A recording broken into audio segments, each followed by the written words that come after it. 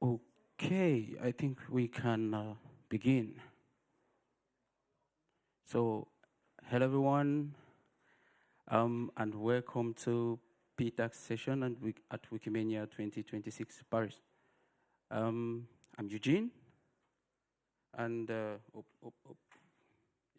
okay. So I will be helping to facilitate this session, and I'm here with some PTAC members, some foundation members, and we are going to just have a discussion around what PTAC has been doing so far, current discussions. For those who are joining us for the first time, we'll zoom into the past a little and share with you a couple of findings we've had, some of the changes we have pushed in the movement, and yeah, and we look forward to having a long discussion with everyone. Uh, we know some of you came here with many questions, so we'd like to discuss together. So I'll just call on Rita to tell us a little bit about herself. Hi, I'm Rita. I'm Director of Design at the Foundation. I work in the Product and Tech Department.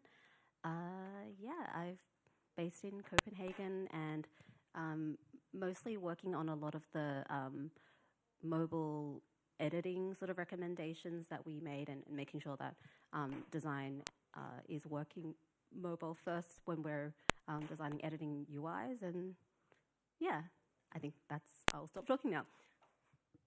Thank you very much. Thank you. Hi, everybody. I'm Mako, user Benjamin Mako Hill, which is also my name. I am a professor at the University of Washington. I am very involved in a lot of Wikimedia research stuff and will be present in the track later. I've been a longtime contributor to English Wikipedia and helped organize the hacking days at Wikimania 2006. I'm wearing the staff shirt for that. So. Thank you. Since we don't have Ada here, I will call on the DJ. Hi, I'm the DJ. I've been a long-time volunteer developer for MediaWiki, former English Wikipedia administrator, Commons administrator. And yeah, I've been doing a lot of hacking on MediaWiki for a long time, also a lot of stuff for the community, user scripts, maintaining the scripts of various of the wikis. So, yeah. So thank you. I'm Eugene. I've been around the movement for a while. I'm a volunteer developer and also support language communities in Africa. So this is PTAC in summary. We have members from the foundation. We have 8 volunteers, and we also have representatives from affiliates. And from time to time, we get to invite some other community members to join in the discussion. And we have Kadim here from the foundation who always gives us the stats, and helps us with the numbers. So what is PTAC?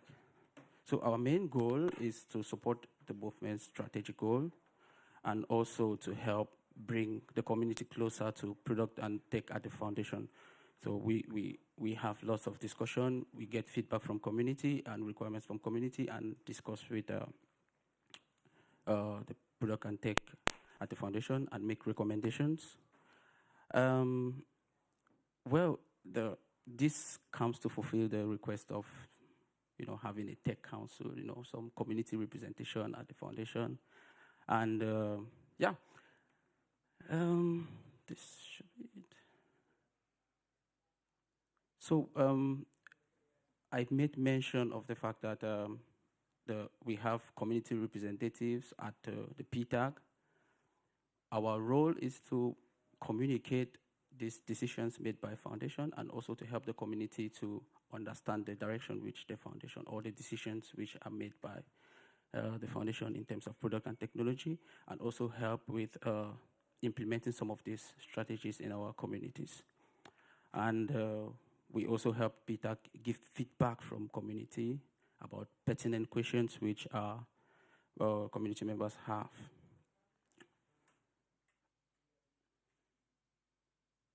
Yeah. This slide is personally my concern, because we get a lot of questions about what PTAC is, but we want to also precise what PTAC is not. We are not the decision makers. We just help relate what the community would like to have to the foundation, and help the foundation make these decisions. Yeah. So I will pass to Michael. Yeah. Sure. Yeah.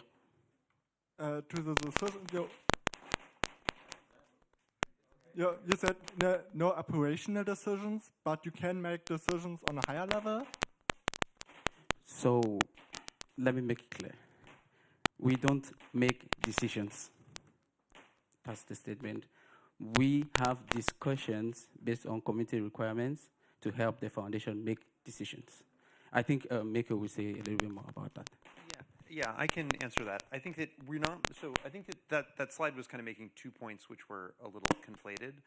One point is about sort of like individual, like, so one point is this decision-making point. We're not the,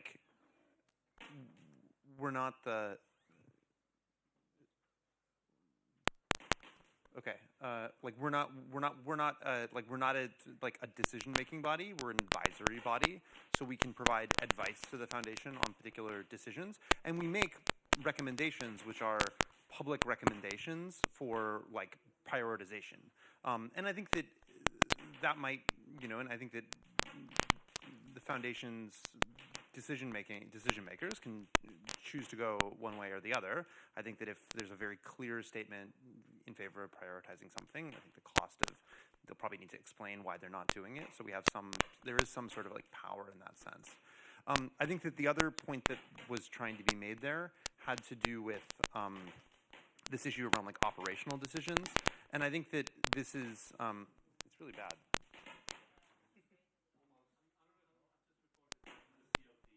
Yeah, they fixing it. They are busy fixing it, guys. Okay. Okay. I think that the other point is this point about operational decisions, which is that generally speaking, we've made a decision as a group that we don't think that it's the best. That we don't want to be involved in, for example, looking at each individual item on the wish list and making particular decisions about whether to do this or that. Right.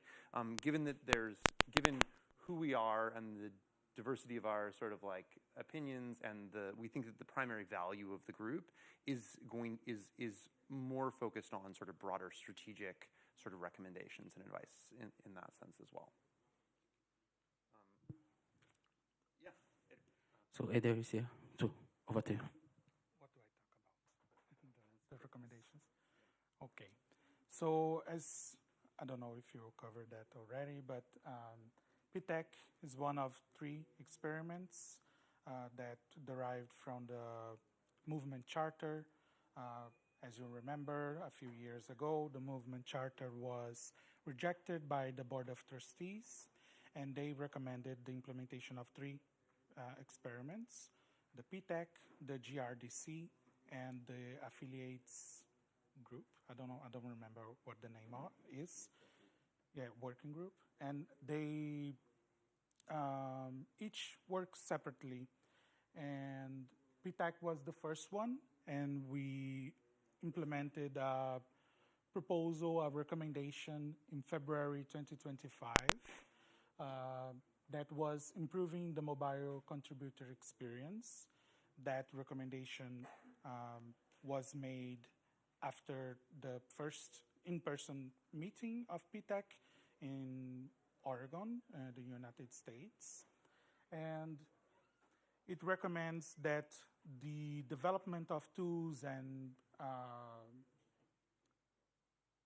functionalities within the tools that are already developed be mobile first, because my take on this is because there are a great parcel of people that are not in our movement, contributing to our movement, because they rely only on mobile, especially in the global majority communities. That can raise to 70% of people that uses the internet uses via mobile.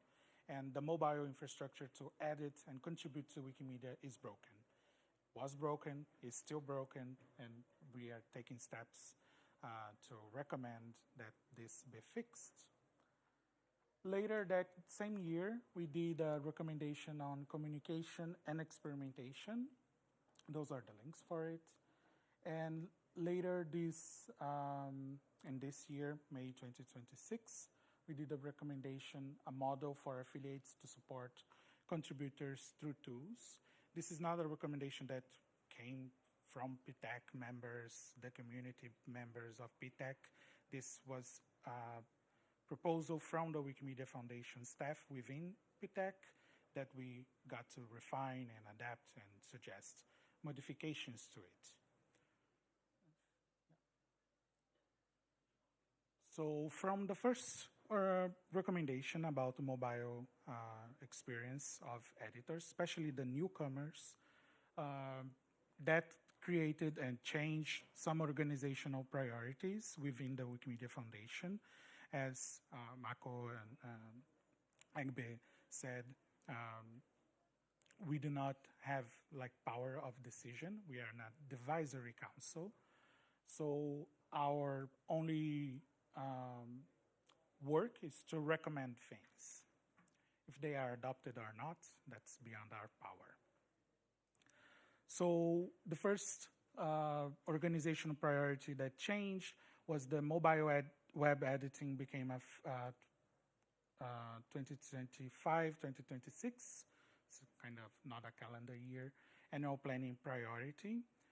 The mobile editing working group was established across the product research, design, and data science teams in the Wikimedia Foundation. And the findings have informed product prioritization, experimentation, and cross-team collaboration. We do not have yet numbers of impact. The numbers that we do, they combine desktop and mobile, so we do not have distinct mobile impact on the numbers for the impact of these initiatives.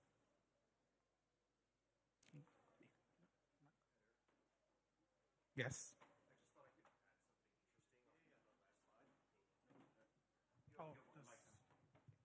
Thank you. Hey, I'm Marshall from the foundation. I'm not on PTAC, but I'm on the end of receiving these recommendations. It's like PTAC works on these things, and then people like Sonia and me get them, and they're like, okay, what are we going to do with this? So I just want to, we can give a couple concrete examples. The one that I worked on is, I think, the third bullet point, or you were saying that you made a recommendation about experimentation, and the concrete thing we did so far on that is we made the public experiment list, which you can see on MetaWiki. It's /experiment_list. And so all of the product teams keep that up to date with all of the A/B tests they're running or anything else that's kind of experimental and all their statuses. So trying to publicize that because we work hard on it, and that's where you can see what's in flight. And then Sonia, what came out of the mobile web editing working group. Yeah, hi, I'm Sonia. I lead the contributor teams at the foundation on the product side. And the mobile web editing group at first looked holistically at what's not working with mobile web editing. And we looked both at newcomer problems as well as problems that more experienced editors might have. And then based on the data that we had, we singled out more the newcomer problems as the problems that we wanted to primarily focus on. And out of that, one of the things that was really clear was article creation was just not article creation, account creation was just not visible enough. And people were not even aware that they could create accounts on any device, let alone mobile. And so recently we did a few experiments that made, frankly, quite easy changes to the user interface by just floating an icon in the top right corner. And we saw huge wins, like 25, 30% increases in account creation. So that's one really good example where the work of this working group or the PTAC recommendation leading to the working group really helped prioritize the work. And that wasn't something that at the beginning of the fiscal year we had planned to do. And we actually moved something that we wanted to do originally out to prioritize that. So thank you for the recommendation. That was really helpful. Okay. I don't know, where are we right now?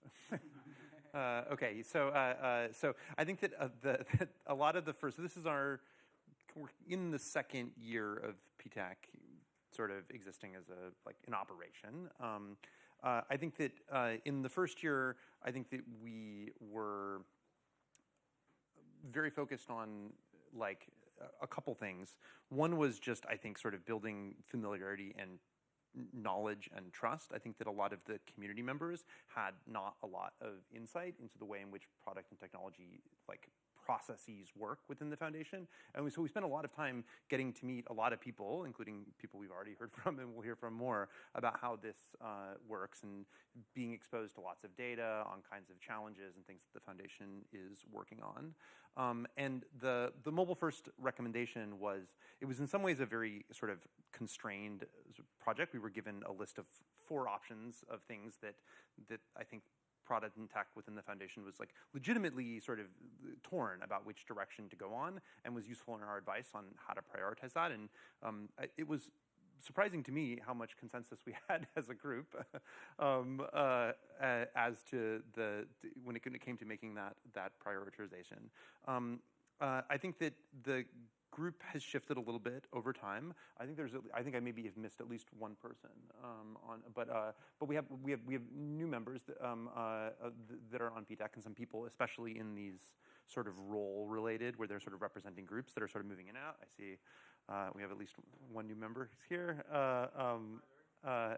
and I don't think, and I think that so that was one issue. And then I think that the thing that we're sort of working and thinking about most right now is really just sort of thinking about how we want to set it's sort of this more meta point about how we want to set the agenda for PTAC moving forward.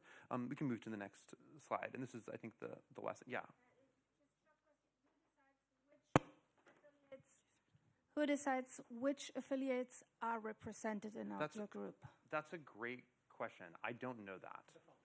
Well, the foundation decides. So I know that the members of the volunteer members of the group, there was an open nomination process. People were nominated, and then Wikimedia staff selected those people. I believe that is it Selena? Do you know the answer about the affiliates? Yeah, I think it was part of the initial process that's written up on the PTAC page. So just to say that the members that have been changed, moved in, have replaced members that left from WMDE and from the board. So there hasn't been a new process of selection. But it was the same affiliate. You replaced the same affiliate. That was done at the beginning of the process, and I think it was just a personnel a shift from to Lena for because there hasn't been a new process of selecting members. Is the question why Germany?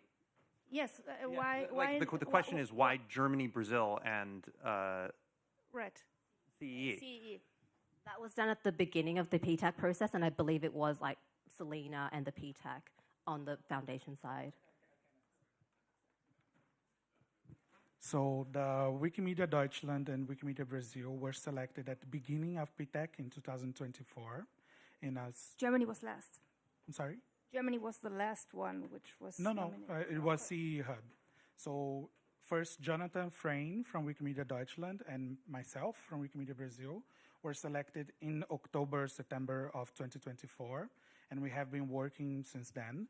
Jonathan migrated his position within Wikimedia Deutschland, and then he passed to Lena, I think, to take over the PTAC communication. So there hasn't been a change. And I think in October last year, CE Hub came up as a new kind of affiliate integration within the community. But all these decisions of who takes part in PTAC, this comes from the foundation, specifically Selena, that did individual interviews with everyone that was already in the first year and wanted to continue in the second year. And the new ones, we didn't participate as a collaborative process of, let me vouch for that person. But we agree with the CE Hub integration. At least myself, I don't speak for everyone.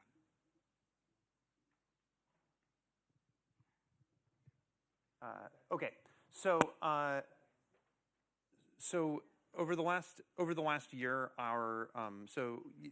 the activity of PTAC is that we have regular meetings about once a month. There are notes that are on these meetings that are posted on Meta. I have been surprised to learn that people are actually reading them and sort of like engaged in this.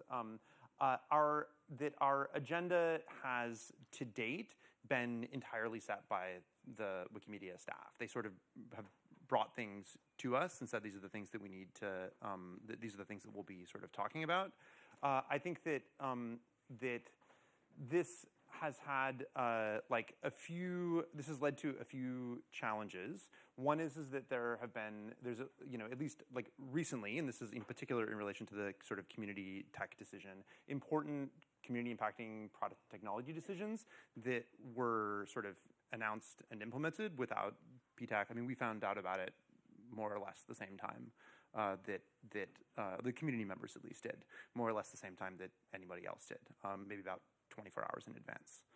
We were given a heads up, but not in a way that was sort of offered sort of like opportunity for engagement in that. And there are a range of reasons why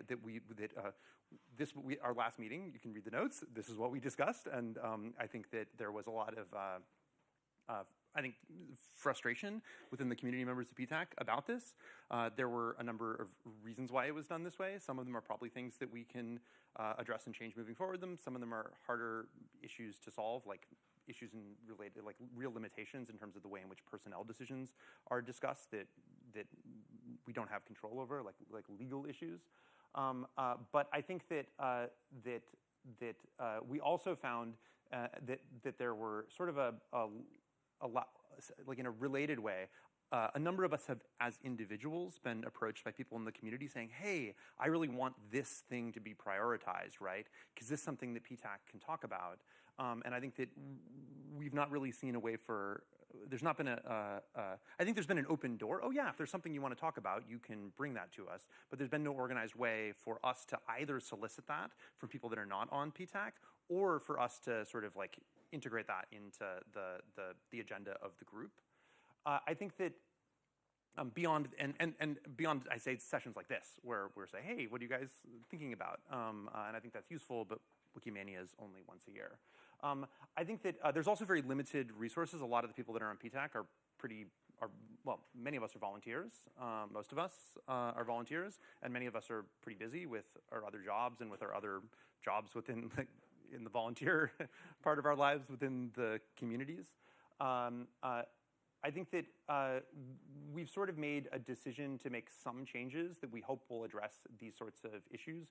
One of them is to continue focusing on a thing that we did once now, not in the first year, but we did this last year, was that we sort of built in some structured opportunities for PTAC's engagement in the annual planning process, which has, by construction, a very sort of broad scope and purview across all of the kinds of things that the foundation is doing, and so we created like sort of opportunities for us to engage very directly in that.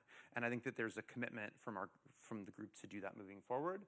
I think the other newer thing is that we've created a new subgroup within PTAC, 3 people, myself, Soham Dada, and Molly White, Guerrilla Warfare, and Rita, I guess, as well. And I think that we've volunteered to help, I guess, have even more meetings where we will help review a range of the kinds of things that are potential topics for PTAC to discuss, and help provide more of help set the agenda for the group moving forward. That is going to include a couple things that are sort of ongoing, but which I think we'd really appreciate folks' sort of feedback or ideas about. One is a clear clear statements for ourselves and I think for others about what is or isn't the kinds of stuff that PTAC should be involved in, right? So I think that there's at a high level a sense that we don't want to be involving like every particular decision about every particular feature or product, so on and so forth, right? It's not possible, and it's not a good use of our time. But there's also, between that and like really high level, like kind of go in this direction type statements, there's a lot of space in between that. And so figuring out what kinds of things would be appropriate and stating that very clearly for other people would be useful. And then I think that the other thing that we're looking for are a clear set of processes for folks that are not on PTAC to help put stuff on the PTAC agenda. Folks on PTAC have, I mean, I've been very impressed by the amount of resources that the foundation has put in terms of like leadership and staff time, really engaging directly with all of the members on PTAC and taking it very seriously. And I think that it's a real opportunity for the community to engage in a very like sort of direct and meaningful way with I think the highest levels of decision making around product technology in the foundation. And so I think that thinking about how we want to structure that in ways that are most effective for the community, I think that I'd love to have sort of feedback and ideas on that. So thank you very much. Yeah, so we have come to that point where we listen to everyone. We get all your questions and recommendations, and I'll pass the mic to Rita for this. Anyone with a question? Oops. Thank you. Sorry, holding too many things. Hi, so this is a QR code for folks that are online. It probably would have been easier to put a link in, but and also for here. But we can also just like, as folks are writing in the Easy Retro board that this link will lead you to, just go through a few questions that we have for you, a few prompts for your questions to us. So yeah, what topics and agenda items should PTAC focus on over the next year?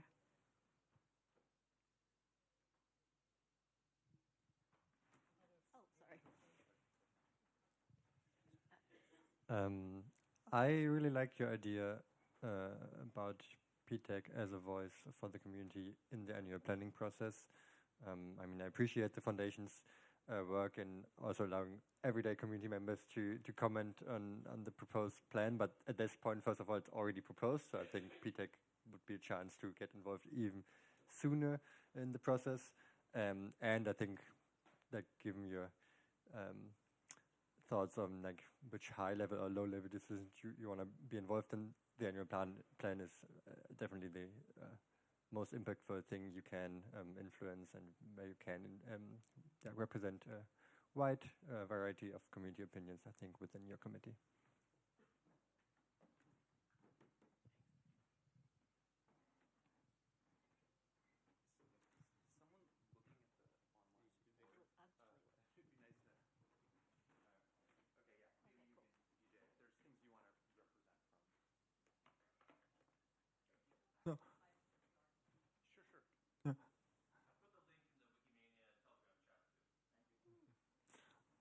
Oh, that's gonna... Yeah, so I think one important point would be looking at projects other than Wikipedia. So having more view on commons and also on the smaller projects, and not only Wikipedia.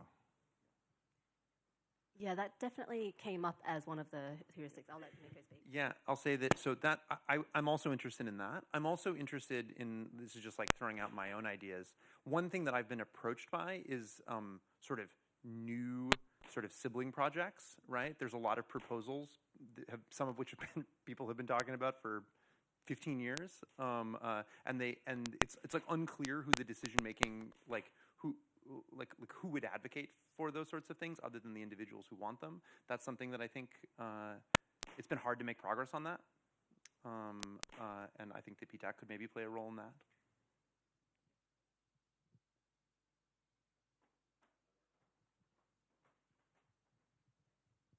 Hey there. Not to add more bureaucracy to it, but I think it might be useful to be in touch with some groups in the movement that are constantly facing or trying to define technical challenges and solutions. So, for example, the GLAM Wiki community has, had lots of, either formal or informal tech needs listed requested, things like that. So as much as I love Ader, and he's very great representative of the GLAM Wiki community, it's not fair to put all that on him. He's got a lot of other things to do. So it would be nice to maybe have a network of folks right underneath PTAC that you don't have to find individuals. You already have existing groups like GLAM Wiki Tech, right, where we are facing lots of things with scaling uploads, with how to do things that are more visual in Commons, things like that. So I think that would be useful. Other things, just procedure-wise, it'd be nice to make sure the page is refreshed. So for example, this whole kind of unsupported tools working group is kind of mysterious to the public. The page, the subpage for that was not even linked to from the main PTAC page for weeks, even after I asked on the talk page, and 3 weeks later someone said, oh yeah, I guess we should link to it. And then the creation of the unsupported working group was not even well known to the public. I only knew about it by standing next to Joe Mabel by chance at a conference. So a little bit more transparency and explanation of those processes would go a long way, because it just kind of popped up out of nowhere that unsupported working groups, unsupported tools working group appeared from somewhere, constituted somehow, and made a decision, and there was no real explanation to the public how that happened.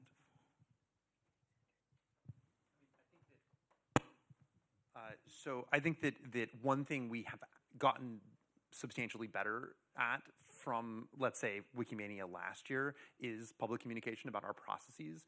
I think that that's been a thing that foundation staff have helped a lot. Marzanne Collins has actually really, I think, done a great job of sort of prompting to do that. But we were not in the first period of time even publishing like clear descriptions of like what we talked about in our meetings, and we're doing actually I think a pretty good job of that now.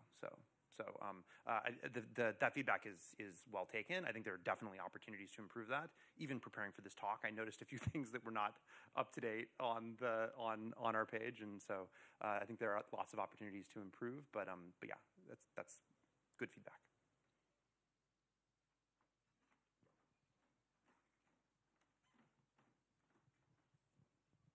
I see in the retro board that there is a comment around making templates global. And what that makes me think of is we should also figure out how the PTAC and the wishlist process could engage and complement each other. Because this is one of those things, like that could also be a wish, and there's definitely overlap there. And And as you might know, we are rethinking, re-envisioning how the wishes and the wish list process should be working, very much in the vein of making it much more community-driven in terms of what the prioritization of wishes should look like. And so in that sense, I think it would be really good to kind of just think about what that could look like. So I think that there are a few things that are definitely on our agenda moving forward. I won't speak for definitely. There's a few things that I think are that PTAC will be dealing with in the next few months. One of them is going to be kind of thinking about community wish lists, processes moving forward. Exactly this, right? I think that to some extent we had planned to do that already, because I think that there's a lot of this is not new criticism, and there's been a lot of frustration with the wish list and the way in which it has and hasn't worked for a long time.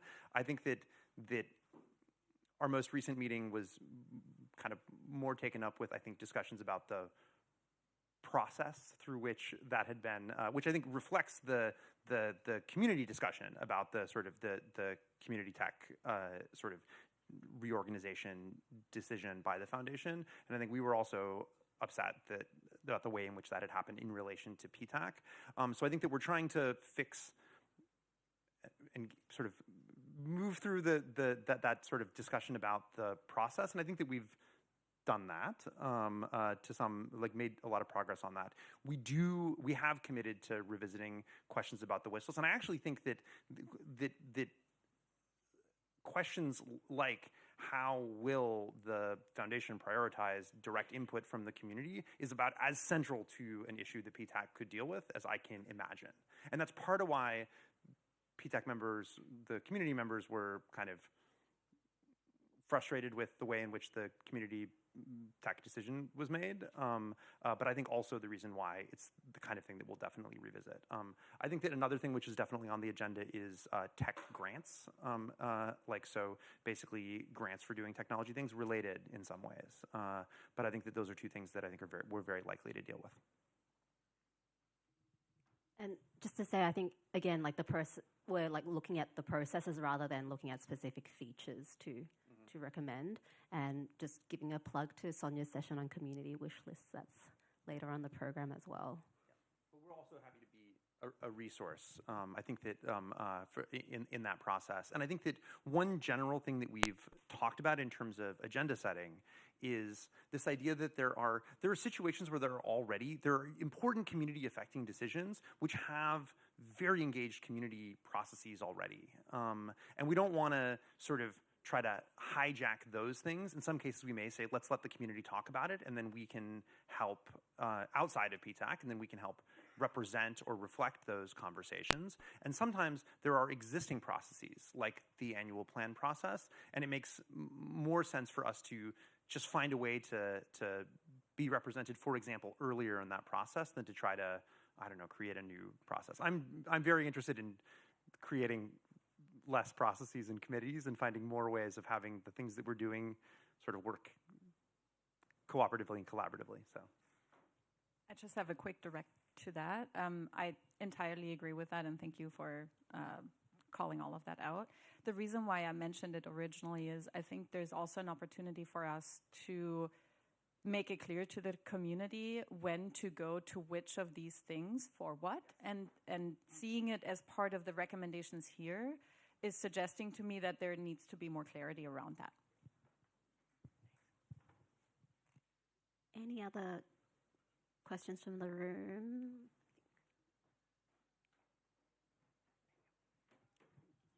I think one important point, also when looking at a new wish list system, is the topic of community-built tools. They are now so important that they are critical. If they fail, we have a problem with moderation, and it will be a danger for the integrity of the project. So I think it would be important to identify these critical community-built tools and make them official core MediaWiki tools. So the recommendation of affiliates building tools, and the foundation focusing on core development. This was something that came from the foundation staff within PTAC. It was discussed and passed as a recommendation. But my opinion on that is that how this decision of affiliates developing tools and maintaining tools, not only affiliates but individuals within the movement, how is this affected by the other two experiments that we are having? There was an earlier discussion within the, what is it called, the third group? Not the GRDC, the working group affiliates working group, that affiliates that would develop core MediaWiki would be not recognized as affiliate anymore. So this is a grave statement that was in earlier discussion within that group that would directly affect one recommendation from this group. So I think when we are talking about development and maintenance, we need to integrate a little bit more within the other two groups, especially if we are talking about technical grants. That involves the GRDC, the disbursement of funds, and who is responsible for doing that. It involves the affiliates working group as well. Just to add, I think I have no concerns if a large chapter does this development on a tool, because they don't will vanish very fast if it's a large chapter. The danger is with these small built by one volunteer, these tools. They became critical but are developed by only one volunteer. Yeah, I think tool development, my personal opinion, my affiliate's opinion, is that it's okay for you to set up parameters where development needs to be to have a plan of maintenance and fallbacks of people that could maintain that too. What I don't think it's correct and is to impose, like, you need to make this as a core development. This is the foundation taking a tool that we recommended that should not be foundation's job to maintain or create or develop, and integrating into core. It's like their latest statement stating that events registration tool should be the default and only tool to be used to measure editors' contributions. This is transforming a tool into core development. This I'm totally against of, and I don't think it would work. Hi. So I'm a bit perplexed. There's maybe I'm just misunderstanding something. I hear a bit of a contradiction here. So, are you more interested in the processes or in the actual changes that, like, changes by changes I mean projects, features, things that are actually deployed and are used by people? Like I'm more interested in the latter, and you like during the last few minutes you said that you are more interested in the process, and then you said that you're more interested in the outcomes. Like in which of those are you more interested? Because the reason I'm so perplexed is not just what you've just said, but also like that PTAC has existed for about 2 years. I cannot recall any real change that was made in our platform, in our features, anything that came out of PTAC work.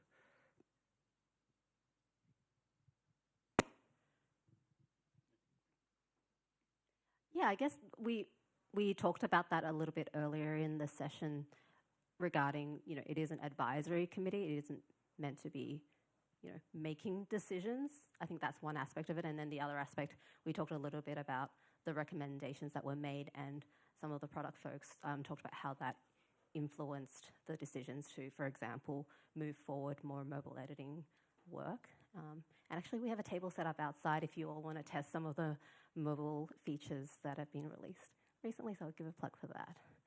So I think, yeah. Mako? I mean, I think there are sort of, so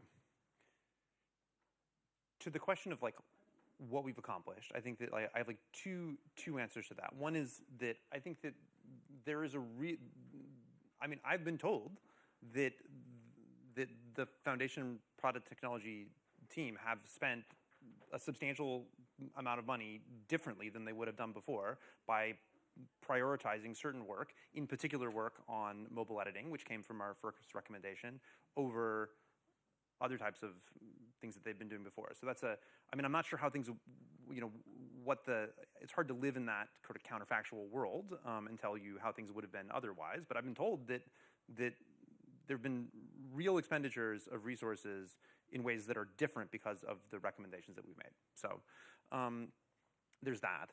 I think that but I think that for me, the most important thing about PTAC and the reason that I think it's an important organization is because I think that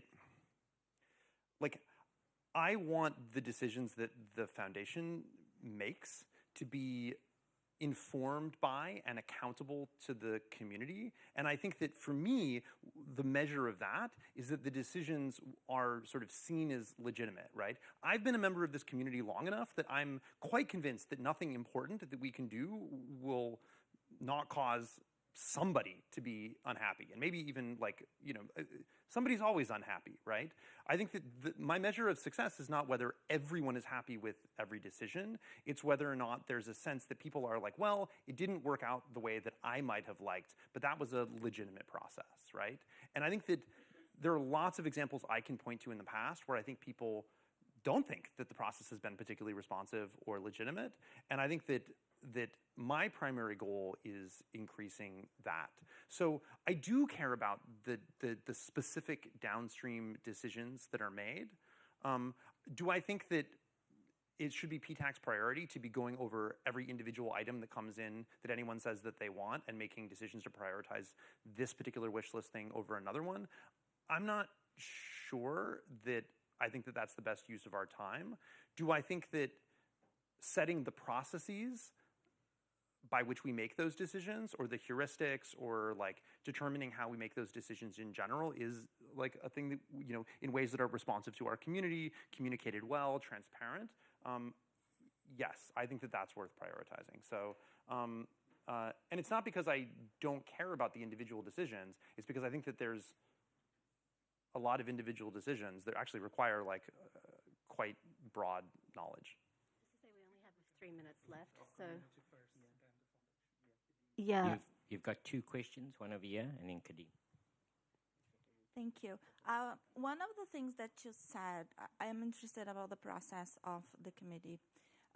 One of the things that you said that went wrong, not wrong, but it was something that you complained about, was the process of the agenda being established by the Wikimedia Foundation. And this is always something that doesn't give freedom to us to discuss what the community really wants, the community really thinks it's important, and making real change. So I would like to hear more about that, on how you advise other engagements in this area, like other advisories group, to be different from that, having more freedom, having more community deciding things, deciding the agenda, and deciding what to do. There are 3 people who have volunteered to spend several, you know, like a number of hours a month working on exactly that. I think that we've got some ideas that are not particularly inspired, like making pages on Meta and, you know, creating email lists and content, and, you know, describing who to contact. If you have other ideas for how to do that, I would love to hear them, and I'm available. Yeah, and I think just to say on the note around like the foundation was setting the agenda, part of it was because of the time. It was like once a month, and as we were setting up, it was more of a logistical, you know, we have a responsibility to set it up, that we should set the agenda so we're not wasting everyone's time, like twiddling our thumbs thinking of what to do. But we recognize that, you know, led to a space where we were setting the agenda too much, and this is kind of our recognition of the need to change and pivot on that. So, yeah. One more question from... It wasn't a question, it was a direct, so maybe we could prioritize a new question. Thanks, Kadim. I just said it direct. Hi, I'm Kadim. I'm a data scientist at the foundation. Just a direct to the question about process versus project versus like features and so on. I don't necessarily see them as a dichotomy of like mutually exclusive things. I think PTAC influences a lot of processes, and this manifests in internal research, a lot of community discussions and so on, and eventually they lead to downstream outcomes such as features and tools and so on. Now, that being said, maybe one thing PTAC can do better is just clearly showing the impact of recommendations like on Meta and so on. But to say that the recommendations haven't led to like real product outcomes and features and so on, I think that kind of like takes away from the discussions of like how much has to change in order to even get to the point where you have a product feature. And a lot of that started in discussions with PTAC, and then the product teams like Sonia's team and so on to get to that point. So I just wanted to like, that's just a different way of thinking about it. But I totally get your point on like, how do we highlight impact and at a downstream level for like products and so on. Thanks, Kadim.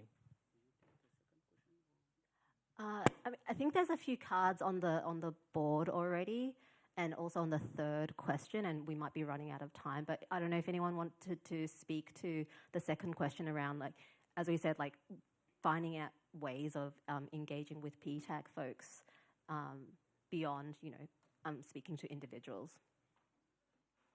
So one suggestion on the board is to consider Discord and Telegram next to the talk page. And another that is rather prominent is consider attendance at regional conferences. Yeah, and that's easy. I think that we've got someone at most regional conferences. I think that maybe we just need to put a thing on the agenda of the program there. That's easy. I think as we wrap it up, you mentioned that there's a location that everyone can go to chat to you after this. Maybe just point that out. Okay, so the retro is going to open till the end of Wikimania, I guess. So each time you just have an idea, a question, just feel free to add it, and we will take a look. And we will, and I think that, yeah, so we will bring back all of the feedback, the things that people have said, out loud, but also the material that's on the board or that you add to the board afterwards, and anything if you want to come talk to us individually. I don't know, there's other PTAC people, you want to raise your hand for DJ, Mikal. So we're available and all here for the conference, so love to talk more. Thank you all for coming. I was just saying to reach us in the halls and ask questions, criticize PTAC, criticize the foundation, criticize us personally. That's fine. We are here to do that. Oh, and Sohom on the online as well. He's part of PTAC. Thank you very much. Thank you, everyone.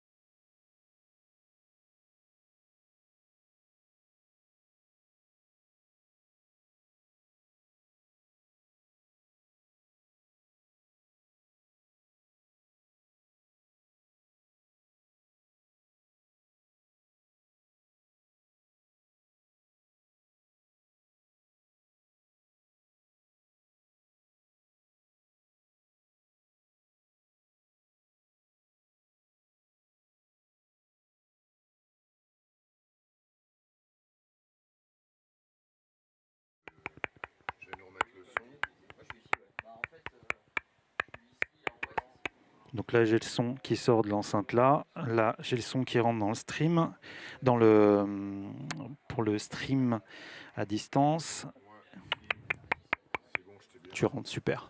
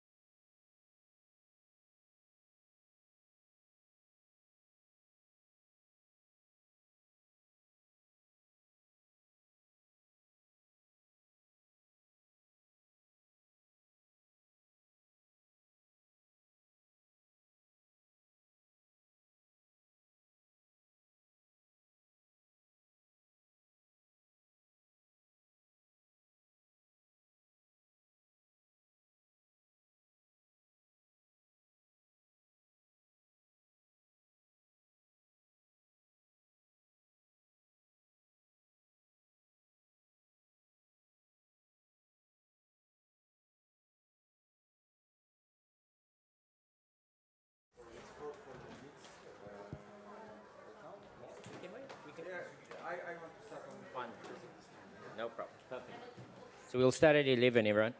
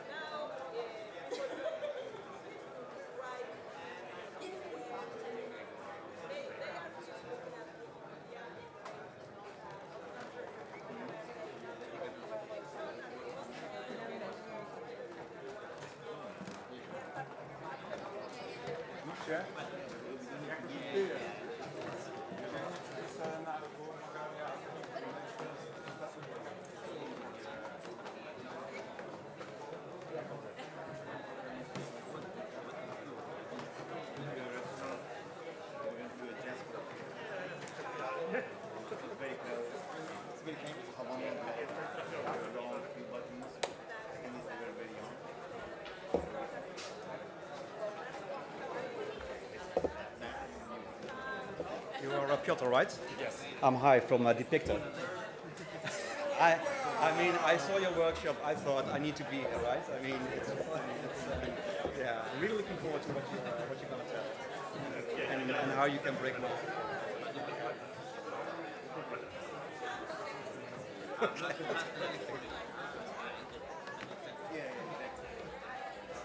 sir.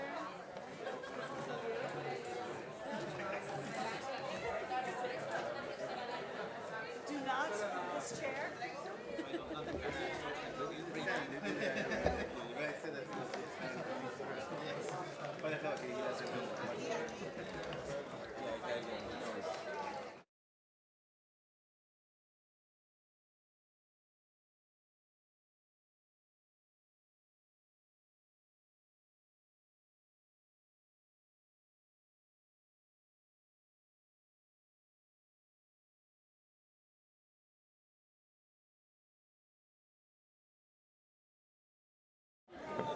You have your person, so I just wanted to congratulate you.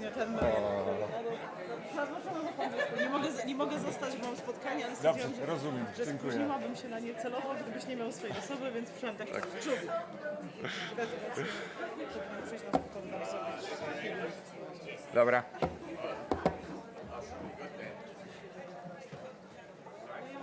Okay.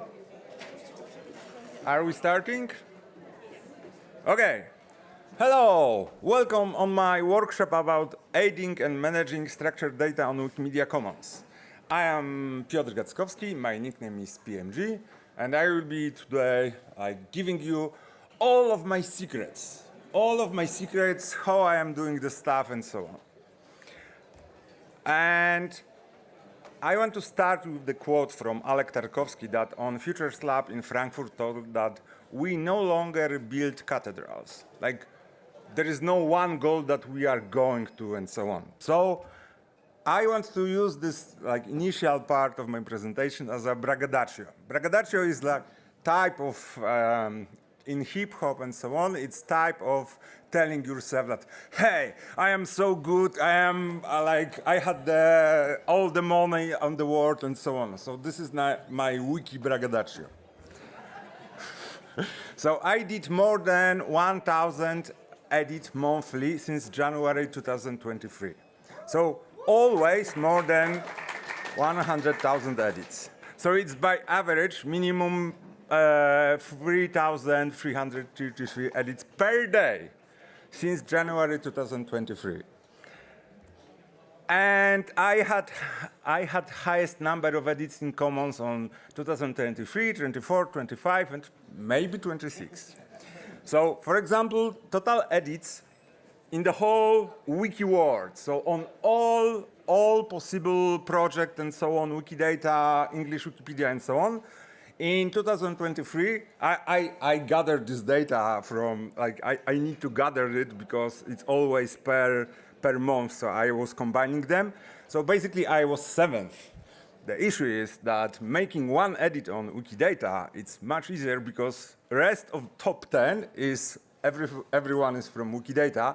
I am the only person that is not from Wikidata in top 10, which I am thinking that it means something. So on top editors on Commons, I am 2nd. And the statistics are a little from yesterday. So basically, there is a person who was on the 1st position since, and he was inactive since 2021. So I was thinking, hey, with every month I am doing 100,000 edits, so more or less I will grab him in 4 months. And in last month he returned and create 300,000 edits. So basically, it's a worthy opponent. And if you would want to jump from the second one, 3rd position and so on, you are not able because Foundation created the limits of edits, how fast per second you can edit. So more or less, it will be quite difficult for you to get me. Okay, so right now, my status is 9,099,90, all nines.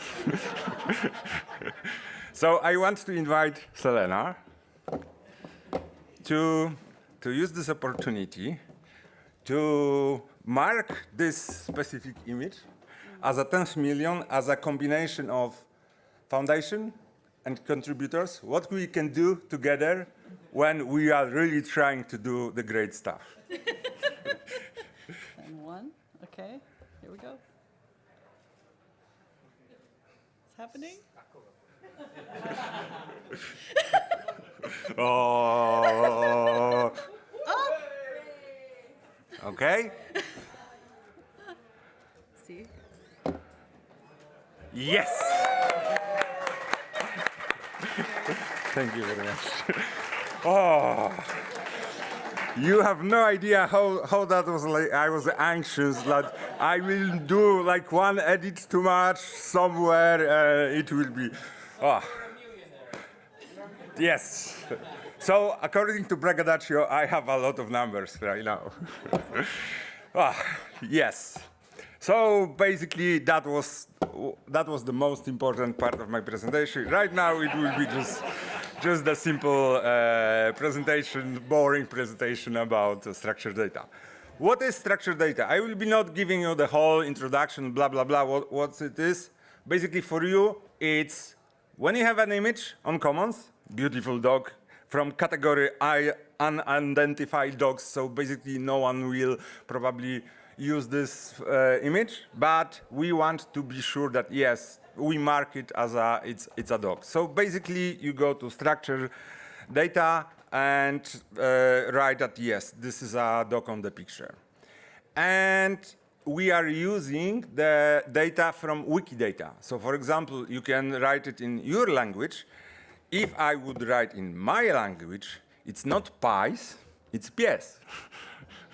So basically, yeah, so you can show this information in your own language. You can filter it. You can give me all of the information, all of the images about dogs in some way and so on. So that's how we can select such images, how I can get something across all of the categories. Because right now, if you think without structured data, you can base on the categories, but many times it's like issues with the categories itself. So that's how we roll. So right now, tools. Everything that I would be showing is on Commons on page PMG training. So if you will go to my page, on the top, there is a PMG training. Yeah.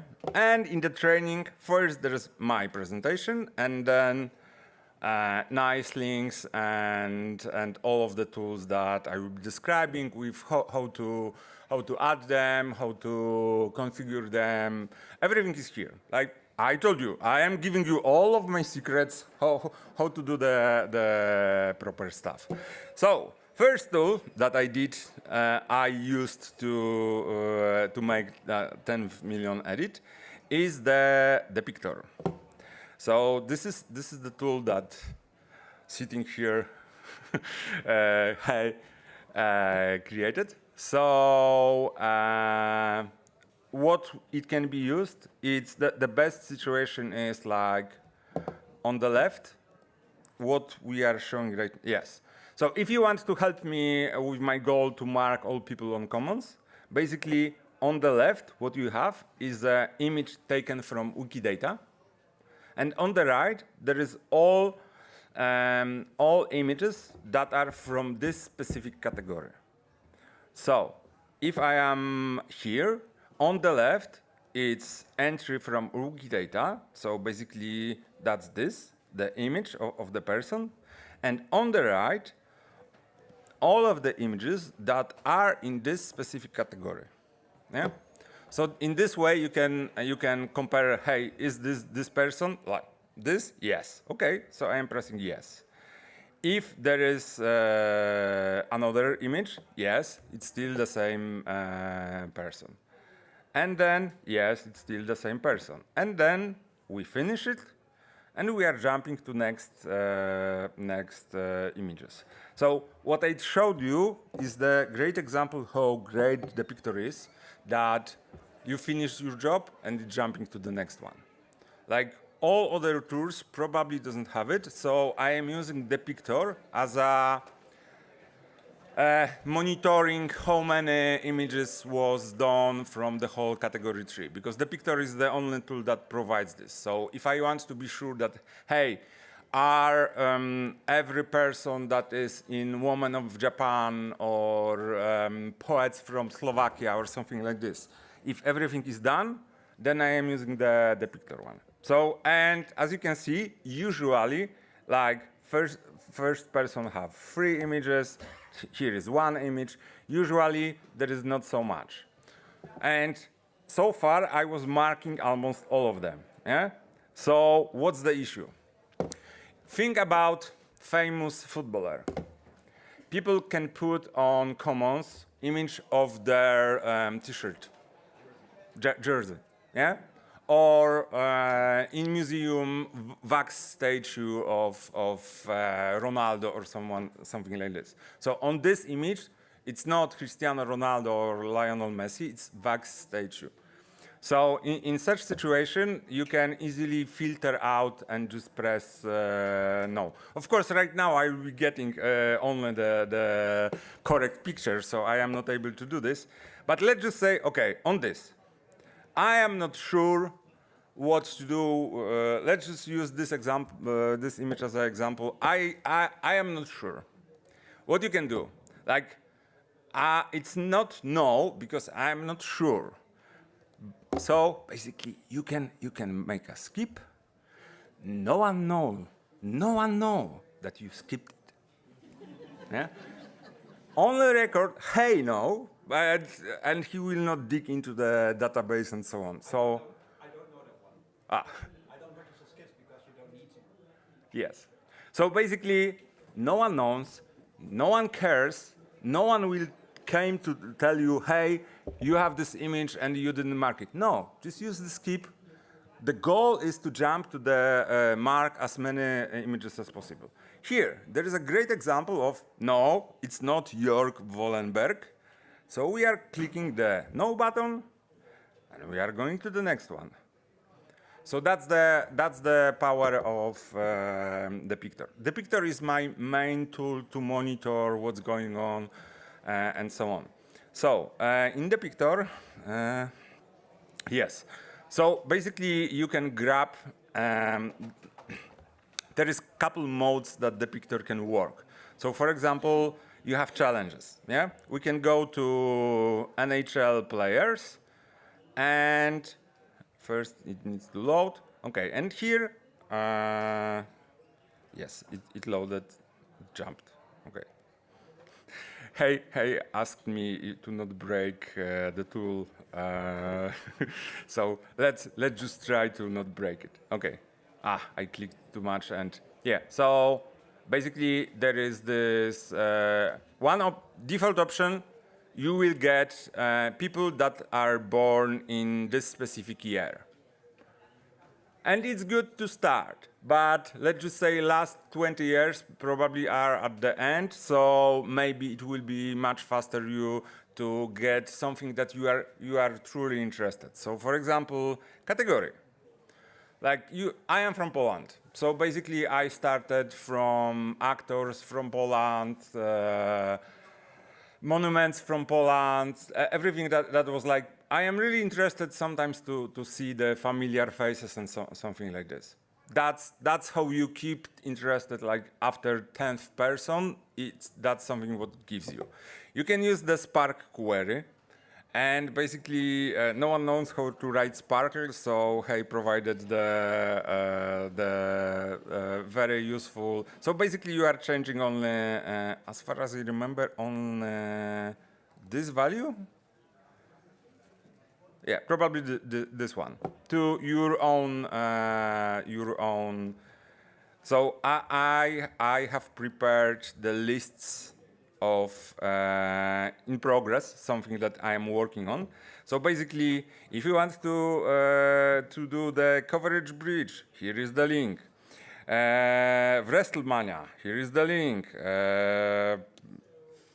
Travel, pastoral visit, umbrella. Like there is multiple things that I was doing the in progress, or I was interested into fixing it. You like, it's your playground. You can do really what you want. For example, here is the cultural heritage monuments in Chernihiv Oblast, which is part of. Okay. Sorry. So, which is part of the Ukraine. So I prepared at the bottom examples. You have the list of categories, so you can go to the picture and start editing from this point to help Ukraine with part of Wikilove's monuments and so on. Yes. So yes, you can start from, for example, sailors from Poland and something examples. Yes, there are challenges. So the one that I was trying to start, basically someone else prepared. Hey, this is nice idea. I want to finish this as a first one. So as you can see, like for example, buildings designated by female architects, or this NHL players, or everything that came to mind. Like, I am a guy, I like to look at the models. So I'm editing the models, actress, and so on.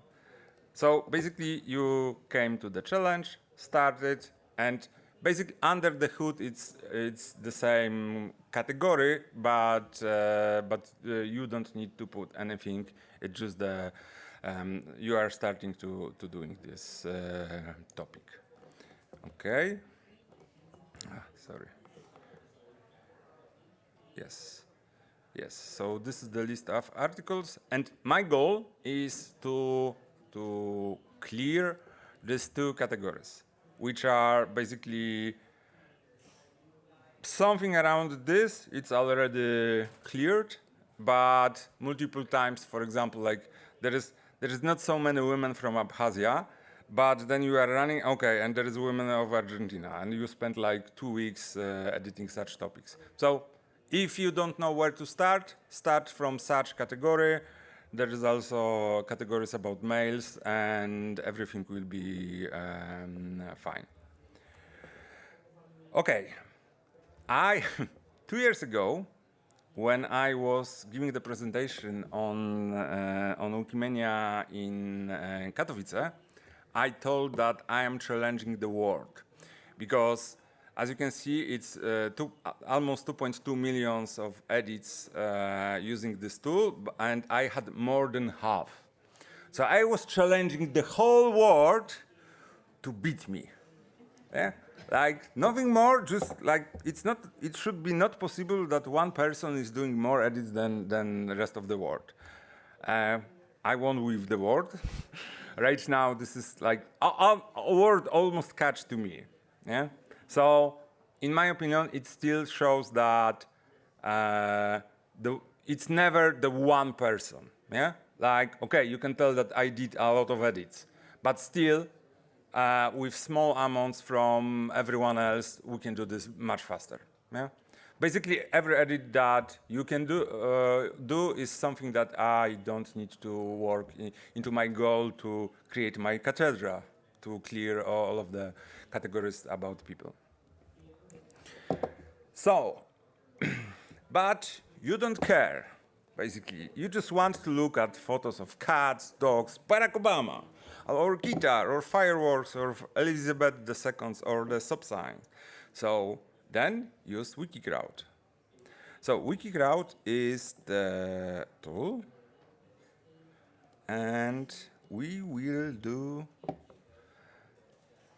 You enter it, and basically Wikicrowd selects, hey, you just want to mark a little images about hot air balloons, or horses, or ducks, or cats, or some sports, or quite a lot of political persons. So if you really want to mark images about Melania Trump, you can go there. She had photos from political convention or something. So she's, Britney Spears. When I'm looking at it, you can always tell that no, this is not a Britney Spears. So we will use Britney Spears as an example. So here you have, that's the default view, yeah, and you can change the how big it is. So basically, for your convenience, I will create this. You can even open it more, but the image itself it's so low quality that that I will not do this. Okay, so here I checked before. Oh, here's the like this is Britney Spears. So I'm using the left mouse. I'm clicking on it, and next one. This is. So in search view, you can you can click, okay, this one, this one, this one, this one, this one. Yes, in the middle. Like, after 10 minutes of looking for one specific person in every image, you will get very good at oh, she's here. No, this is not her. Or like, it's a pinpoint. I am speaking about hand of Barack Obama. I was able to recognize it. So, for example, the president of Brazil doesn't have part of the finger. So his hands have their own Wikidata entry. So you can mark all of the images. Like on this image, there is the hands of, yes. So basically, that's the level of how deep you can go there. And so, for example, I am jumping between buttons, so yes and no. So, for example, yes, yes, and here probably no. Let's just make a critical decision, and I will mark it as a no. So basically, there is an autosave. So after 10 seconds, you have options. Oh, you can unclick. So if you click and then make a mistake, 10 seconds give you option to unclick it. And as you can see, it's going in such a way. So it's much faster than the Pictor, but you need to have a correct categories and so on. So I want to use. There's even an option to drag if you want to select more. So you click and you drag. No, no. Okay. Yes. So there is multiple stuff here. So for example, guitars or something like this. You can also, if you really want, add something by yourself, because this is the file that controls what you are able to configure it. And let me tell you, it's not complicated. Like if you know the starting category and what it should be depict, and basically fill the name, and I'll just select one of the regexes because, for example, we don't want to mark images of models or drawings or something like this. So by default, some categories are filtered out because, for example, in politician, it's very common to like you have category Barack Obama, and inside of this category you have people that were working with him. So it doesn't make sense to include like the whole category tree of all politicians that were working with Barack Obama. Like it will be a lot of no, no, no. So in such situation, we are using such default stuff. So when you look at it, basically what you need is name of category and property on commons, on Wikidata. That's all what you need to do. This limit is the number of how many images it will be stored. Because as you can see,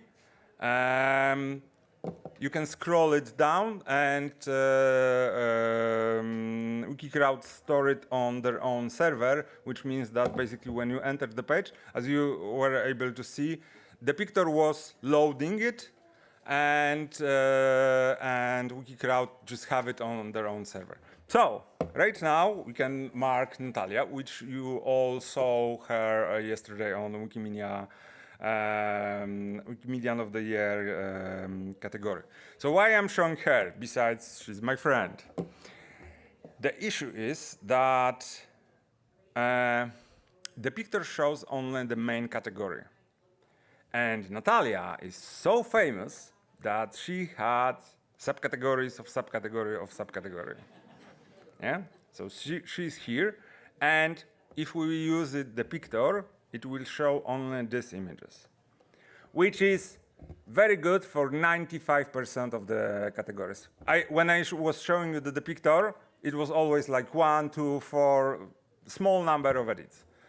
But in case of very famous people, that are on the same is about Selena. Like in main category, she had like 5 images. In subcategories, she had like 200 images. Because that's the rule. If you go to Wikimedia events, you will get a lot of images on commons. So in such situations that basically you have a subcategory and then subcategory and subcategory, the wiki crowd is the best one because it loads the whole category tree. So basically right now I can tell that here is Natalia, Natalia, Natalia. Oh, one trick. It's not Natalia, it's also only Natalia, so it's prominent. So when I am marking it, and marking this, and I save it, and for example, for comparison, I will mark here as, here is also, but here. It's not only Natalia. So the difference is that when I go here and I go here, and scroll to structured data, it didn't finish yet the saving process. Come on, don't do me this thing right now. Yes, yes. But the second, because it's still, he did the first, yes. So basically, the prominent is about, if I will tell you that on this image, there is Natalia, there is no, like, you don't hesitate to point her.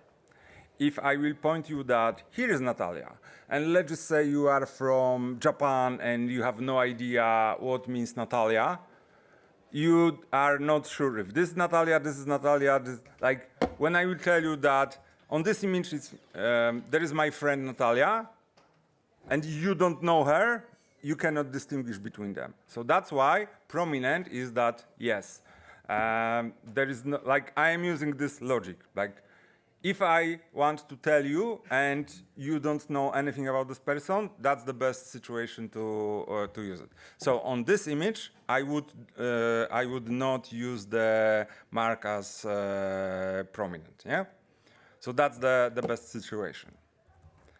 So that's how easy when you're looking at this section, one, two, skip and prominent. Yeah, everything you are basically. On left hand, you are using 1, 2 to mark it as a yes, no, and you are using mouse to jump between the images and so on, and using scroll. So basically, 2 fingers, and everyone is happy. Yeah. So let's.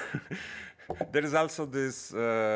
Natalia loves cats, but the issue is that I mark all the cats. So we will use dogs as an example. If you open the category tree for dogs, you have dogs, then you have breeds, then you have everything stuff connected to dogs and so on. So basically, in the world of AI, you would need to put a lot of effort into analyzing, is this the photo, like every of this image is the photo of dog or not. And here you can just mark, okay, this is dog, this is dog. This I am not sure. So, okay, so I am moving here and I am clicking at it and it opens me the page, yeah?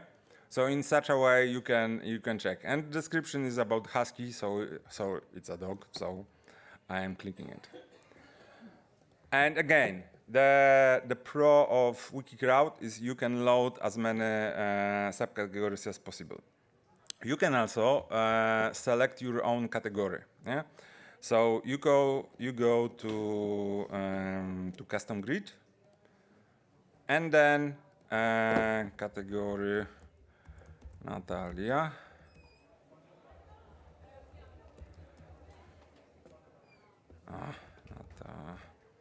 Natalia Shafran. I broke the search by fixing it.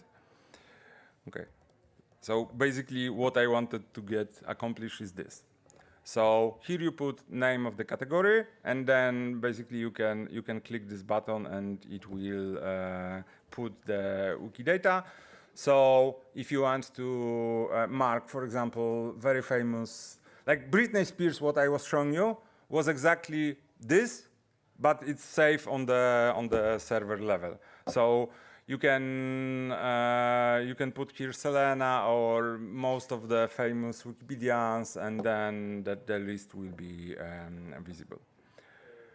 Okay, let's jump because I already used 30 minutes. So yes. My famous, the famous. Is there ice cream or not?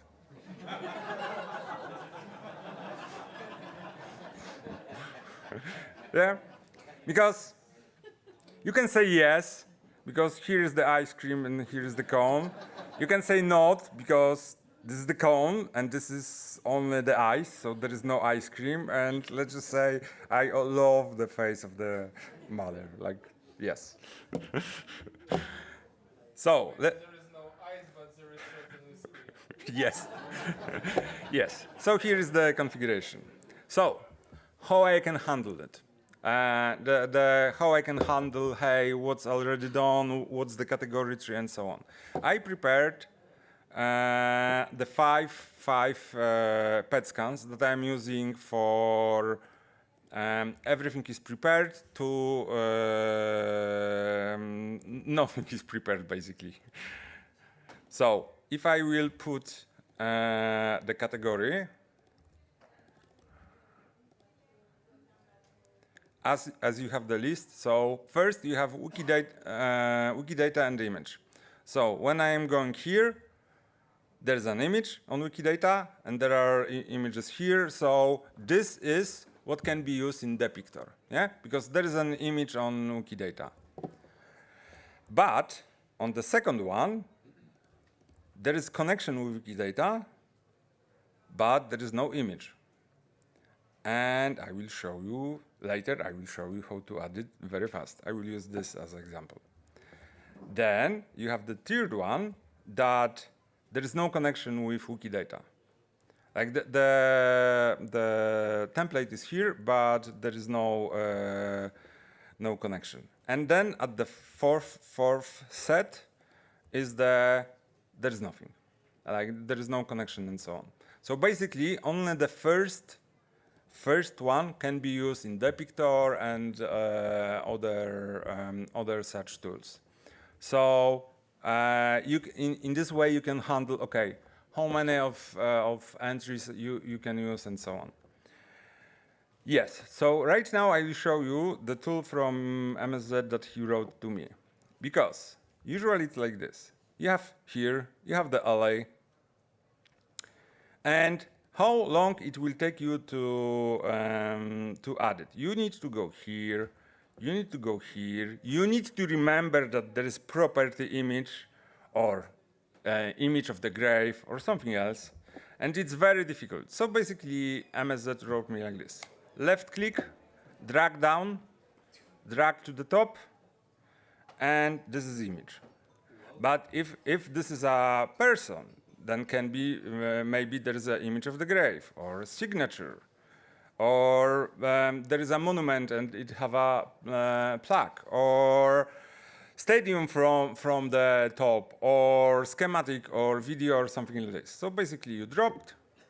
The pop-up should be visible here with the information. You refresh the page, and everyone is happy. I challenge you, like I can do 10 edits like this, and you will be still trying to remember what's the name of property of image of grave or hilarity or something like this. So with the colors, you can configure it. Basically, it's just you are adding the name. Yeah. Like I am doing this, but if you are doing mostly soldiers, maybe service ribbon image is something for you. You are just configuring it on here. Yeah. So basically, this is what you put on common.js, and here is the values that will be yellow. Okay, so how can we make a fast way of connection with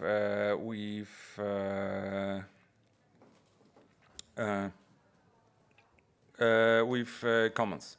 I will use Nux, which is also my friend.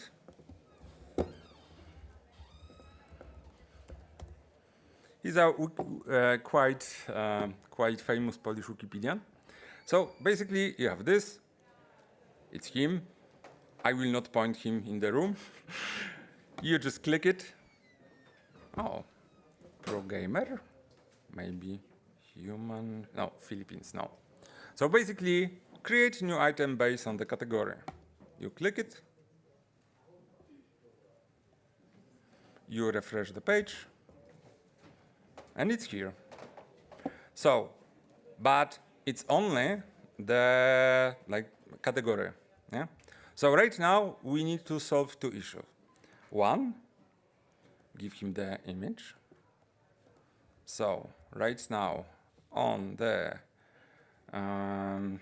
on his Wikidata there is an image of him. Okay, and right now who is he? Oh, I just destroyed my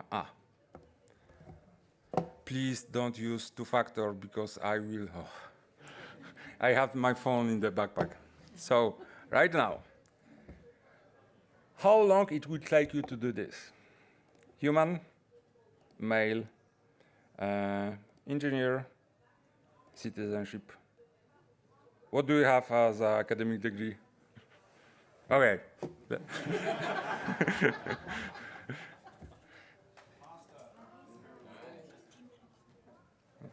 Yeah. And as you can see, first it was shown the list of the everything, like all of the starting options. And then when I select human, it was showing me only the parts about humans, which is basically, yeah? How do you reference? No. Yeah, but shouldn't you? That's the, how to say, I can add references. Then I can use the example of property. Then I can go for a admin of Wikidata, and then I will be admin of Wikidata. So I need to stop on somewhere. I am aware that this is not the best solution. Yeah. And if someone will add to this tool option to add references and so on, I will be 100% happy. I am aware, but I am trying to be hero on Commons. I was admin on Wikidata. Let's not make this mistake. But I am trying to help one project. I cannot help the whole world.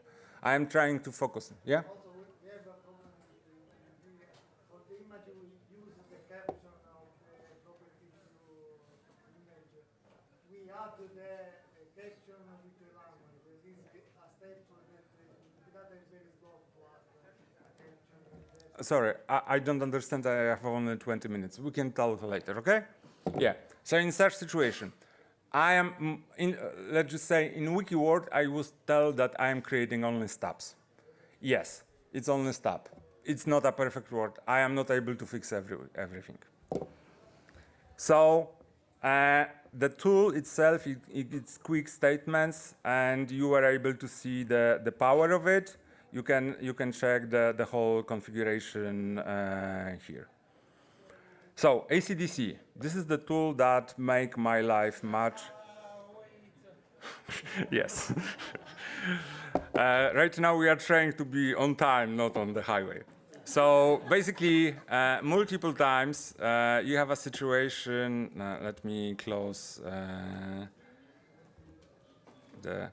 this one. So here you have a lot of images of the same manner. Yeah. So basically, the whole part is the same. Yeah. So create new item.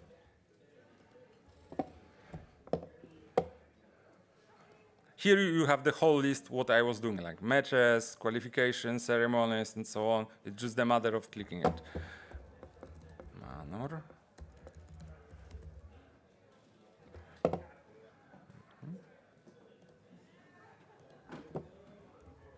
Okay, refresh. add image. And here I am using the copy queue, but I can tell you what you can do this without my buttons. So basically you are clicking here, and all of the items I checked previously, all of the items are depicting this one. So basically you have this, and then you load category. It loads, you wait for a moment, and then publish changes. And instead of clicking every image, you can load it. So for all the images created on one stadium, you can basically choose location of creation this stadium, or creating during World Cup. You have a category about one soccer game on World Cup. You can mark them all of the location of creation and created during this specific game, or digital representation or publishing. If you really make something wrong, let's just say I will tell that on all of these images I marked that there was Natalia and there is no Natalia, you have experimental options to remove. So there is also option to roll back. Okay, so this was PET scan. Yes, I showed you this, I showed you this, I showed you quick statements, ACDC, tags. Multiple times I had an issue that especially German Wikipedians were coming to me, because Wikimedia Germany is doing very good stuff of going to special events and making photos. Yes, but then I am going to such category and basically I am destroying your watch list, because I just edited 2,000 of your images and your whole watch list is only PMG, PMG, PMG. How to filter out such situation? You go here, you have two tags, and you mark the ACDC. And then all of the exclude selected. And then all of such edits should be filtered out. So in such situation, your life will be much easier. Like, if you trust my edits, then you can filter them out. It's a really good tool. To all of the tools connected to structured data, it was added. So you just need to find the tool. How you can find the tool? You just go to contribution. Here you have tag ACDC, but previously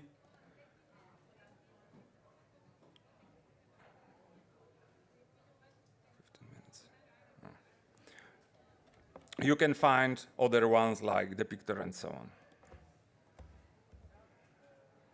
Yes, and I am a real expert. So if you are a really good expert and you really want to have, that are the buttons. Sorry that they are only in Polish. I didn't know how to change the configure, but basically, if you want to use by default the ACDC, it's like this. You need to move cursor here, mark this, go here, mark this, and put it here. And then it will be fine. Basically, with my tools, it's like open ACDC. Copy Q and open ACDC. So I can just copy here. Yeah? Or fill the LCDC. So I'm just clicking this, and he load all the files and put the value here. It's just red because there is already. Open WikiCrowd. I told you about famous people, so Nux is also the famous one, and he had subcategories. So you just click Open WikiCrowd, and it's already loaded in, and you are just waiting for loading of everything. You want to open Depictor because you are in Poets from Slovakia or something like this. Here, and you just change the like how deep into the category tree at the end you change it. Or refresh. I will be speaking about it later. This is refresh the cache. Okay, presentation, quirks, yes. So, two most important things in IT, cache naming and +1 errors. This is the job for people from IT, but the cache. Cache is the issue because you have a cache on commons and you have a cache on Wikidata. And everything combines, and the queue are so long that there is like multiple times when you will go to such category First, you can just check this category if you are looking for a couple easy edits using this tool with grabbing and dropping. But basically, right now it's like 60,000 of categories that they say that there is no instance of I'm not sure why it shows like this with no instance of with no the difference is P31 it is. So here is lack of it is, and here is lack of image. So basically, if you know anything about start the game, you can enter here and so on. But multiple times there is the issue that either on commons, on Wikidata, it's already like something is already added on Wikidata, but the cache on commons didn't upload because you need to do the null edit with question mark action purge or something like this, blah, blah, blah. Basically, this clears the cache on the Wikidata and also clears the cache on commons. So if you click this and you don't see the changes, then you broke something up. Like we trust MSZ, he's working for Foundation. Yes, so the couple of questions. Yes, and problem with 249. Basically, every time when I am using the depictor especially, I am really afraid that during the presentation I will break something because source and sorry, I finished this challenge. Every time he loads, maybe this one. If you are a programmer and you want to make my life easier, then both WikiCrowd and Depictor have this issue. And I cannot, that's what's slowing me down. Basically, when I'm clicking, as you can see, it loads next one. But some of the queries are not authorized, which means basically that during 30 seconds to 1 minute, I can take the whole rating. Like Foundation will block me that I am doing too many requests, and basically this makes my life much more difficult. So I put here at the end all information that I know. So I reported the defects for both of the tools, and here is the mailing list with some description from many people that are much wiser than me. But basically, everyone they know that there is such issue, but no one put an effort to fix it. And at the end, I am standing here, and basically, every time when I'm using the picture of WikiCrowd, I'm really afraid that I will get this error, and basically for next couple of minutes, I will not be able to show you anything. So this is the only thing that I'm asking for fixing. There is also, and there is also a couple things about 2 years ago when I was showing this, like ethical point of view, that we are training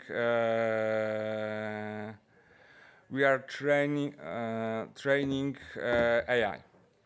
After 2 years, I can tell you that basically every AI already downloaded the whole commons, and basically there is so much stuff in the internet that basically I stopped caring. Like, it's so spread around the world that it doesn't matter anymore. And problems and challenges with Wikidata. I am speaking from my personal point of view, not from the whole commons or something like this.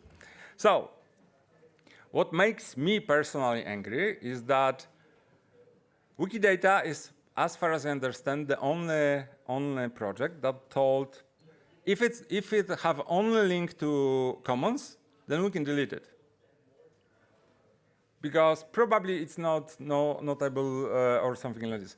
So multiple times I had such situation that I mark all of the images that they happened created during some soccer match. and they are marked on commons, but admin removed it from the Wikidata. So right now I had all of the images marked on commons, but it's removed from Wikidata, and it's not removed from commons. And that was the match of UEFA Champions League. So it's not like, like your regional couple guys playing each other. No, that was the high level. And especially I removed name of the admin. It's not about this specific situation.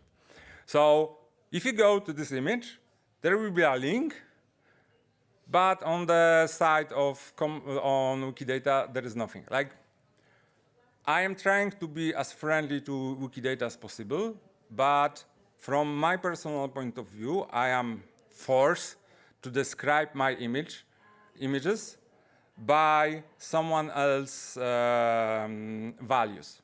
And they are not equal to what they find as a notable are not what I am finding as notable, and so on. And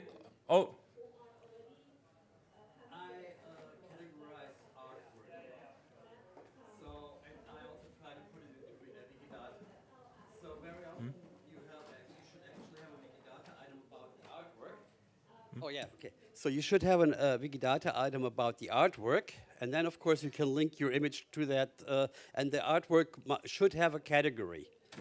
The problem is what you're just describing, there is just, at the moment, there's just the category for the artwork, and you suddenly create a Wikidata item for the category instead of for the artwork. And that is where the conflict starts, in my opinion. That's also one of the issues. Sometimes that I really don't like is that, for example, imagine that you have category with images about Selena, and that's one entry in the Wikidata, and then you have second entry about category of files of Selena, and then which one you should mark, and so on. So Wikidata as itself works great.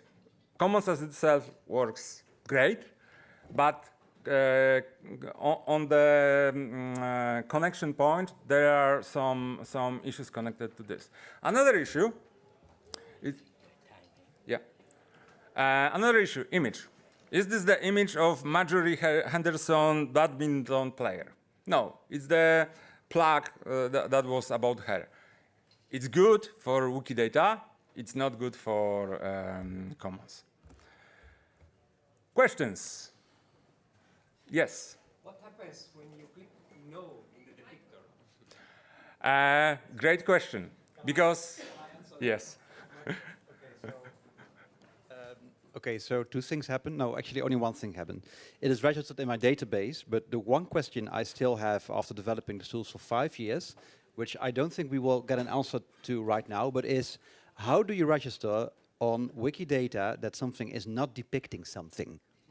I don't know, but I mean, maybe we can have a session afterwards about that. Is WikiCrowd having the same database? Yes. No, not the same. Like they like two separate products, two separate databases, and so on. So I make a decision to use the Depictor as the first one because it jumps from one category to second one. WikiCrowd is not jumping yet. Yes, yeah? But I know that Adam has the same issue that I have with the know how do you register. I think we're going to take one more question and then we have to close because there's another session starting over here. So thank you, Peter, for the presentation. I'm interested to know why the upload wizard still lacks options to automatically add structured data. For example, when I upload a lot of files, I see that the only structured data that are added are some kinds of the date when the file was created or the geotag that was appended to the file. No idea, because I am not working on upload wizards, but if, let's just say, I have also a couple strong words about Commons user that decide in 2022 or 23 that they really don't want AI detection on images, and first Foundation turned it on, like AI detection was on the image, and then they turned it off because users requested that it turned off. Basically, 4 years ago, AI in detecting is much better. in detecting, but turning it on right now on commons will always be, no, no, no, we already had it, we are not happy, just don't turn it on again, yeah? Because of the technology progress, it probably right now it will be much more sense. So there are also some issues on the common side, yeah? I answered to Kirill. Harold created one new tools in the Camello names. You can depict when you are uploading to the files. Maybe you can use that one. This is very new. It's last of month. Maybe you can use that one.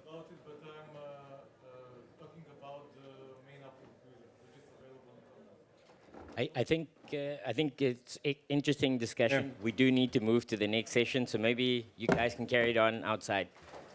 Thanks, BMG.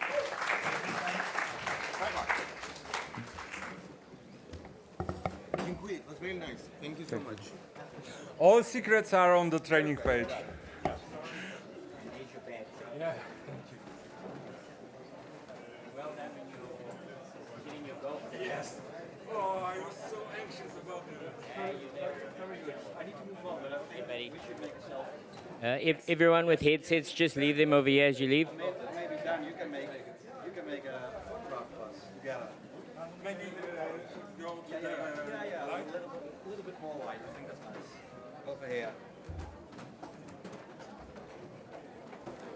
With the background. Yeah, with the background. Yeah. Nice. Yeah. You're auditorium, right? Yes. Awesome. Yes.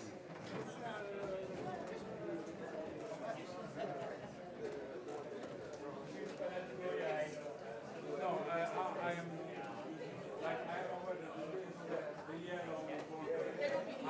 Tengo opinión. Sí, you cannot put that. No. I just like you just play. Yeah. Okay, good. Good, bro. Cheers, mate. Thank you.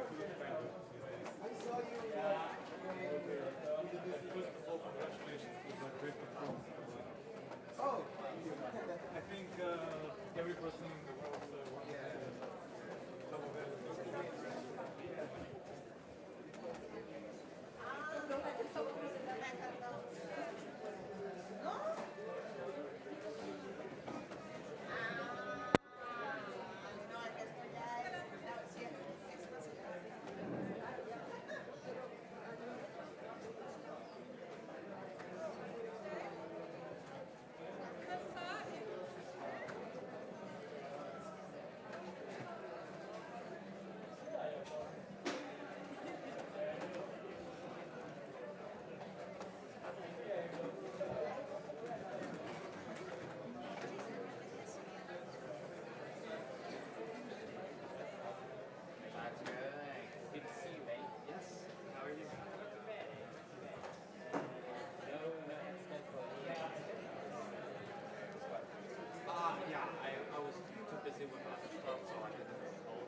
Maybe, yeah, could be a good topic to revisit it 2 years later with a new cycle. And I'm not involved with this year's scholarship, so I wouldn't know. But yeah, we should make it.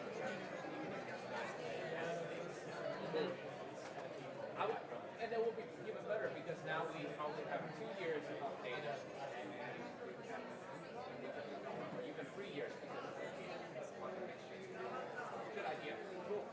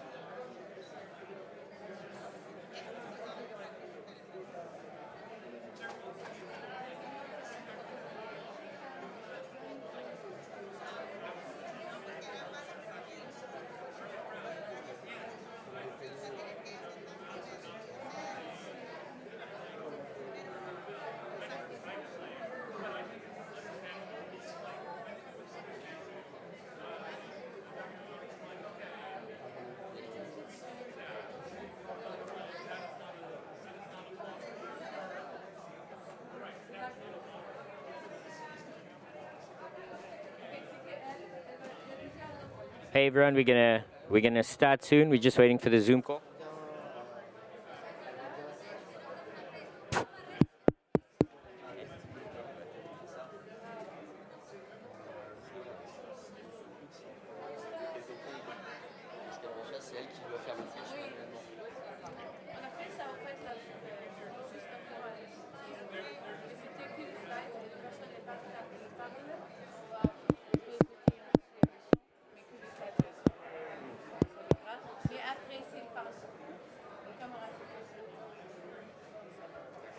Voilà, nous on envoie Zoom et après celle qui fait la... This is Ah, je pense qu'il juste... Je pense qu'il a juste coupé le micro dans sa machine. Je pense qu'il a juste baissé le son du micro et qu'il va l'envoyer. Bah, je sais pas, je vais lui faire un signe. Je vais lui demander. So it's on. I think he just put the sound down because of I think he just put the sound down. Oh, okay. See. Okay. That's it,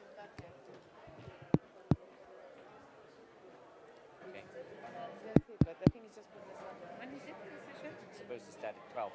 Okay, why didn't you start then? No, I think because they're waiting for certain. Can you try? Yeah, perfect. Okay, guys, we're gonna start in a few seconds. We're just waiting for the Zoom call to connect. If anyone needs translation, headsets up here. There you go.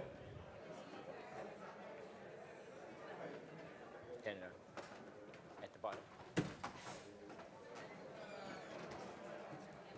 Yeah, take this one. Hello.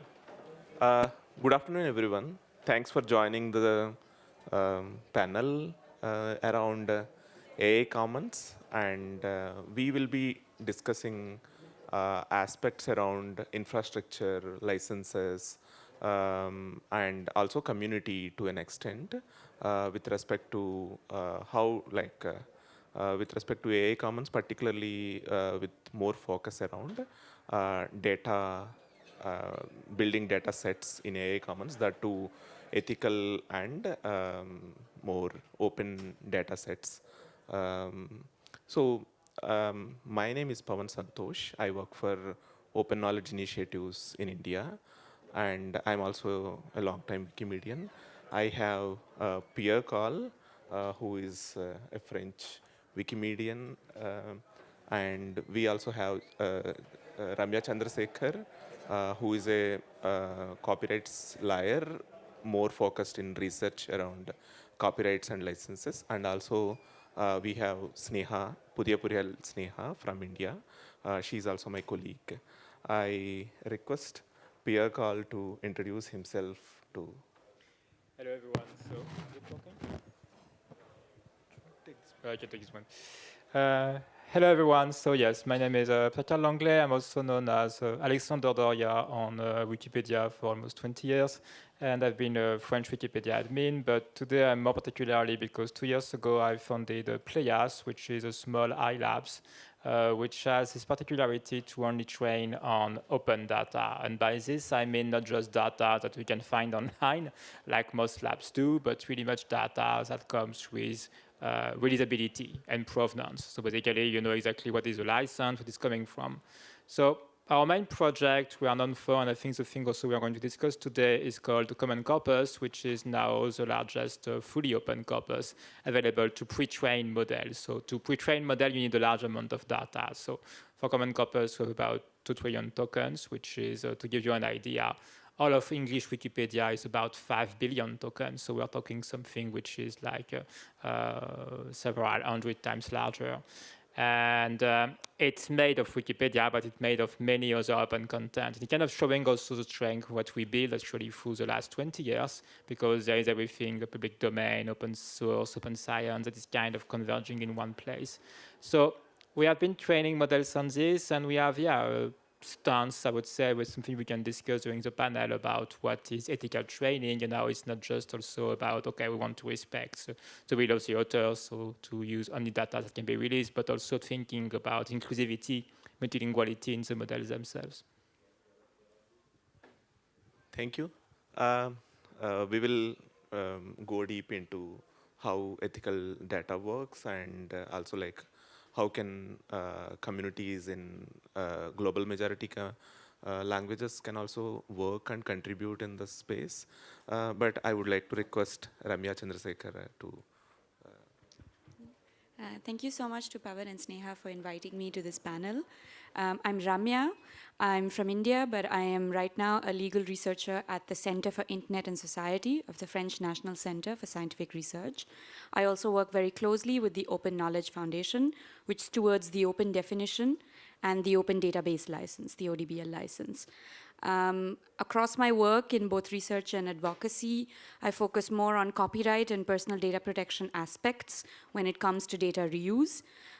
In particular, more and more we're interested in both the promises of existing open licenses, both permissive and copyleft, as also the challenges that these licenses are producing. We'll discuss a little bit in this panel, but as I was mentioning before, a lot of these licenses, both CC, ODBL, haven't been versioned in more than a decade. And so there is a need to kind of have this conversation on the limits of these licenses, what more needs to be done, but also to not lose all of the efforts that led to these licenses and that led to their proliferation and their standardization across communities. So that's a little bit of what I will be contributing today. Thank you. Thank you. Sneha, as I mentioned, is joining from India.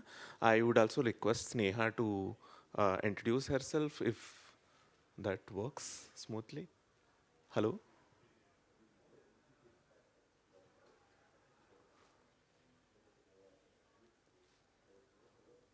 So before that happens, I will continue speaking a bit about myself. So my name is Pawan Santosh, and I'm a Indian language Wikimedia community member, and also I'm an admin for one of the Indian language communities, Telugu language Wikipedia projects. And I also work for this organization called Open Knowledge Initiatives in India, which also works in tandem with a lot of Indian language Wikimedia communities. I'm particularly interested in Wikimedia projects and future of Wikimedia communities and open knowledge, particularly in global majority languages like in Telugu and a lot of such languages, Europe, Africa, etc. Sneha, you can speak now. Right. Hi, hope I'm audible. Yeah, we can hear you very well. Thank you. Okay, thanks, Pawan. Hi, everyone. My name is Sneha. I'm a researcher with the Open Knowledge Initiatives program at IIIT Hyderabad. I work with Pawan. I broadly work in the areas of digital media and cultures, access to knowledge, with an interest in gender justice and digital rights. My work at OKI is primarily to lead research on open knowledge infrastructures and communities. And of course, our team works very closely with Indian language Wikimedia communities. Yeah, thank you. Thank you, Sneha, and other panelists. So my first question is towards Pierre Carl.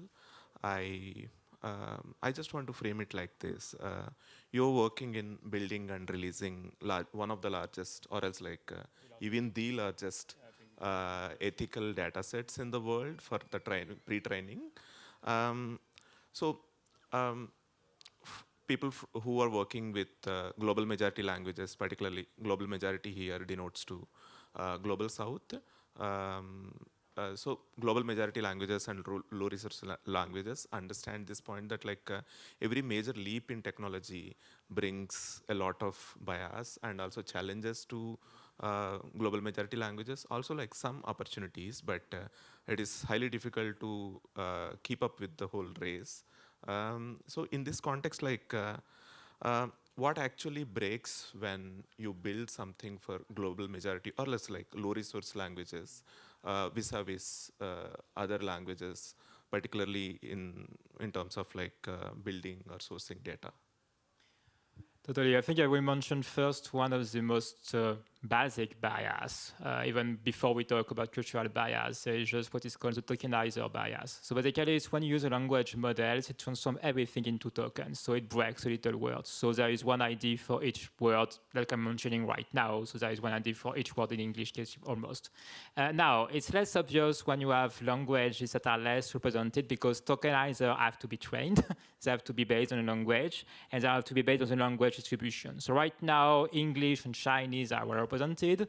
European languages are not badly represented, like French, but now, and that's really the bias here, it's not even just about low-resource languages, but actually even what are highly talked languages, but not well represented online or not well represented in what the labs have collected, which does pay a significant tokenizer tax. So for instance, Hindi is a good example, Swahili is another good example, so we are talking about millions of speakers, and still, until very recently, at least for the large models, so you would pay like 5 times more per tokens when you were talking with Claude, when you were talking with ChatGPT, or whatever, if you are using these languages right now. So that's like almost the most basic bias there is. And obviously it compounds because the fact there is less data for the tokenizer means there is also less data in training.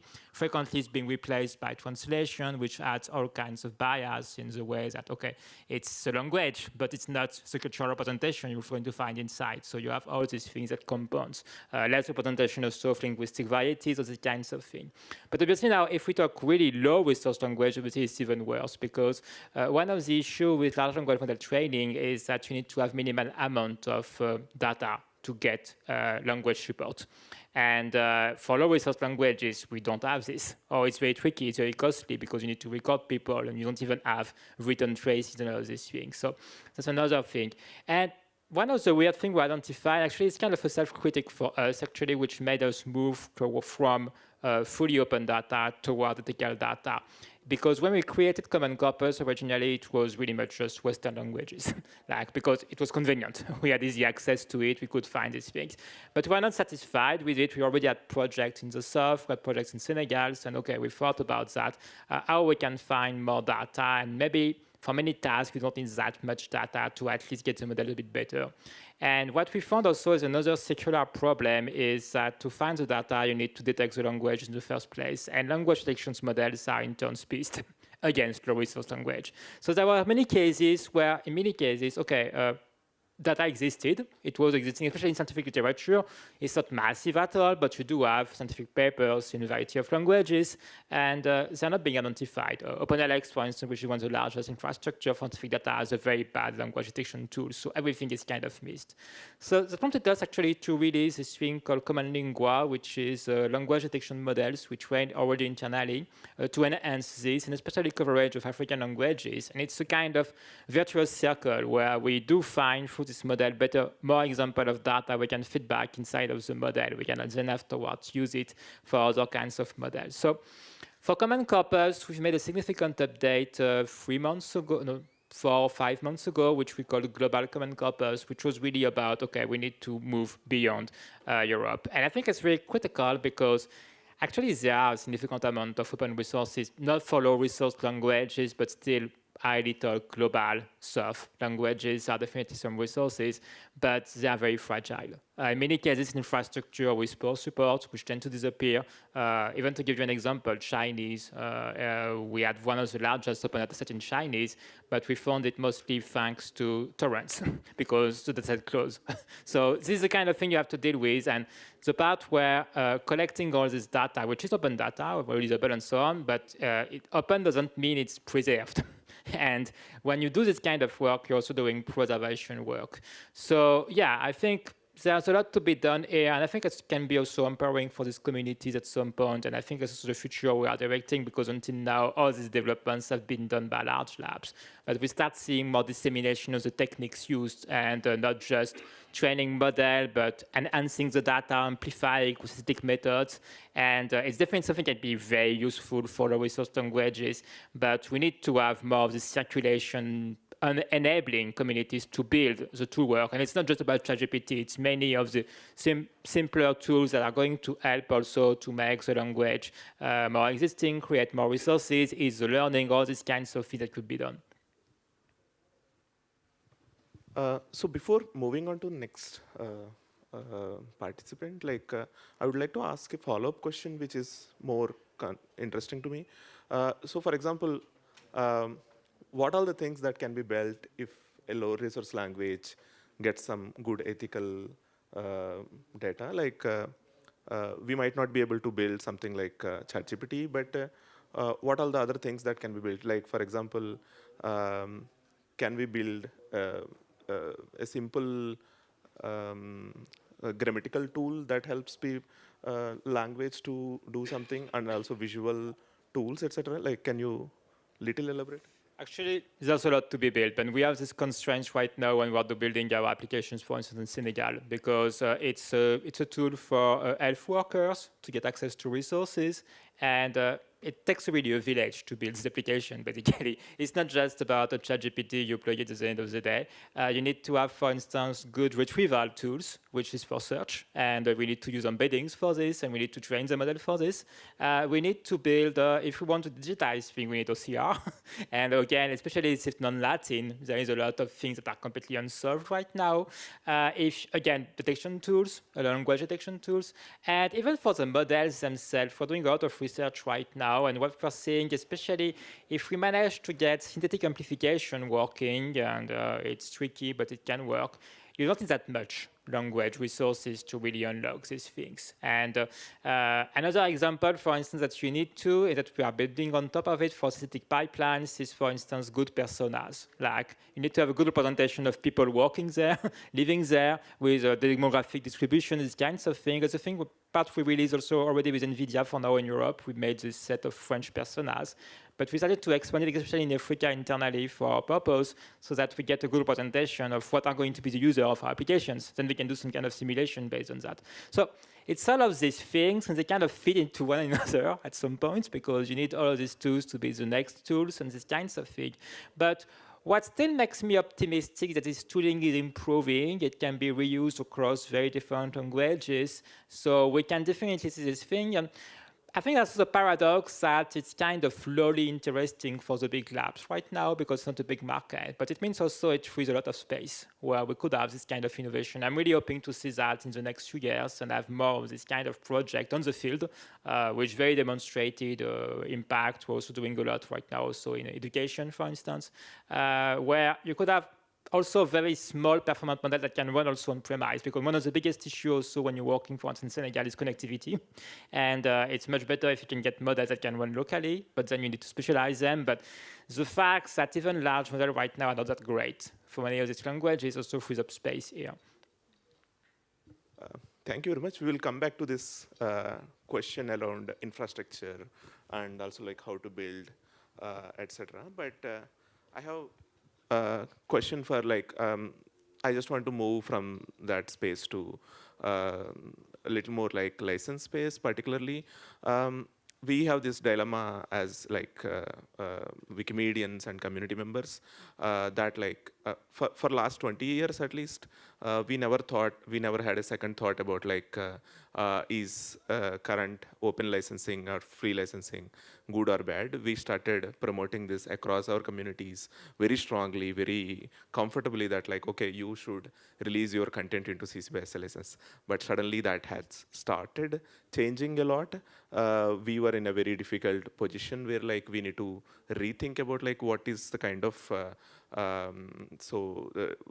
example, the questions like, is this license good enough kind of thing.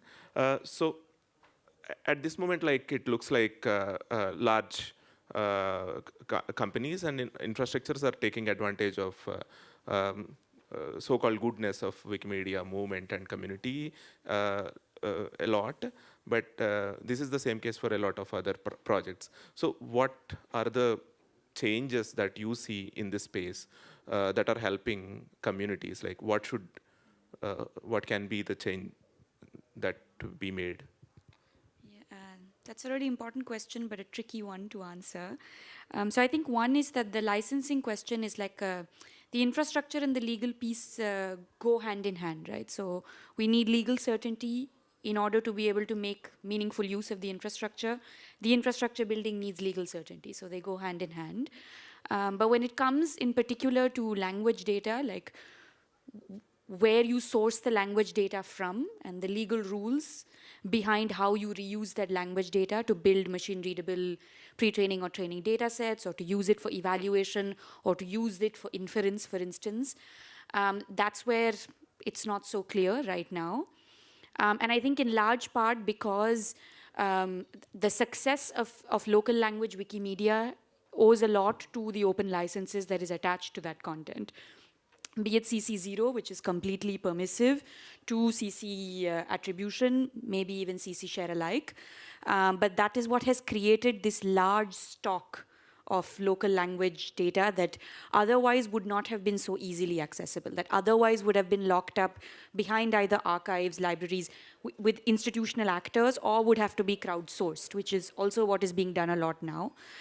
So I think that's important to note. At the same time, these licenses, because they are also so permissive, they are permissive to all actors alike. But we see that there is a certain kind of power imbalance in the way the AI political economy is set up, right? And so that's where the problem lies. It lies in being able to discriminate between who is reusing this data, under what kinds of values and norms. So a Playas reusing a lot of this local language data is very different from an Anthropic or a OpenAI or a big AI lab reusing it. So I think that's the one point of kind of distinction that we have to make in terms of what are the values of the reusers. In terms of what needs to change, this is really tricky because I think one of the benefits of the CC licenses, for instance, is that there's a standard set of preferences, right? So people know exactly what to expect when they see a license that says CC BY or a license that says CC0. We see a lot of initiatives coming up from the Global South for new licensing initiatives. So within Africa, for example, the Masakane community or the Indaba community, for instance, are coming up with a lot of their own licensing frameworks that are not completely permissive like CC0 or CC BY. So there is the Noodle license, the Nualit Obodo license from South Africa. There's the Esetu license from Kenya. These are licenses that have a dual approach. So they discriminate between who is the reuser. If the reuser of an African language data set is going to be a big AI lab outside Africa, then the license requires these reusers to commit to a higher level of openness, to commit necessarily to share alike, or to pay a financial contribution back to the community. But if the reuser is from Africa, is a smaller lab from Africa, or a research actor, it's completely free for them. Free in the gratis sense, free in the libre sense, free. So they're creating these licenses that really tackle the root of the issue, right? Which is who is the reuser and what is the power, the infrastructural power that the reuser has. And then how do we attach obligations of reciprocity to these different types of reusers?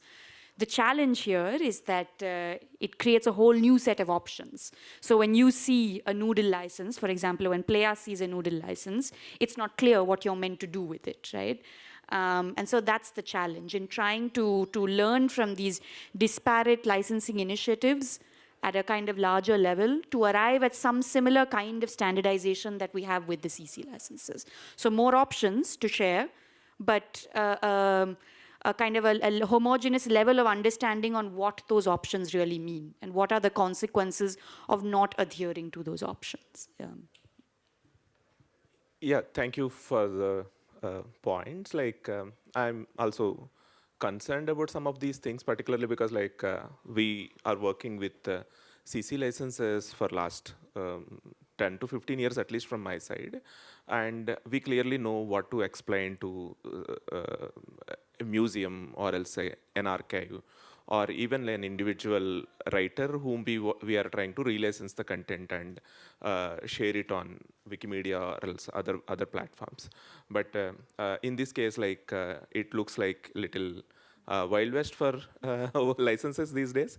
But I'll definitely come to the point. I want to discuss a little more about what can be next steps and how can we collaborate as both industry, community, and also policy. But at the same point of time, I have a question to my colleague at India, Sneha. Hi, Sneha. Hi. So I'm again coming from my personal experience. we contact a lot of publishers and also like individual writers back in India and ask them to release their content because like it's for more public good, and also like we promise them that like it provides you better value than keeping it under your personal copyrights. But this narrative has been like very difficult these days because the questions are between documentation versus extractive practices. What is documentation these days, and what is enabling extractive practices? So yeah, I just want to pose this question to you, Sneha. Right. Thanks for that, Pavan. Yeah, I think in the sort of larger discourse around the development of large language models, there's been a lot of concern around extractive models of language documentation, of even building data sets.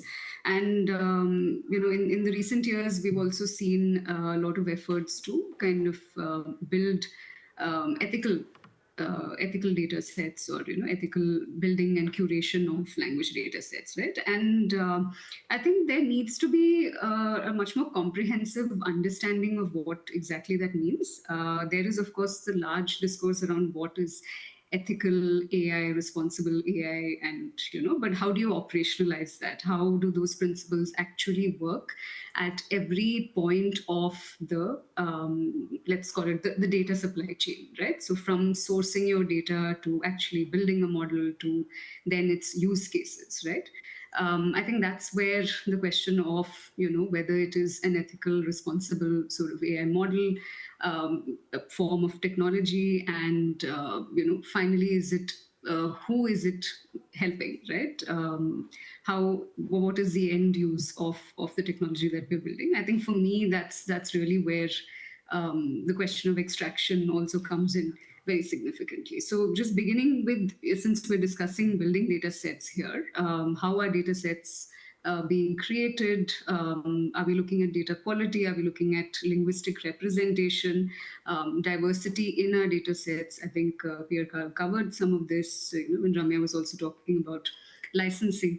I think very important questions when it comes to thinking about the documentation process itself, an understanding of informed consent, of privacy, of anonymization. So even with the sort of open data that you have, and maybe we can sort of discuss this a bit more. How do we treat personal, PII, for instance, right? So scrubbing of PII from your open data sets. Where are these sort of protocols built in, and how do they acquire different kinds of complications and nuances when you work with various language communities, right? So across different languages, across different geographical regions. So for instance, how do you translate concepts like informed consent, like openness, for instance, in various languages, right? Which also then kind of which ensure that there is informed sort of understanding and buy-in from communities that one is working with. So for me, I think that's at various levels, data creation at the point of building a model, and in terms of just unintended use cases of what technologies are used for as well.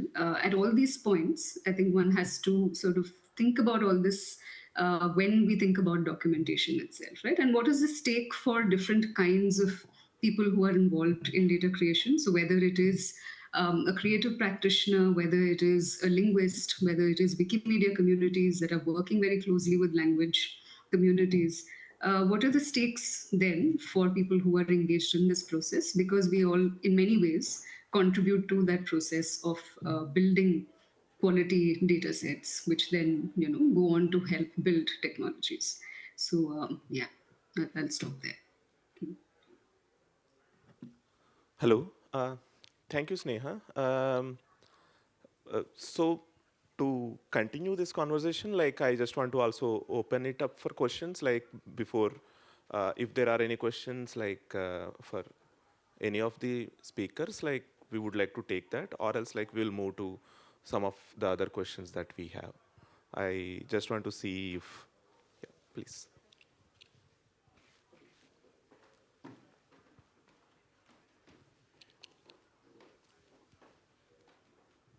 Hi. I had a question regarding the, sorry, I didn't catch your name, the lady on the left. I apologize. So you mentioned this copyright license coming from Africa, there are restrictions, and I was not aware of that at all, and I find that fascinating.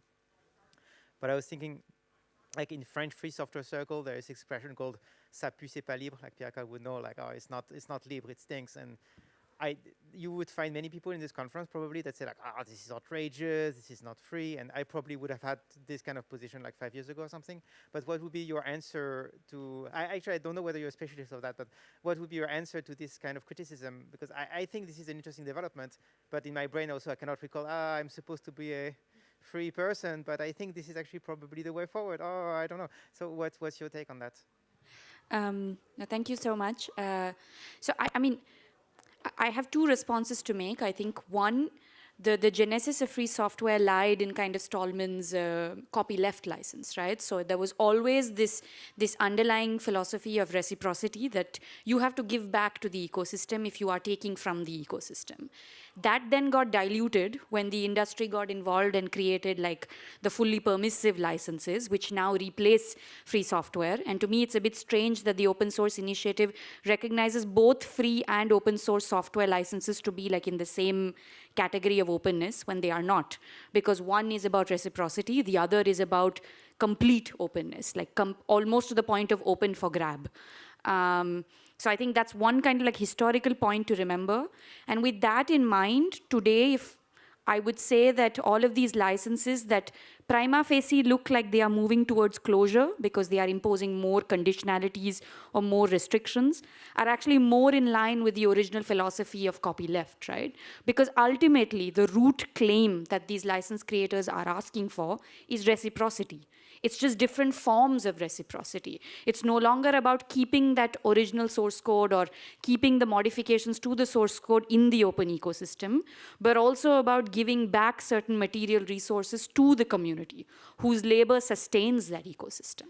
So I think for me, it's like a version 2.0 of what reciprocity looked like in the 80s with kind of the software industry in the background back then, essentially like Microsoft and IBM back then, to what reciprocity looks now with the current set of actors involved in the ecosystem. So yeah, I'm trying to bring a bit more nuance here. I'm not saying that I would defend completely the African licenses approach, because I think there are some very real frictions that it brings forward. But for me, what's more interesting is the root claim that they're making. There is this issue about reciprocity. What do we do about it? How can we organize around it to think about more kind of standardized options that ensure these different types of reciprocity beyond just copyleft, which we know doesn't really work anymore because the legal certainty of applying share alike to the whole range of the AI lifecycle is unclear. So what do we do now? Thank you for the question and also answer. Another question. We are all share same sentiments of. Is there any political movement against the tokenizer tax that you think has got any kind of purchase? I think it's probably the same movement about just making open source AI in the end, because at some point, and also open data for AI, because tokenizers need to be trained. They need to be based on some data that you can reproduce. And same, you need to audit the model. Right now, to give you an example, we don't know the tokenizer used by Claude. They stopped publishing it almost 2 years ago. So we have no idea what is based on it, what are the bias, or anything like that, which I find is a very bad practice. I think even on industry basis, because when you use any kind of product, even a phone, you have some access to the components, you know what is inside, you have some traceability. Right now, we have none. And I think it goes also with, it echoes the product question, there is a fundamental hypocrisy right now in the industry where they push really hard to lobby for the fact everything can be fair use, and I'm not just including share alike, but even copyrighted. Anthropic just settled for a very large amount for books. But now they are pushing very hard to recognize the fact that what models are generating are protected by intellectual intellectual property. Again, distillation and this type of things. They're pushing for model IPs, this type of thing. And I think it's really an area where we should also push really hard, because synthetic data doesn't have any protection by default. There is no author. And I think it would be really, really good, not just, I think we can move in both directions. What has been mentioned about reciprocity and, adding more friction to reuse of things created by the community. But on the other hand, everything being generated by models should be free by default, and then being used to build other kind of tools on top of it. To echo a previous question about tokenizer, definitely we should have mandated transparencies for whatever is inside the model, know exactly what is put and what people are paying in the end, because even this transparency is no longer guaranteed right now. Even the traces are being hidden. And I think it's a major issue, which is both for openness, but even the economics of models at large.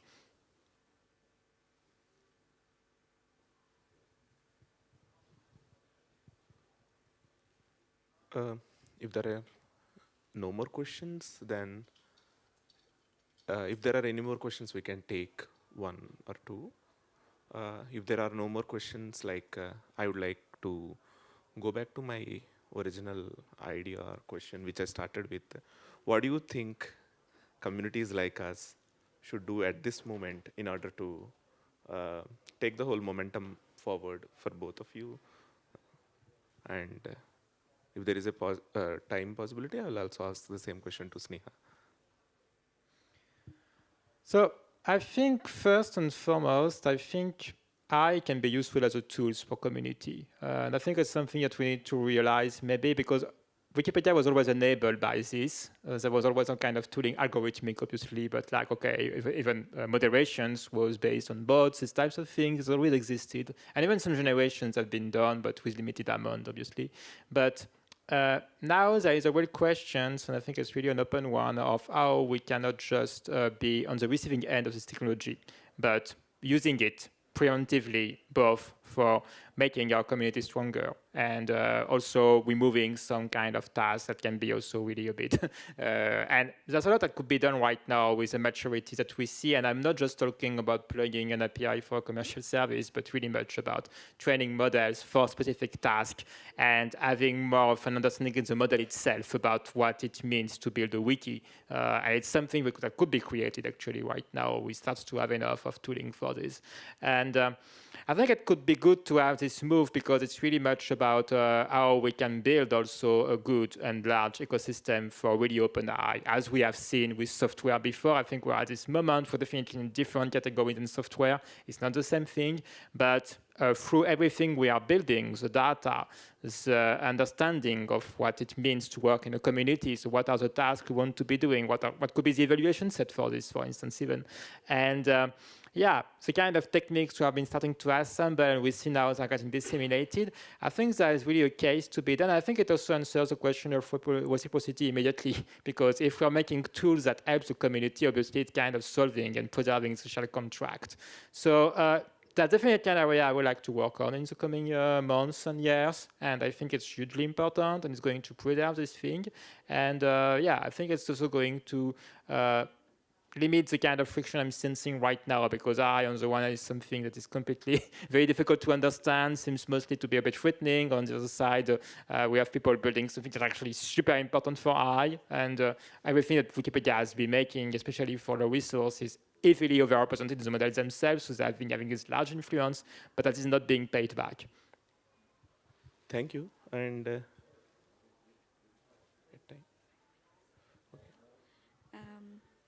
thank you. I think in yesterday's keynote, for example, this was a topic that came up, right? As the Wikimedia community, should we be, well, I say we like very tentatively because this is my first Wikimania, so I don't put myself in the same position as the rest of you who've been in this community a lot longer. But as the Wikimedia community, should we be reactive to kind of all of the threats of extraction that the AI ecosystem is showing? Or should we be generative? Should we look back at our long history of this community of really fighting for free knowledge, open access, kind of the human development across all? those core values that created this community, that sustain this community today, which are kind of in many ways technology agnostic, right? And I think this is a moment for us to think carefully about it. Because I think one of the benefits of being reactive to the AI threat is that it actually makes us recognize the importance of the knowledge commons like Wikimedia in its own right.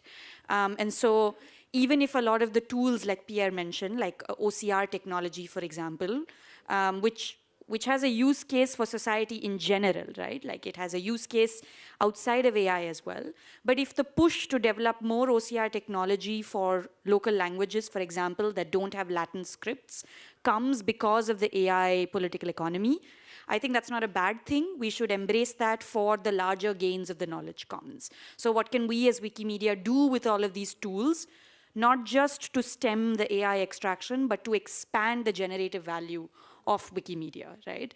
And I think that's the really interesting piece. So in India, for example, with kind of a slightly controversial policy initiative by the India AI Initiative to create this whole kind of like open ecosystem of tools, data sets, models in local languages. One of the things that has emerged from that initiative is Indian universities creating a lot of OCR tools for local Indian languages, which can have use cases for other languages that have kind of similar like geometric patterns in the way that the language script is written, right? So I think that's a really valuable takeaway. So I don't think we should get focused on the fact that this is coming from AI, but try and be kind of like strategic about what we take away from the response to AI. And I think the other thing that links to what I was saying before is to think really carefully about reciprocity. What do we need to be a sustainable community? What demands do we make from certain reusers that have a lot of power in what they're able to do with our contributions to Wikimedia? But at the same time, how do we create kind of either new licenses or new legal tools that don't set bad precedent, that don't set a precedent towards more enclosure or more restriction, or that kind of undo a lot of the long-fought wins of the open community. And here I think the Global South is like a really valuable stakeholder in this conversation because, like you mentioned in the beginning too, the proliferation of CC licenses is only just happening in the Global South. Like it's a very different timeline from the proliferation of CC and open licenses in the Global North that created these licenses in the first place. But to diffuse them across communities in the Global South took a lot of time and took a lot of effort. So we shouldn't undo that in the search for reciprocity, while recognizing at the same time that there is a need to think carefully about reciprocity for these communities. So, yeah. Thank you very much. I think we are at time, so I would like to, we can give him. I would like to give Sneha also, ask Sneha also the same question. What would be the way forward in this time and context? Right. Thanks so much, Pawan. I think I'll very quickly share some thoughts because I think Pierre Carl and Ramya have also covered quite, very nicely, I think, a lot of the points here.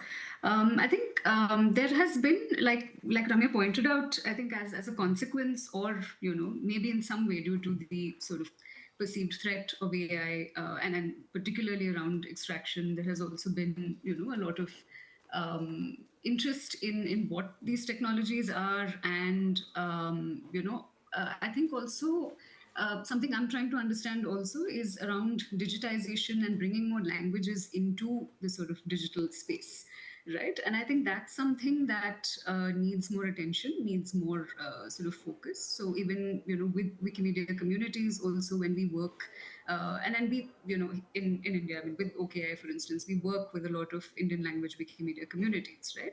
So I think the way forward definitely is to sort of understand, and kind of see how communities are working, towards documentation, towards digitization of their languages. There's a lot of interest, particularly among underrepresented languages, also somewhere a concern if we are not in the AI space, if my language is not recognized by an AI model, then what happens, right? So I think as the Wikimedia community that works very closely with language communities, There I see, a lot of opportunity and space for us to kind of engage in more of those conversations, to think very carefully about language documentation, to think about a lot of these concerns around representation, around diversity, around consent and context. And of course, definitely around reciprocity, right? How does the value and the labor that is being put in by volunteer communities eventually come back to sustain and to nourish the growth of the digital commons? So I think that is something that, Wikimedia communities and the open knowledge community in general I feel should continue working towards. Thank you. Thank you, everyone. So with that note, I would like to take this back for my work and also for a lot of collaborators for me in Wikimedia movement and also in general Indian and Global South languages. So that current growth and proliferation of digital technologies and also open licenses in all these languages is far important, and but it needs to be also weighed with a lot of risks that are currently emerging, and there are no easy answers in this space, but there is some kind of work that is definitely happening, for example, with respect to improving infrastructure and reducing risks of heavy tokenization, and also various new ways of license regime that is being emerged, and also copyright changes, etc. At this moment, it looks like an exciting opportunity for us to innovate and also fix some of the historical burden that was there on a lot of global majority language communities and also Wikimedia communities. So with that note, I would like to thank everyone who participated in this panel and everyone who listened to this. Thank you very much.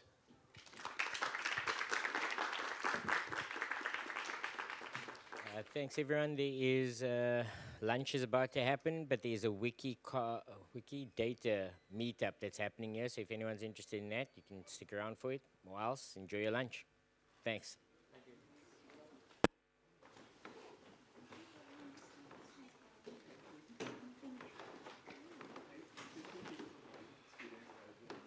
Good job, guys. Good job. You did very well.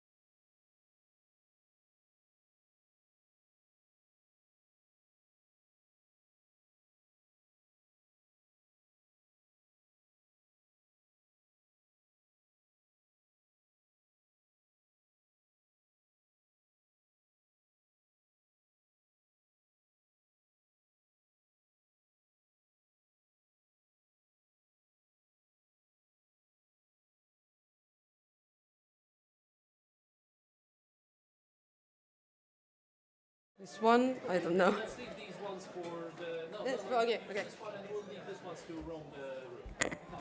Yes, hi. So as this meetup is after lunch, so I understand that a lot of people need a bit time to join in.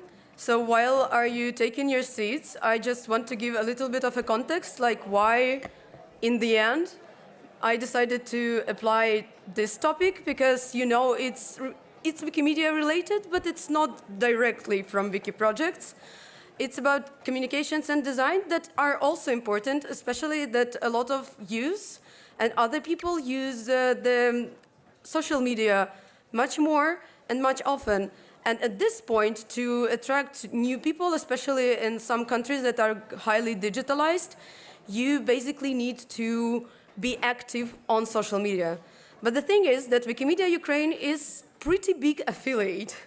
And we have staff who can actually dedicate their time, because it's their job, to work on communications and design. But some communities doesn't have this option, and mostly who work on their socials are volunteers who, you know, also need to eat. They need to go to job. And usually it's like 8 or 12 hours, and they don't have a capacity, for example, to work night and day on the visuals or on the communications. And as I started as a communications manager in Wikimedia Ukraine, I knew not so much about the projects, and I remember how hard it was for me, because there was no guidance, you know? I was not a highly professional communication manager or the designer. So I went through some troubles that actually were hard. And I just wanted to do this presentation and do this little workshop to look at what things we've learned through this 2.5 years of my work, and maybe it will help you. It will help you and maybe your community if you are not a communication manager, but maybe someone will join you or someone will need to do the visuals. And you can just say that, okay, so there is some tips or some things that you can avoid right now, and, you know, not to go the hard way, because the way of the easiest way is not always the worst. It doesn't mean that you're lazy. It just means that you are organizing your power and your energy to get to what you need to be done. So this session I also share with Kamola. She's my partner, and she will present the communication part, and then I'll come back to design. So I would like to give a word to Kamola, and so she could present herself and tell us more about communications. Okay, hello everyone. I'm happy to see all of you, and my name is Kamola. I'm from Uzbekistan, from Central Asia, and I'm a member of CEE Youth Group, which is Central and Eastern Europe and Central Asia Youth Group, and Wikimedians of Tropical Languages user group. So, and welcome to our workshop. Irina, are you here? Yes, I'm here. You need to share your slides if you're... Please, could you share the slides? I couldn't. I don't know how can I do it, but... That we have the slideshow on the screens. You have? Yeah? Yeah, the room assistant is telling us that we've got this on the screen, yes. Oh, okay, so we have the slides... On stream. On stream. So okay. Okay, thank you. And I want to start with a quick question. How many of you are running social media for your local community alongside 3 other jobs? We have 3, 4, 5, 6, 7, 8, a lot. Okay, yeah, I thought so. Today we are going to talk about how to keep your communications effective without losing your mind or burning out. And our goal, our goal today is simple: practical SMM survival skills. Like we aren't here to talk about corporate marketing or hiring expensive agencies, maybe organizations. We are here to talk about real, everyday solutions from small volunteer-led Wikimedia teams. And next slide, please. Okay, thank you. And first rule of survival: stop. Copy pasting is meta-wiki pages directly into your social media posts. Like people on social media scroll fast, not to briefly read something or information. Like if they see a well of text, they will skip it immediately. Always stick to the three fact rules. We can ask them what, when, or where. Like that, it's the main topic or main idea of our post, maybe. And keep sentence short, under 20 words or maybe 15 words. It's enough for everyone. And break down information into bullet points. It makes content maybe 80 points or 85 points easier to read on a small phone screen. It's for Instagram or Twitter maybe. And okay, to make writing posts stress-free, we use maybe, sorry. Okay, we use a simple three-step structure. First one is a hook. Start with an intriguing question or catchy fact to stop people from scrolling. And second one is core info. Give them 3 or 2 short punchy sentences with main details. And third one is clear CTA, tell them exactly what to do next, like register now, share your thoughts below, or click the here, comment comment below, like that. And next slide, please. Thank you. And here is a real example from our CEEOs group Instagram page. Instead of saying we are launching a new project for young Wikimedians in CEE, or like the so long sentences, we use it to hook. Are you a young person from Central and Eastern Europe or CEOs group? We've got you. And like that, short sentences. It immediately catches the attention of our target audience. And next one is storytelling. And now a big question we always get to, do we need storytelling for every single post? Or the short answer is not. It's not necessary for us. Save storytelling for emotional moments, like highlighting dedicated volunteers, celebrating contest winners maybe, or sharing community stories. And at that time we can use them, but other situation we prefer to short sentences. For routine updates like technical maintenance or meeting reminders, just drop a quick, clear update.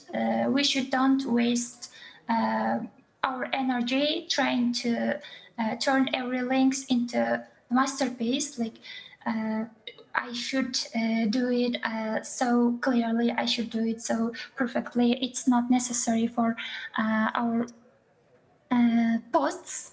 Yeah, And okay, for example, it's an example of storytelling part. When you do use storytelling, make it visual and meaningful. Here's our post for you can see it. It's our post on CEO's Group Instagram page, and it's about Wikipedia's 25th birthday. We highlighted the core idea that knowledge belongs to everyone, connecting history, science maybe, and culture with human effort. Posts like the, how to say, like this build maybe emotional connection with your audience. It gives you emotional connections maybe. And next slide, please. Okay. The infamous Instagram link problem. We all know Instagram doesn't let you put a clickable link in post captions. Maybe everyone knows about it. And we have two quick tricks maybe here. First one is keep a single updated link tree or smart link in your profile view. Secondly is rely heavily on stories. Use a native link stickers maybe, so people can tap and go straight to your meta page, and it will be interesting for them. Yeah, and next slide, please. Okay, thank you. It's about, you can see how we set it up on the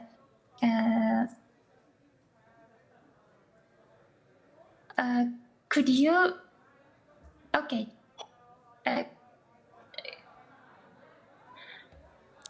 There is an issue. Could you back to slide one?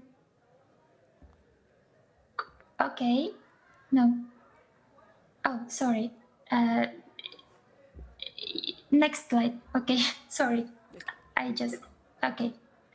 Finally, here is your daily survival kit for saving time.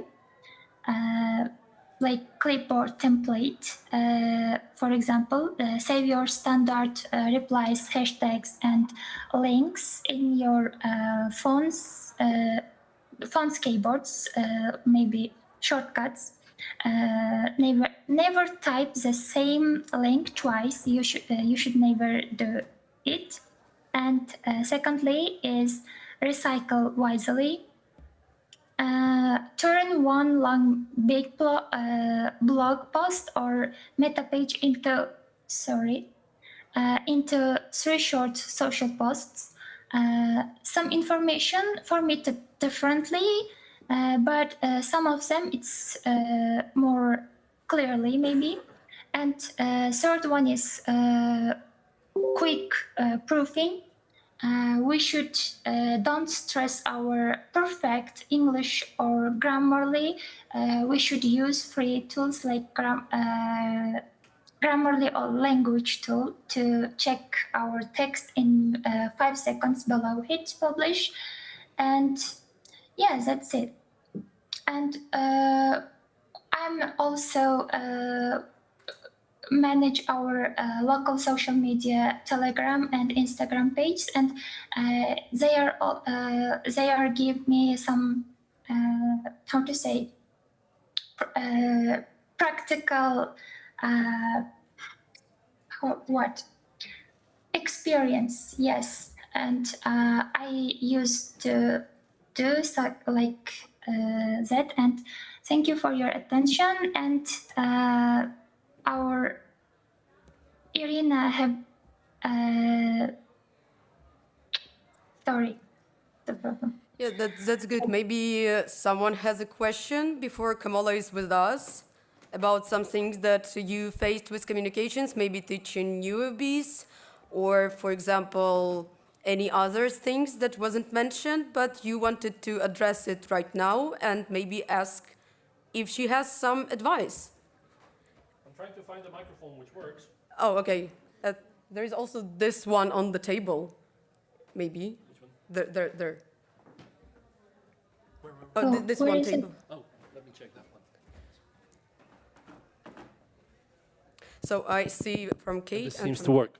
Yes. So if there is a question from the audience.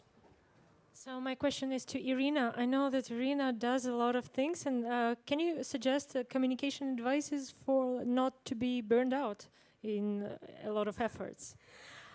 Okay, thanks. So as this part was held by Kamala, have you maybe faced burnout or someone faced burnout in communications? And maybe you can give an advice how to prevent that. So when you are really tired sometimes to post the things that are like, you know, repeating and answering the comments and following and everything, maybe you have some useful advices. Oh, sorry. Could you repeat the question, please? Yes. Have you ever faced burnout in this role, which you are discussing, and what can you recommend? What can you suggest? Oh, yeah. I faced several times because you know, on social media, how to say, it's difficult for attracting audience maybe or young people's. Usually we are working with young peoples like students, and I faced it several times. And at that time, I have a group of social media for social media, and we use how to say, we work togetherly and we do some how to say. Well, let's try in Ukrainian, and Irina can. So again, what did you wanted to say about that? The beginning of the sentence? About your recommendation. Oh, a recommendation. Maybe if you have any group or some friends like near to who help to work with social media or Instagram or Telegram or Meta page, it will be good because they have different ideas. They have different how to say experience maybe, yes. And it will be helpful for you. Yeah. So if you have, you don't have to try to do everything yourself. You don't have to reinvent the wheel because probably somebody already did that. And usually we have different chats, like as well as we have a chat for Wikimania, for example. We have a chat for CEUs. Then you need to just try to reach out, just knock on the doors, and probably at least one will be open. Okay, did I see your hand in the air? Did I see your hand in the air? No. Okay, and we have one more.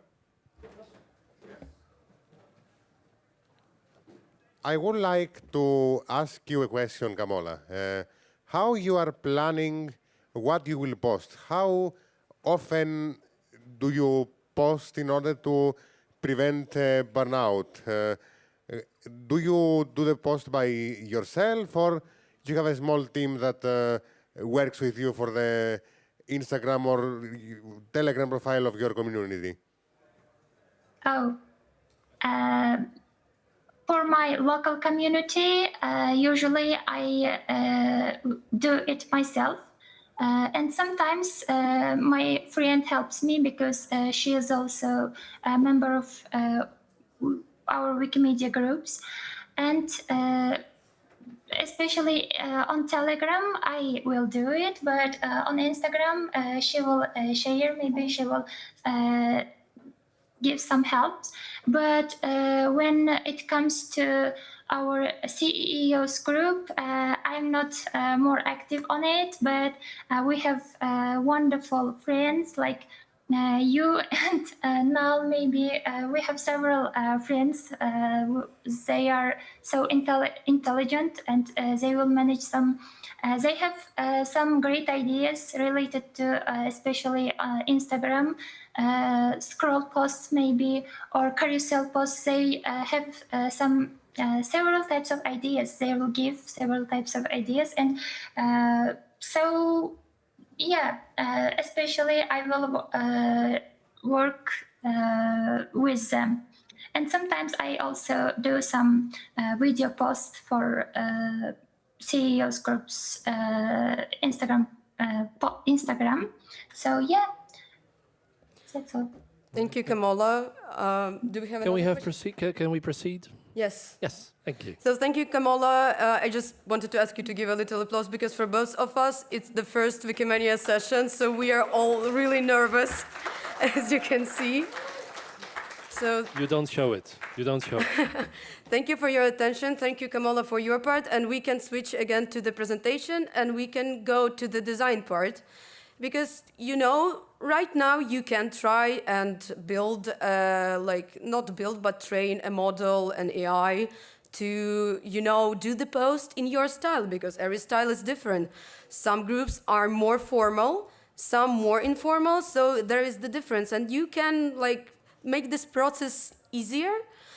But the thing is that, firstly, AI is not as good with the pictures still. I mean, at least so it would look good if not a photo.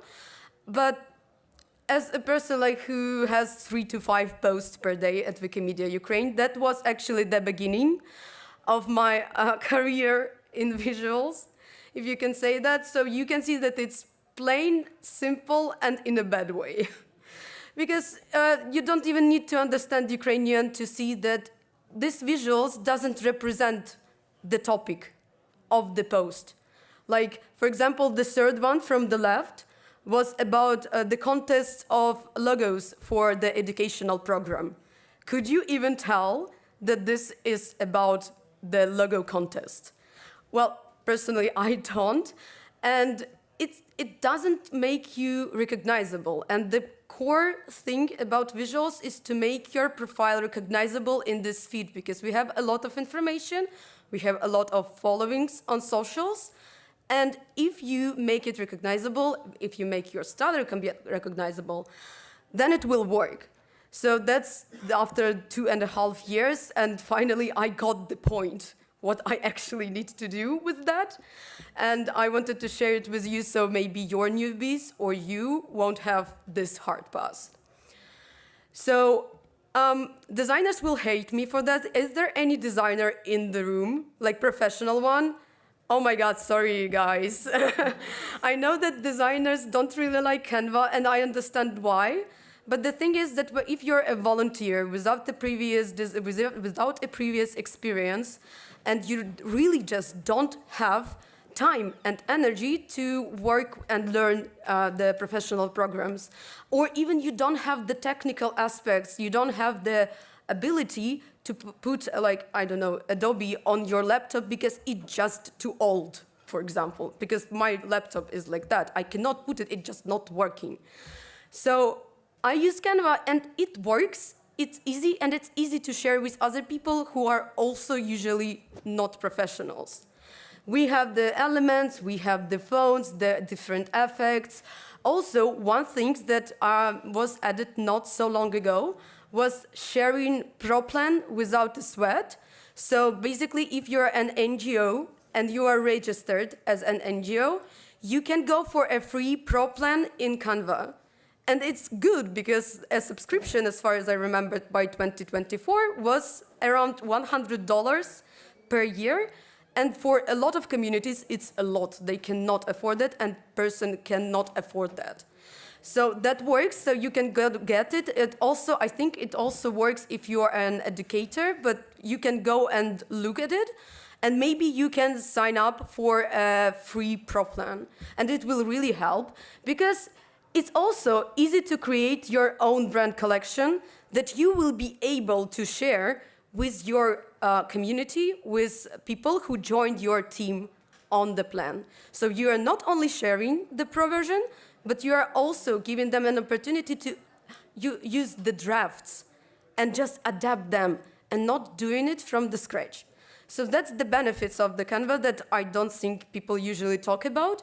So if it works, it works. And for example, this one was for also during the 25th birthday of Wikipedia. And we wanted to do 25 prominent, interesting, and funny moments in Wikipedia history. We added some Ukrainian one. And you know, when you have this timeline, like from the beginning to now, so you want to make it look like a timeline. And this was also made in Canva just with like the easiest graphics.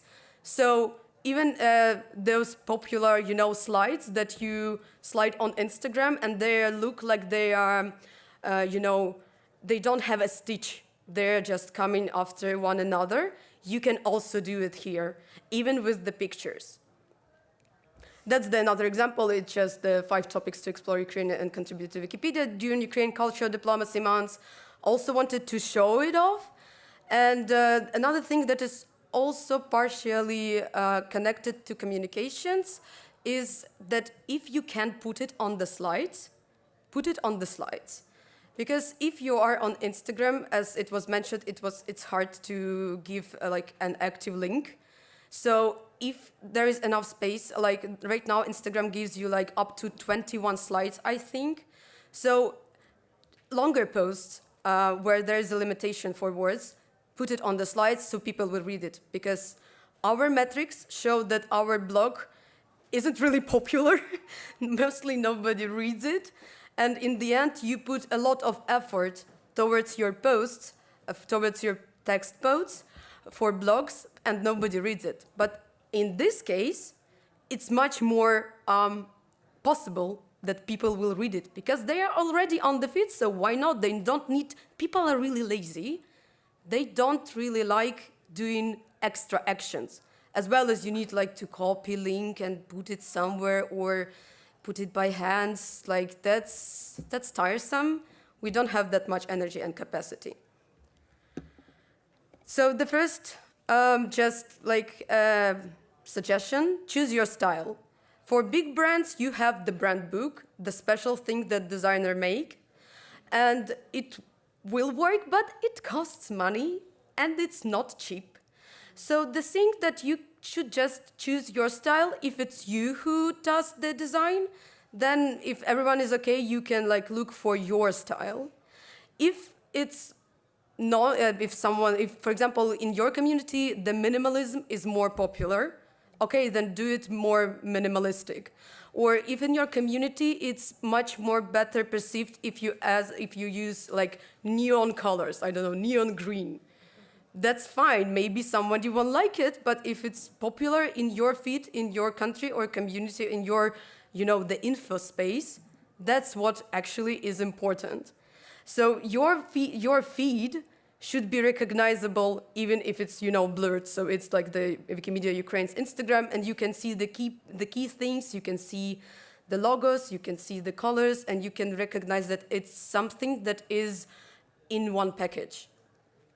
In my case, it's like line patterns for the background, it's collages, it's geometric accents on dates and time, as you can see, like the 28th of August, just as Kamola mentioned, to point out the most important. Keep it simple. There is nothing bad. As I said, sometimes I have 3 to 5 posts per day, and everything needs visual, mostly, if it's not a photo. And sometimes I don't have that much time, even though I'm a staff member, but still I have 8 hours. And so if you just choose one draft, one Canva that works for you, it's enough.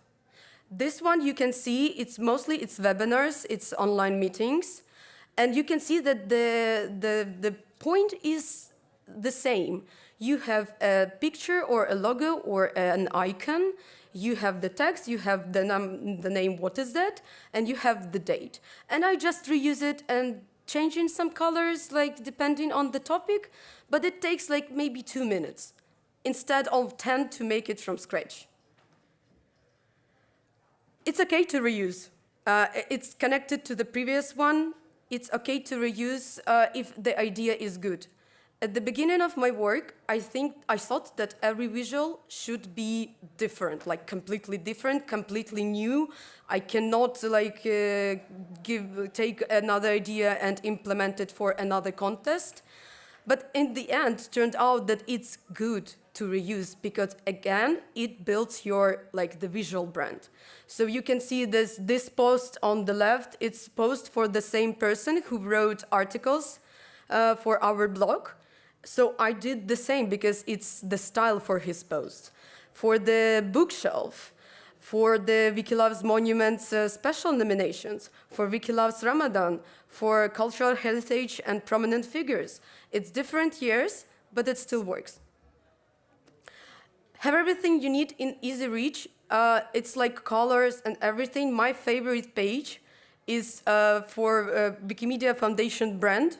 You can find colors, you can find font, because at the beginning it also was a problem just to choose a color, because everything sucked, honestly. And here you can just take one of those and use it. And surprisingly, it just saves your time. And the one thing that I know that we have as a Wikimedia Ukraine on our page, I don't know how it's in your communities, so we have a page dedicated only to logos. Every logo, every contest in black, white, with the background, without a background, colorful, without text, with text. It's important because depending on the design that you make, sometimes some things won't work. I will show the example a bit later. So just a few things that I really liked and really use mostly every day. That's the echo effect just to separate the text from the background if the background is too bright. Because sometimes you want a bright color, but the black text doesn't really work, so you use this echo and it creates like a shadow, and it's not as dirty as the shadow effect here. You can also connect the icons, as you can see on the right side, to create the background. And then, for example, I use this like checked version, but it's a small one. If you just pull it out, it will be really big. So to make a small checked page, I just connect them. And when I need to use it, I just go to the previous design, select it, and copy to the next. And I don't need to do it again. The next thing that I really like, because I really like gradients. I don't know, I'm obsessed with them. But in the icons, you cannot really find the good background. And turned out that you can do it yourself. For example, like you can see the example with the red one. And so you just choose the main color, the red, then go to the gradient. Then for the next part, you choose again red, but transparency is low. And then you do another one, but it's completely transparent. And then you create this vision of gradients. So you can also do that on Canva, because I'm not sure that there is a special tool here for that. And the last one, using Canva graphics to make accents,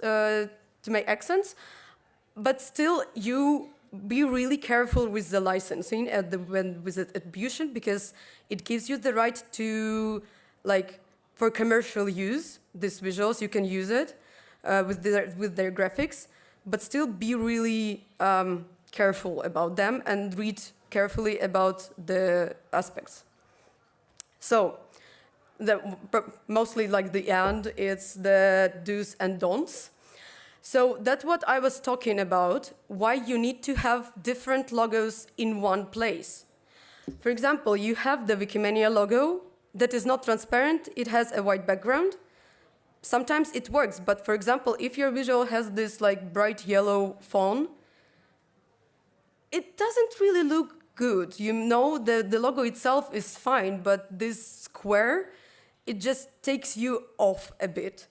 So use the transparent one, and that's why you need to make it everything in one place, because sometimes I saw it on like international mailing that you have a visual and they use on the orange visual there is a logo with the white background for some reason, or for example it's a yellow visual and there is a logo that has yellow parts and it just blends.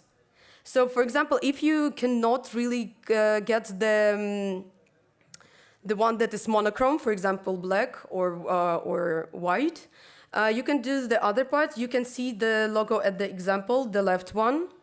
So they didn't have, it's a logo from our partners, and they didn't have the white or black one, so the monochrome one. But I couldn't left it because it has some similar colors to the background color. So what I do, I just put the figures, the circles, under the logo on the layer below. And this way, I made an accent on the logo so it was readable, because the main point of the logo is to be recognizable. And if your logo blends with your visual, no one will see it, and no one will understand what is even referring about. So, and the other thing that I sometimes saw, that people put this HTTPS link on the visual. Just maybe you didn't know, but it will also work. So you cannot click the link on the visual, but you want to put it. Okay, you can do that, but just take away the HTTP part. It will work still, just believe me. You will enter this one at the middle, and it will still work. And another thing, if possible, it works if you have a big campaign. For example, Wiki Loves Monuments in Ukraine is a big campaign. It happens every year for the past decade. And we have something that we call beautiful links. It's a technical thing, so I won't be really able to elaborate on that, but it's useful. So, for example, for Wiki Loves Monuments, the short, beautiful link that you can put on your visuals, and it's easy to type it in. It's wlm.org.ua, and for example, this is one for the Wiki Loves Earth. In this case, it's really easy for people to print it in their browser, because let's be real, like this one in the middle is good, but again, people are lazy. They don't really like to work with that and maybe if you mistake and put not the capital letter but the small letter, it won't work. It will redirect you to some other links. So that's my final part about design, and I think we still have a bit of time. We still have 15 to 17 minutes. Okay. Before we start, does anyone have a question about the slides at some parts? If you could help me with locating the possible people with questions, because my eyes are not perfect, I will highly appreciate it. If not, it's okay. We will just move to the workshop, and you will be able to think about your questions right now. Yes, it's also okay not to ask questions. Yes. It means that the presentation was complete. So over there. Yes, we have one. Okay, yes, I'm coming. I'm sorry. Thank you for the presentation. Can you say something about barrier-free Canva and your posts, about the accessibility? Oh, about the accessibility for people with different conditions, maybe eyesight? Yes. Oh, actually, you get the point, which I've never thought about. Sorry, really. Okay. But it's something that actually, it's a good question, because I think that in a lot of times we don't really think about people about the text, about, there are special fonts, for example, that are easier for people to read. And I remember that in our community, someone asked actually if we can put a font that will be easier for people with different conditions to read. So that's something that we are working on. And if anybody had this experience, maybe designers, maybe the designers want to take part and say something about the accessibility of designs. Just put your hand if you want. Oh, okay. Okay, so we also have something from the chat. I'm glad that our online audience is active. Okay, just a simple question. I'm sorry, I forgot my glasses. How do you manage giving credit? How do you manage giving credit while remaining the post short? The credit for the visuals, I think so, yes. So if I'm not sure that it will be seen, but if you look at this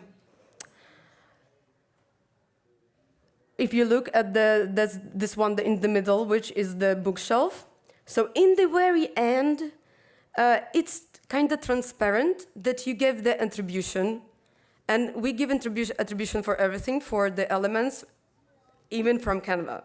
They don't have the specific license, but I just put it, so, okay, the icon, the name of the person that put it on Canva, and via Canva, because at least you are mentioning them. It's not mandatory for ProPlan, but I still think that it's a good thing to do. And so we just put attribution. It's usually about like the size of the font is like 16, I think. So if you zoom out, it will be visible. So again, attribution is important, but it shouldn't be the most visible part of the visual, because you will see it like you are just far away, so maybe you don't see it actually. But for example, for the cultural heritage and prominent figures, the green, you can look at the bottom and there is some kind of text. Those there, I mention everything that I used on the visual. I hope that I actually answered the question from the chat. Is that everything from the chat? Yeah, I think it's everything from the chat. We have 2 moderators in the room. So is there anything from the audience still, or can we proceed to the workshop part? Okay, so I need to be honest with you. I didn't really think that many people will show up for this session. So by the design, it should have been 2 groups. The one that thinks about communication problems and the other one that thinks about design. So the main point is to think if at any point of your work or volunteering with the communications or design, what challenges have you met? Do you still have them, or maybe it's just something that turned out, for example, like for me it was colors, or it was the logos, or it was the fonts. If you have this problem, I suggest that we will do that. So this part, you will think about the communication problems that you can face or a newbie can face. For example, the accessibility. We already have one. Or any other things that you want to address. And you never saw that someone from the community or for the guidelines about communications in Wikimedia community, nobody like mentioned them before. For example, how you structure text or everything like that. Please, you have like around 5 minutes to think. Yes, we have 7 in total. So 7 in total, okay, 3 minutes. And you, please, whoever wants to join, think about the design part. What's something that you don't know how to put? For example, if you have a lot of the general things, like how do you make it interesting? Or how do you make the attribution if there is like 50 photos on one slide? And you have 3 minutes both, and then just raise your hand if you're ready, and I will write down the problems here. And it's also okay to change sides. Yes. So you don't have to, oh, I'm sitting on this side of the room, so I have to talk about it, and I don't want to. You know, there are also some situations when it's okay to change your shoes in the middle of the air.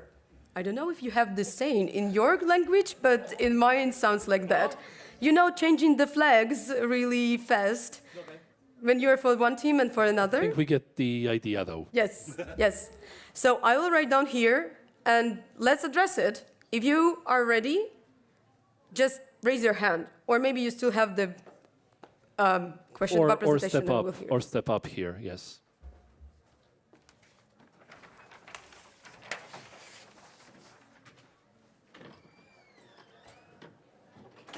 That will be a very quick workshop part. Or maybe you have a suggestion, actually, just a suggestion what it's better to do. For example, you saw my designs and was like, what was that actually? Why did you do that? Maybe you have a suggestion. So we have the accessibility part. I think it's actually relevant both for text and designs. I think that this suggestion from our audience member is worth putting down, really.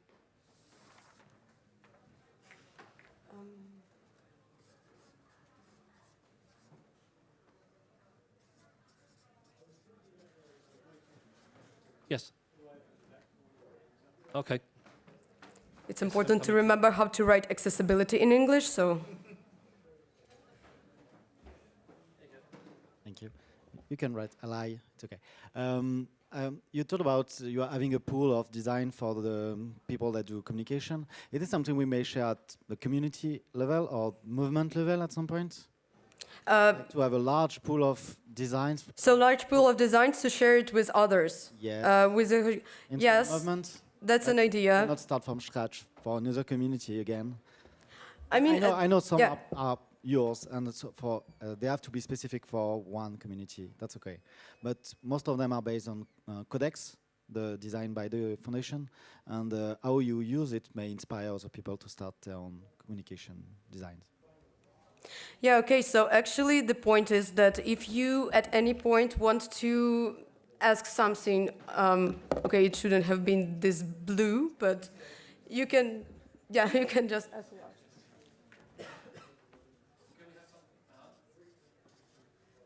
Sorry, what? Okay. Please. I didn't want to interrupt you, but I have one challenge that I'm facing with communication. It's not on, well, I don't, you can call everything social media now, I guess, but it's on Telegram or Signal and chat groups that people just don't react, and you're like talking to into nowhere. Yes, actually we had a bit the same problem. I mean, if it's a channel, not a chat, like because chats are sometimes really flooded. For Telegram, the thing that you need to look at is also where when people are active. So usually, the Instagram or other platforms, they have like the statistics. And for us, for example, turned out that people are more active and they read more after 6 p.m. while I was trying to post during the day, my work day. And at this point, I started just scheduling the messages a bit later when people go from work or from school and they scroll around and they actually will read, because if you have a lot of channels, you will skip it. But if it is somewhere near your reach, when you are free, when you are scrolling after a hard day, I think it's something that you will be able to manage. And the same is for other social media too. Look at the statistics. Instagram has an interesting interactive statistics right now, and it will show you where people were viewing your post the most. Thank you. That's an interesting observation, actually, because from the old Facebook times, I remember that the highest viewing activity was between 9 and 10 in the morning, which is probably when people make their first bathroom visit after their first coffee. Yes, that's true. So when they are going to work, when they have lunch or the first coffee or something like that. And also, like, consider that I don't know how it's in your community, but in ours, mostly Facebook is popular for like a bit elder people who like reading long posts. They don't really care about visuals. The thing that they want is the text and the message.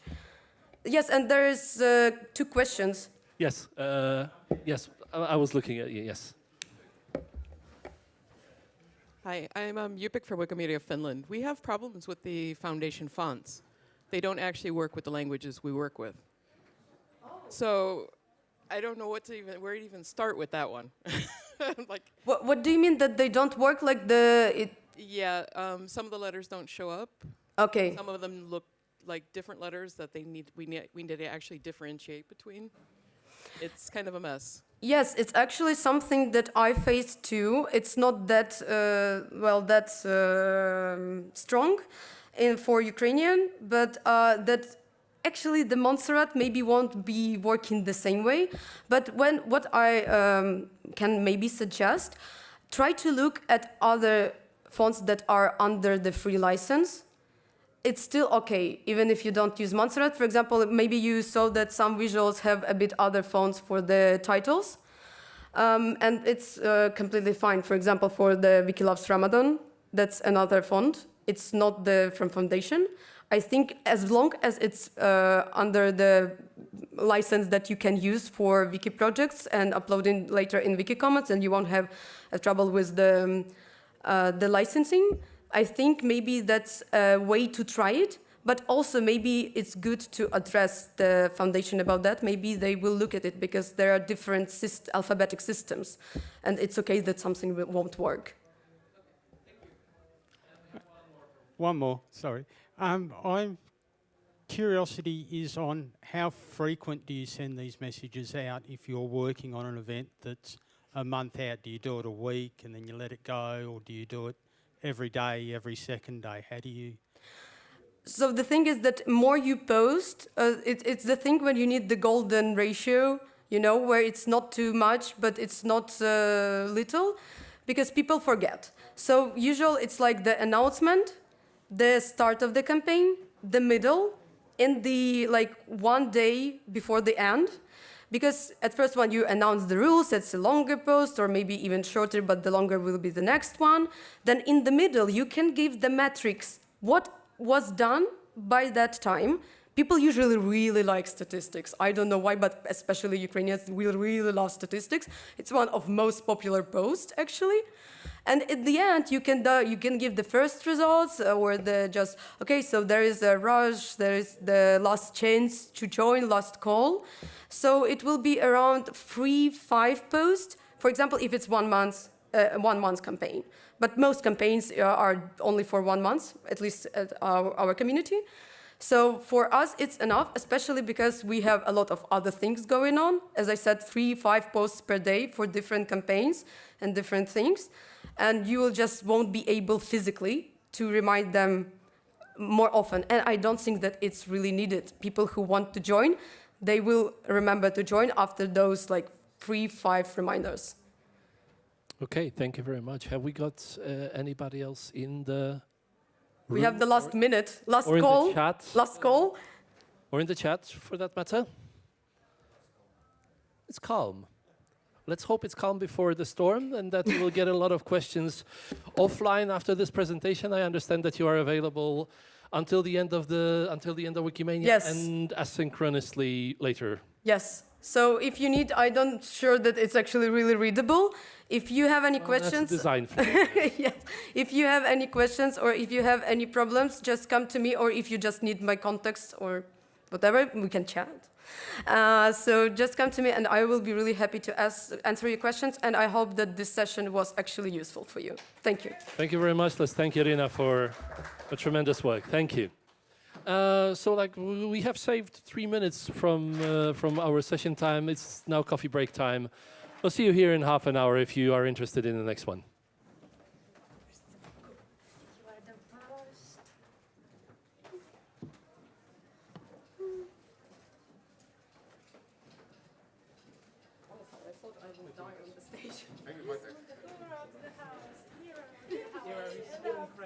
You smashed it. You smashed it. You smashed it. You did it. You really nailed it. It was great. You were amazing, Irina. You were amazing. It was your You're first one. amazing. Yes, it was my first session. Don't tell lies. I'm never gonna believe it. You were very fluid. You're very going well. Yes. It was a nice flow. It's very nice. Thank you for returning the Thank you. It's actually a really good thing to hear because I was really nervous if the real designers show up and I was like, You did a very good preparation. We got a few. I'm also using Canva for presentations. okay, yes. Thank you. I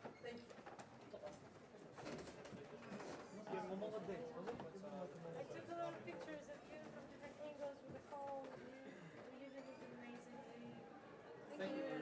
Great English, very natural. You had no stress at all. It was so amazingly made. Sorry for the Are you for work? For you?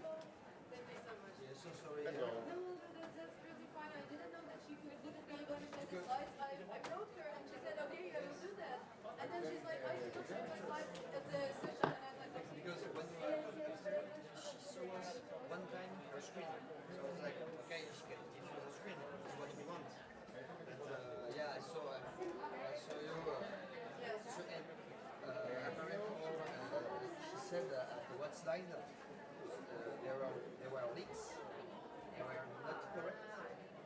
Oh, okay. I don't know the preference, so she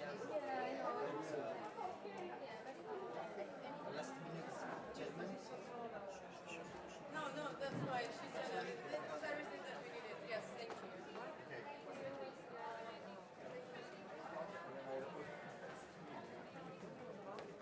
Hi. Thank you for the session.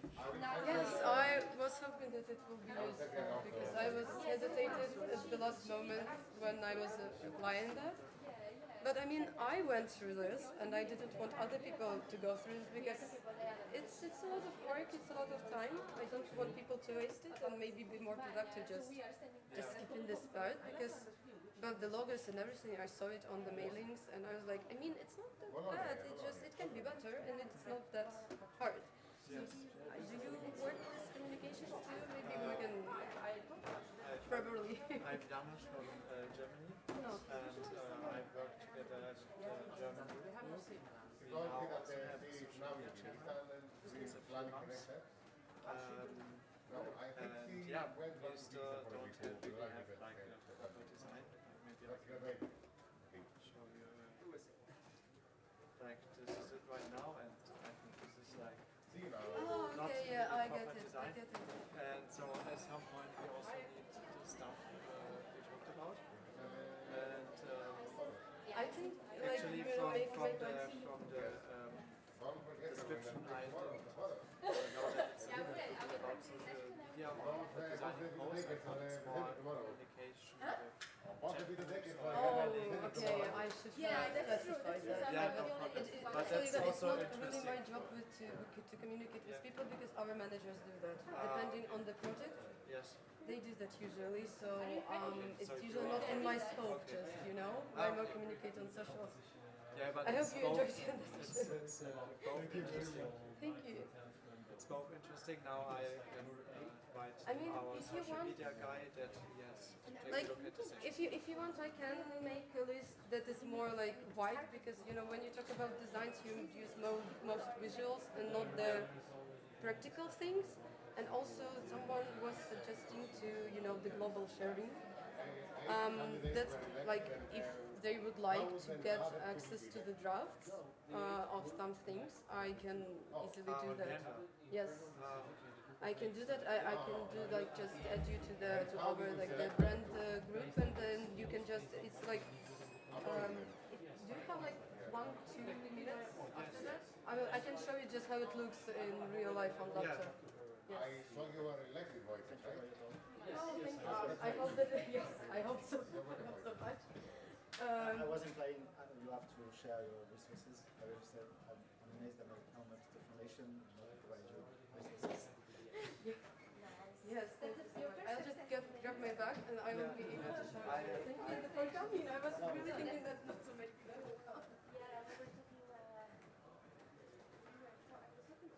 Irina, can I ask you a question?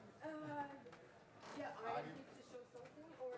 Are you coming in the presentation tomorrow of the good book? I think so. If I don't have anything related to communication, Yeah, thank you. yes. Thank you for the managing everything.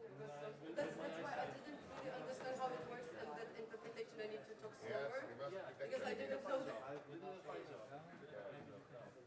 Thank you so much. It's actually was so good that you were and I know you. And so I felt like I felt easy to be here with you.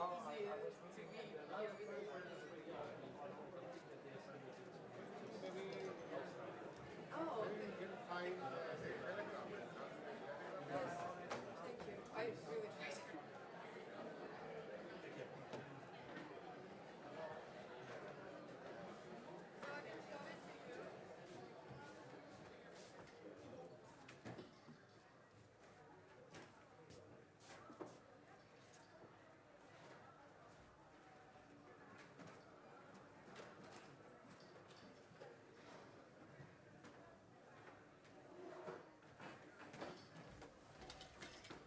And a question to the technical team. Can we have like a break in progress slide or something?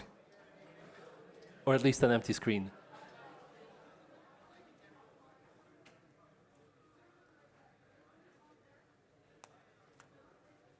Thank you.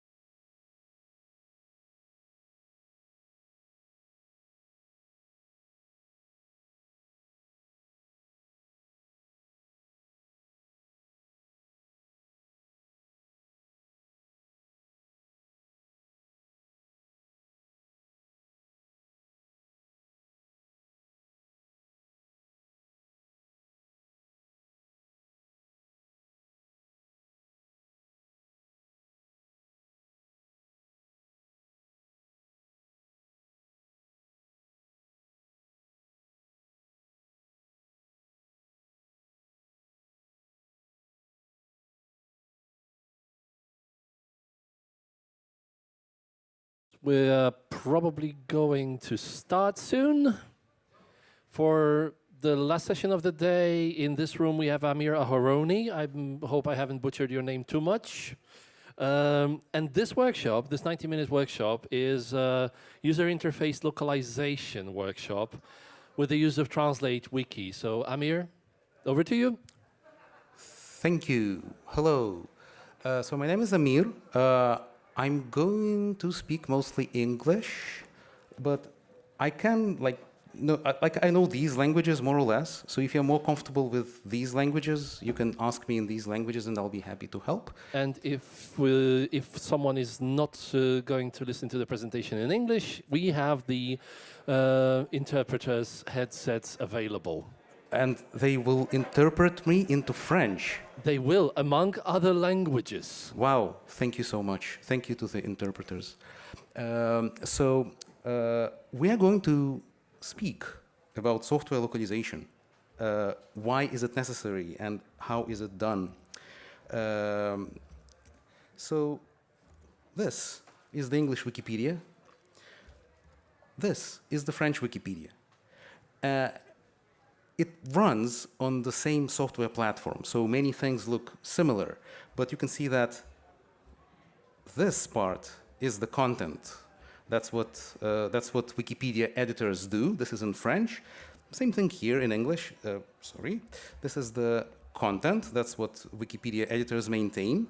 Here in the middle, that's the editing. That's the content. But Wikipedia is a website, and it runs on a certain software platform. That software platform is called MediaWiki.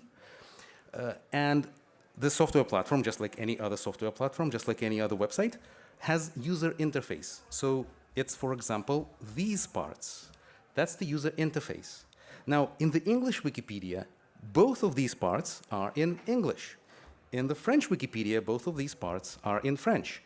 And it is the same on all the wikis in all the languages.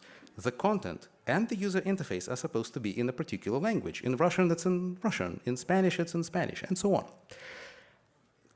So the content of the wiki, I hope that more or less all people here know that you press the edit button and you can edit the content. But how about these parts? Like when the software is developed, all those things here, all those parts of the user interface, they are initially written by the software developers or designers or product managers. They are initially written in English, and after that, they are translated into all the other languages, French and Russian and so on.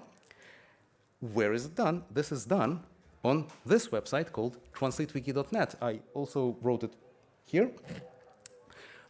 This little website is one of the most important parts of the whole ecosystem of developing our websites. One of the most important parts of developing the software. One of the most important parts of maintaining the whole workflow of how all the software works. Now, I keep mentioning the word software. Please, if you are not a software developer, don't be afraid. You don't need to know anything about software development here. What you should know, you should be able to read English. If you cannot read English, that's actually okay. If you can read French or some other big language like Russian or something, that's still okay if you don't know English very well. You should be able to write some language that you know. You should be able to translate from English or French or some other so-called big language into your language that in which you can write. And let's take a look at some examples of the differences between the languages. So this is one of the main parts. Let's give it a few seconds to load. Yeah. So this is one of the main parts of the MediaWiki software. That's the main translation interface. Now, the language into which I usually translate is Hebrew. You can see it here at the top. Translate to, and then you're supposed to select the language into which you translate. So for me, it's usually Hebrew, but if you click here, you can select any language. You can select French, for example. So this is the name of the project that you are translating. There are several projects that should be, just to clarify, on TranslateWiki, there are many software projects that could be translated. Some of them are completely unrelated to Wikipedia, so you just, if you want to improve Wikipedia, you don't need to touch them at all. If you want to improve Wikipedia and make sure that Wikipedia works well in your language, there's a certain list of projects that you should translate. So this is one of the most important ones. It's called MediaWiki Core User Interface. And you can see this very important thing at the bottom. Do you see this thing which is like partly green and partly blue? This is the progress bar. So you can see that the translation into French is almost complete, almost 100% complete. Blue means translated. Green means translated by one translator and reviewed by another translator. So green is even better than blue.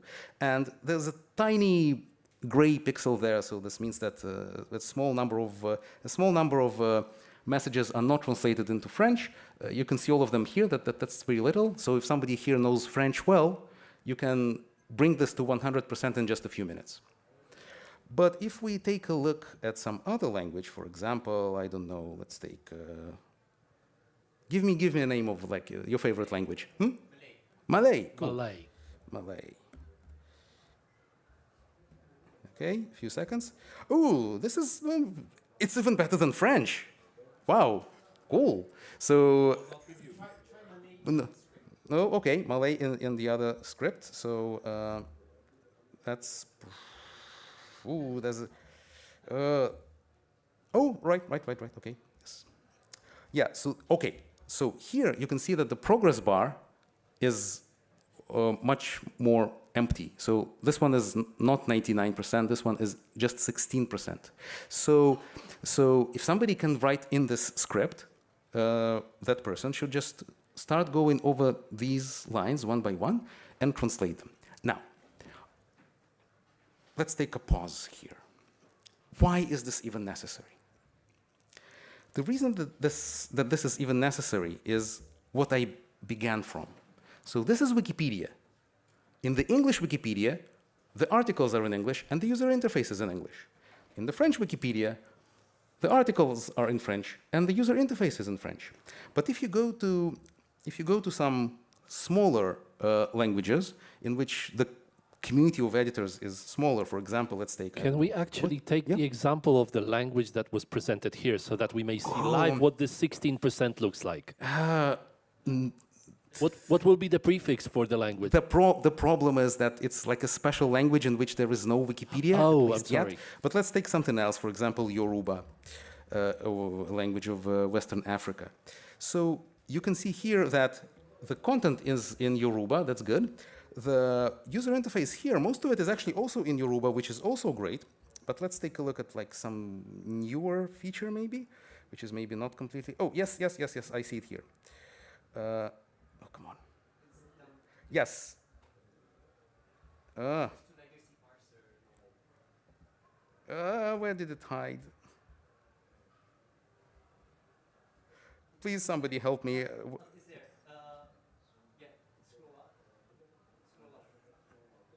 Yes, for example, like these two things. Do you see these two things? They are in English. So the Yoruba Wikipedia is not completely, like the user interface of the Yoruba Wikipedia is not completely localized into Yoruba.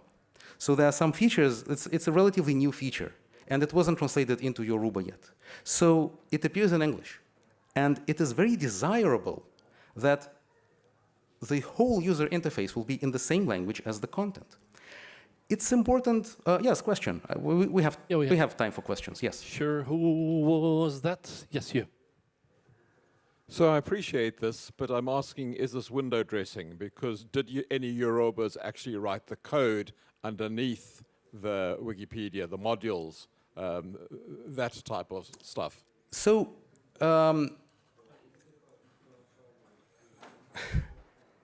this is it's a good question, but on a different topic, because this is not related to modules, and this is not related to the software. You don't need to be a software developer to use the features. The code for those features is the same for all the languages. Like the functionality, the code in PHP or JavaScript or whatever is the same for all the languages.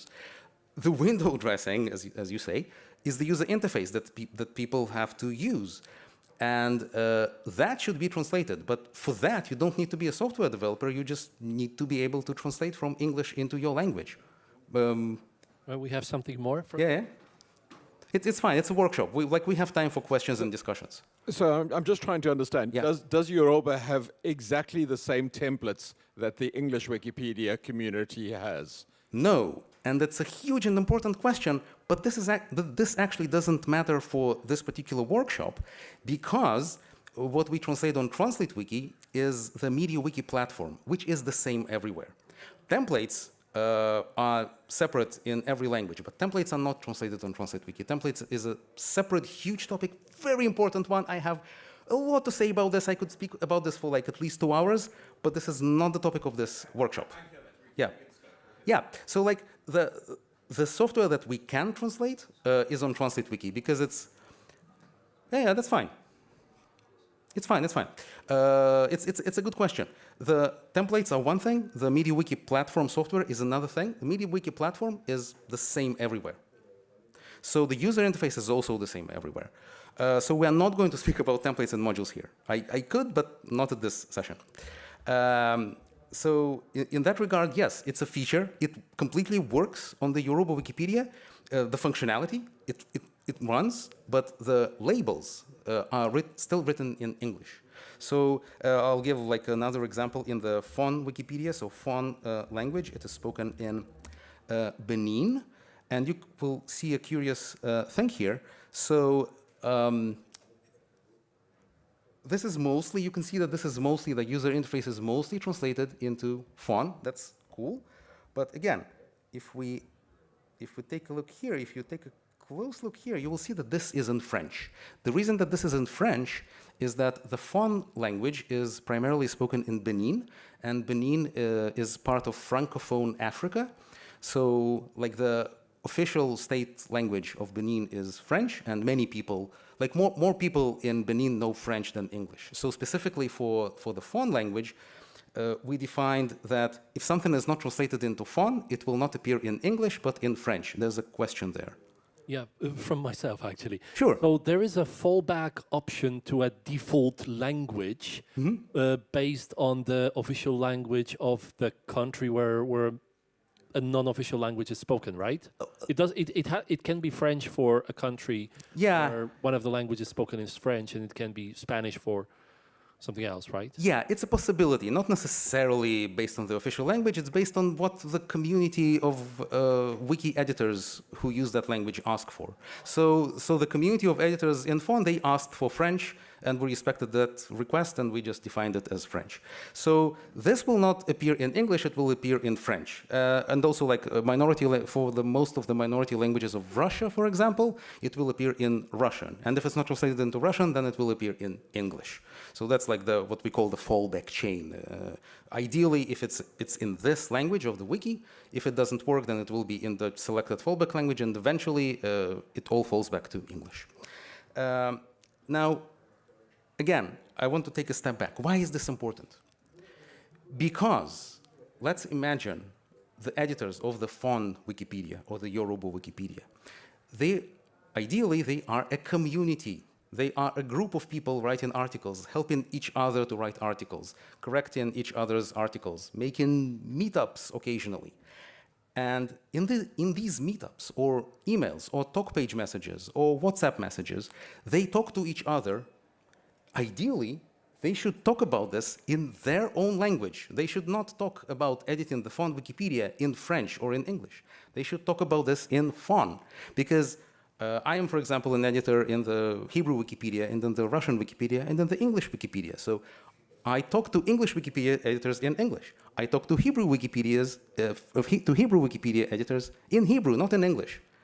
And in Hebrew, all those terms like template, category, upload, log in, log out, and so on.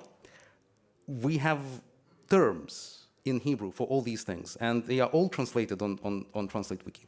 And ideally, the same should be in all the languages, because ideally, every community of editors in each language should be able to communicate within the community in their own language, completely autonomously, independently, not dependent on English, not dependent on French, not dependent on anything else.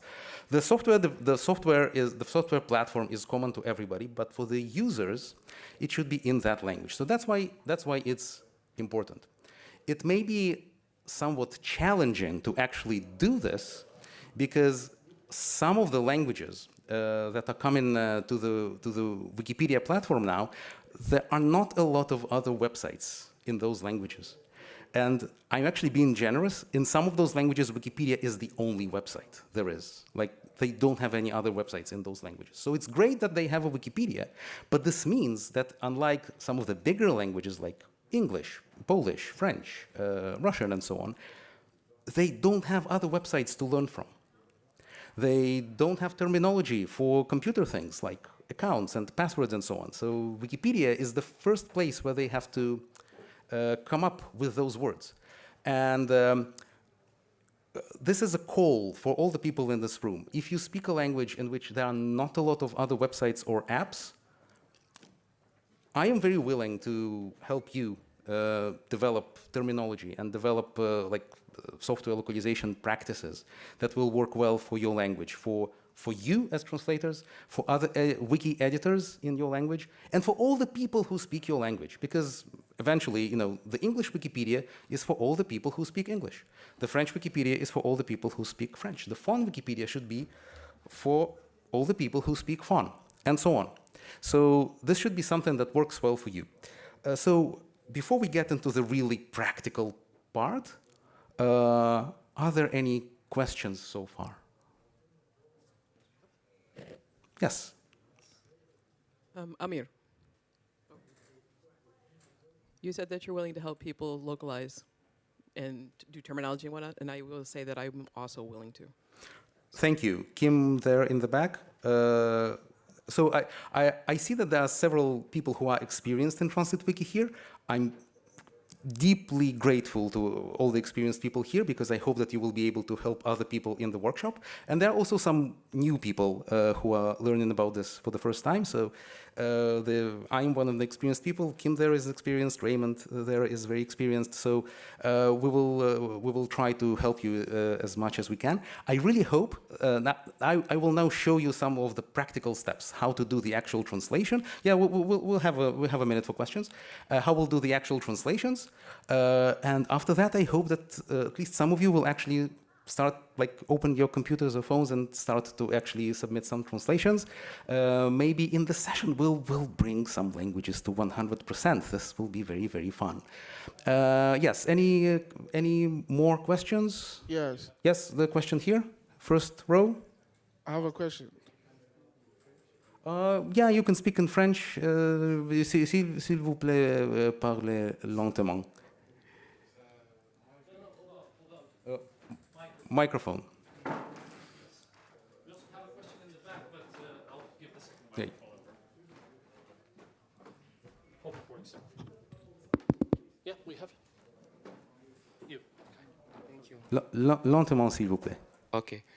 I am trying in English.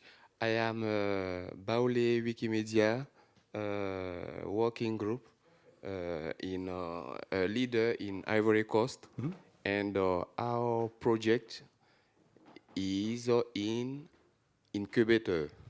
But when I see our interface, I remark that any button is in English and not in Baule. Magic. Great question. Fantastic question. So I will repeat for people who maybe missed it. There's the Baoulé language. It is spoken in Côte d'Ivoire, Ivory Coast, Western Africa. And there's no Wikipedia in this language yet. It is in the incubator. I hope that it will come out of the incubator and become an official Wikipedia sometime soon. So this is the incubator. And this is the main page of the Baoulé Wikipedia in the incubator. And actually, like 2 or 3 years ago, I added this little button here. I hope that it works if I click it. Yes, change interface language, accept change. Ta-da! This is supposed to be in Baule, at least in part. Like I see, for example, I think that this is in Baule, right? Yeah. So now you can see that like some part. Yeah, this is also in Baule. I see that. So Ivory Coast is also part of Francophone Africa. So for this language, French is also the fallback language.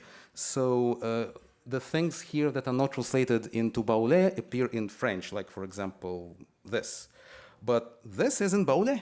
So yes, you can do this. Just incubator is a bit weird and special. So in the incubator, you have to define your interface language here. So like you push this link, and then everything in the incubator, as much as possible, turns to your language. Does that answer it? Great. Yeah, I have a question. So with Translate Wiki, do I have to get to 100% before the language can get out of incubator, or I can have to do any? What's the cutoff point? Yeah. So another question related to the incubator. So a little bit of background. There's a group of volunteers. I'm a part of this group called the Language Committee.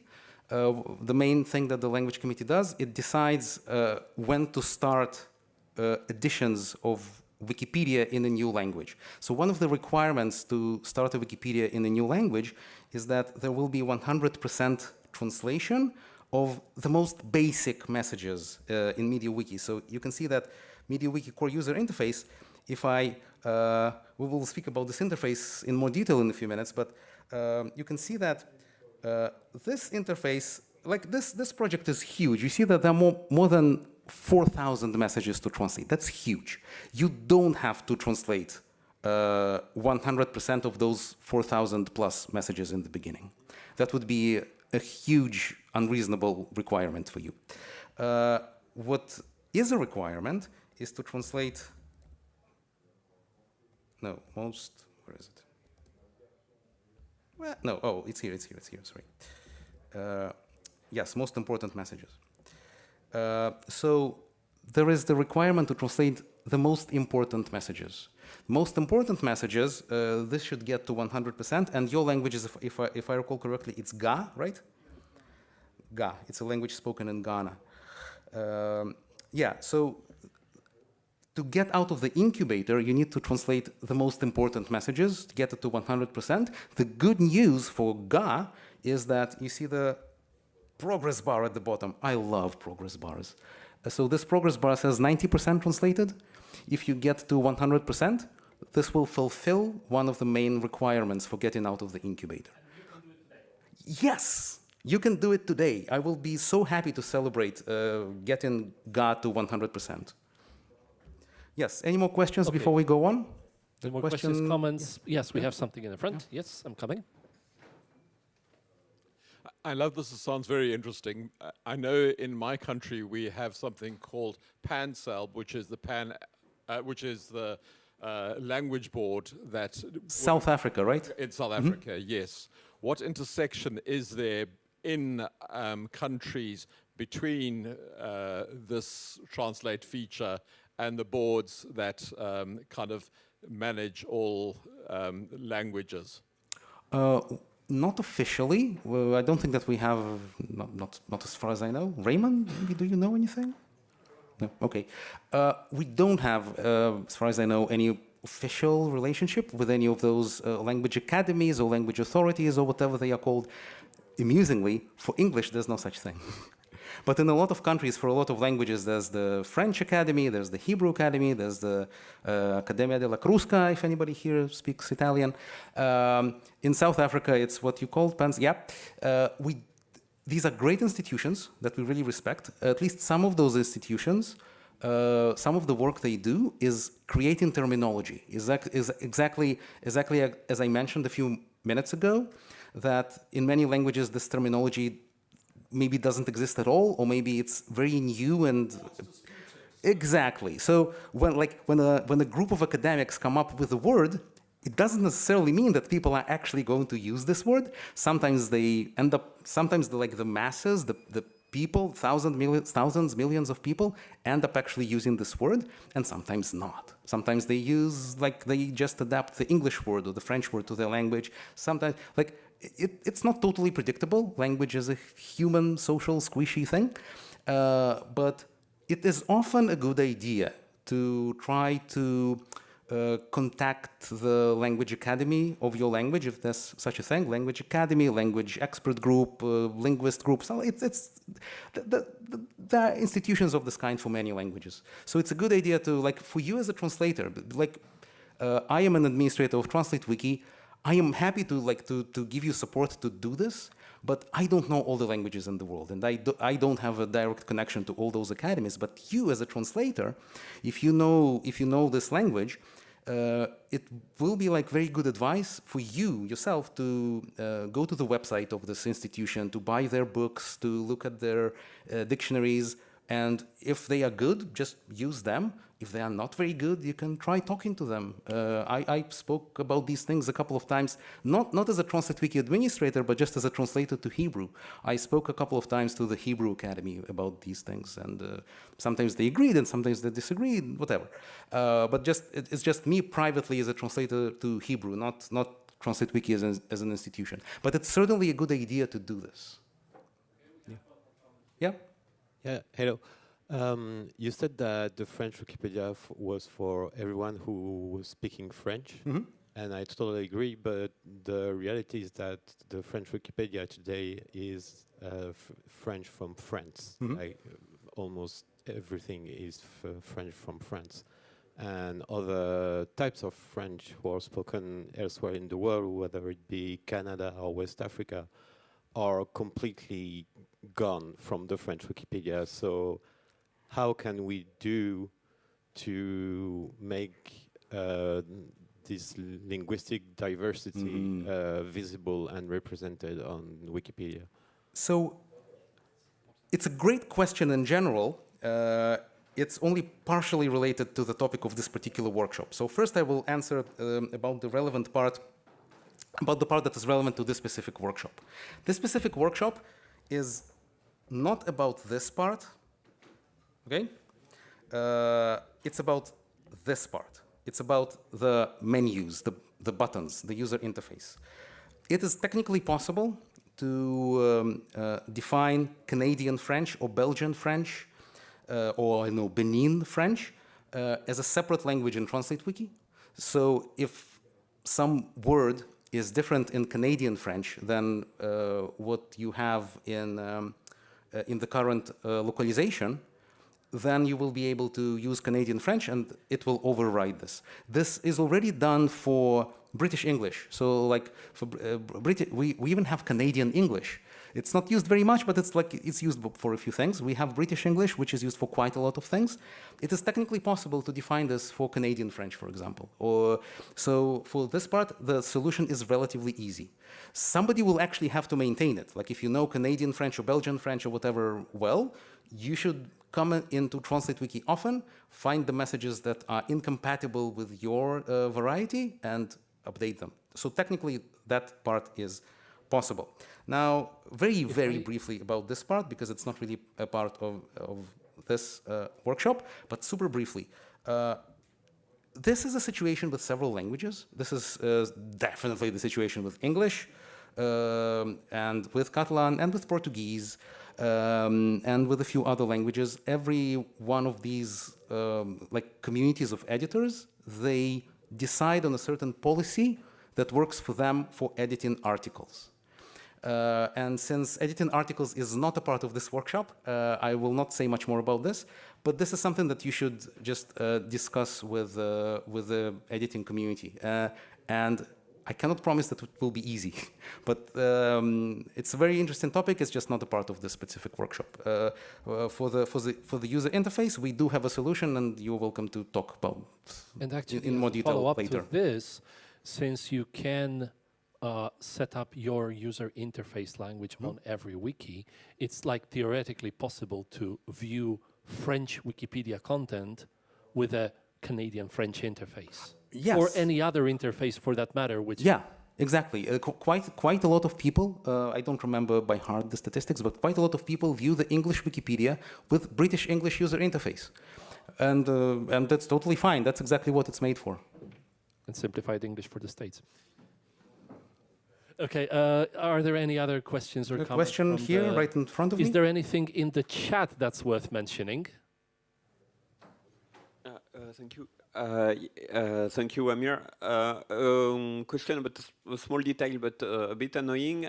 Translate Wiki is apparently not a wiki of the Wikimedia universe. You've got to have a separate account. And do you know why? And if there's a plan to merge the two accounts? Because it's a sort of a barrier. Sometimes the translations are not exactly consensual, and we want to involve the community to debate what is the best translation, and having to create a separate account is a barrier. Yeah, so yes, it is a separate wiki. Why? I don't know, maybe Raymond knows more than I do. Raymond is one of the technical maintainers of Translate Wiki for probably a much longer time than I've done it. It began about 20 years ago as a separate wiki, as a little experiment that grew and became very successful. It was never made a part of the official Wikimedia servers, so it uses separate accounts. Is it good or bad that there is occasionally a bit of a debate about that? One of the reasons why it's good that it's separate, autonomous, is that it's not only for MediaWiki. It also hosts quite a lot of other open source projects, like OpenStreetMap, which is a fantastic project, which kind of like interacts a bit with Wikipedia, but it's a separate project. OpenStreetMap, Etherpad, and a few others. And they are not really related to Wikimedia, so that's one. Like you could cite this as one of the reasons for that. But yeah, sometimes people say that it would be more convenient if it would be the same account.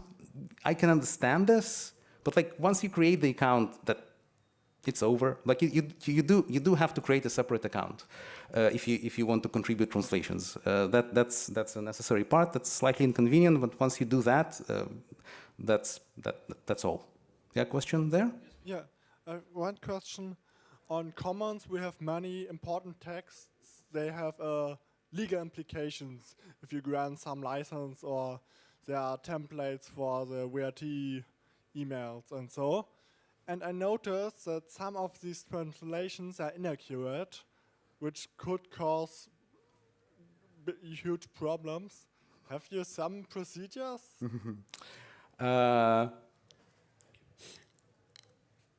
Has it ever caused huge problems?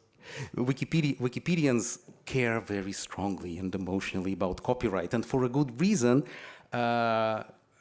Like just generally, just as you know, just as an emotional thing. Don't worry about this too much. Not too much. And but to the technical, yeah. And I have a question. Is the license translation on Commons part of the interface or part of the content? Yeah, because so we seem to be again walking between these two. Yeah, so this is kind of messy. So some license messages, somebody bothered to move some of the license messages and put them on Translate Wiki, so you can translate them on Translate Wiki, which is cool.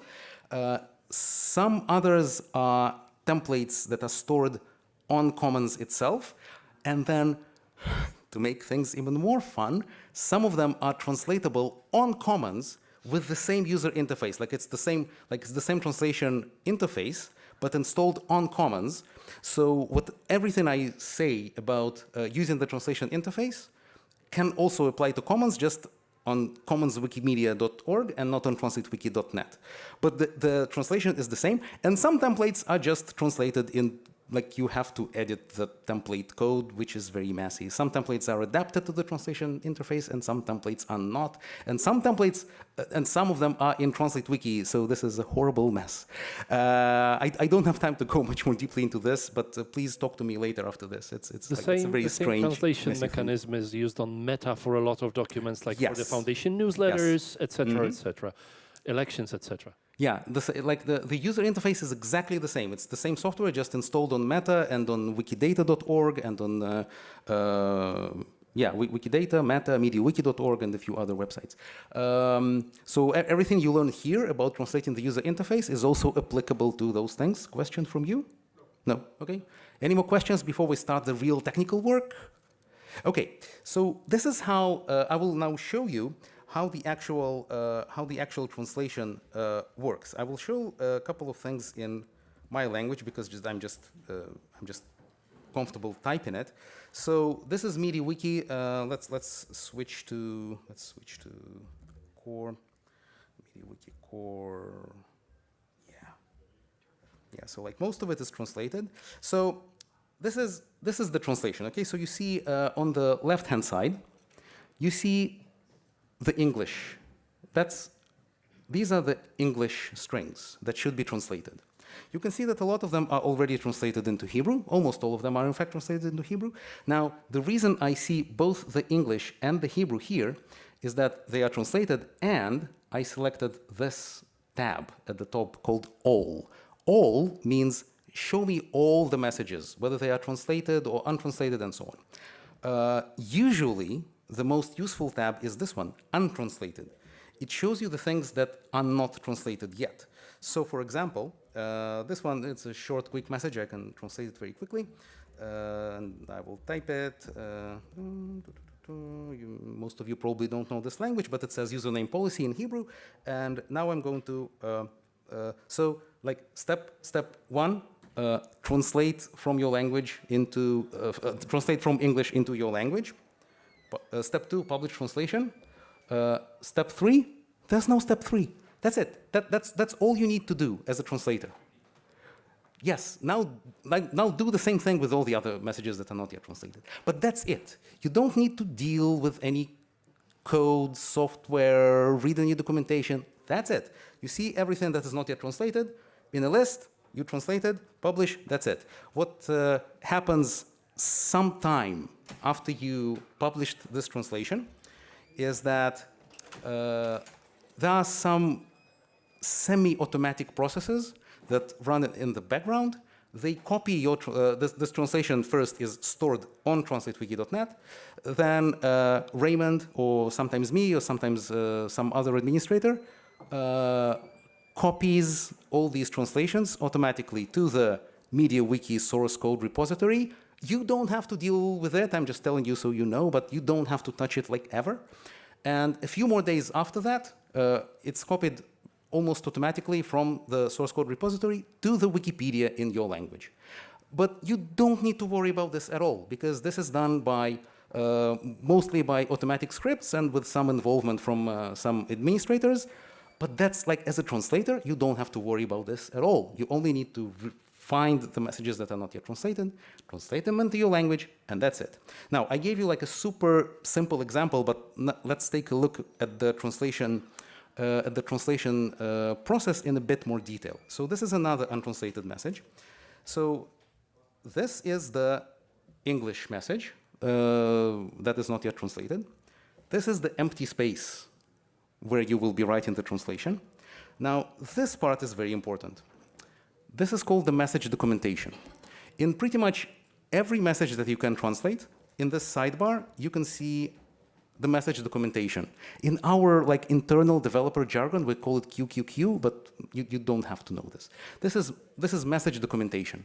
It explains to you what this message is about. Where does it appear? What does it mean? It is very useful for all translators because quite often it is not immediately obvious how to translate something. So this explains to you where does this appear. So description for the username field on special create account.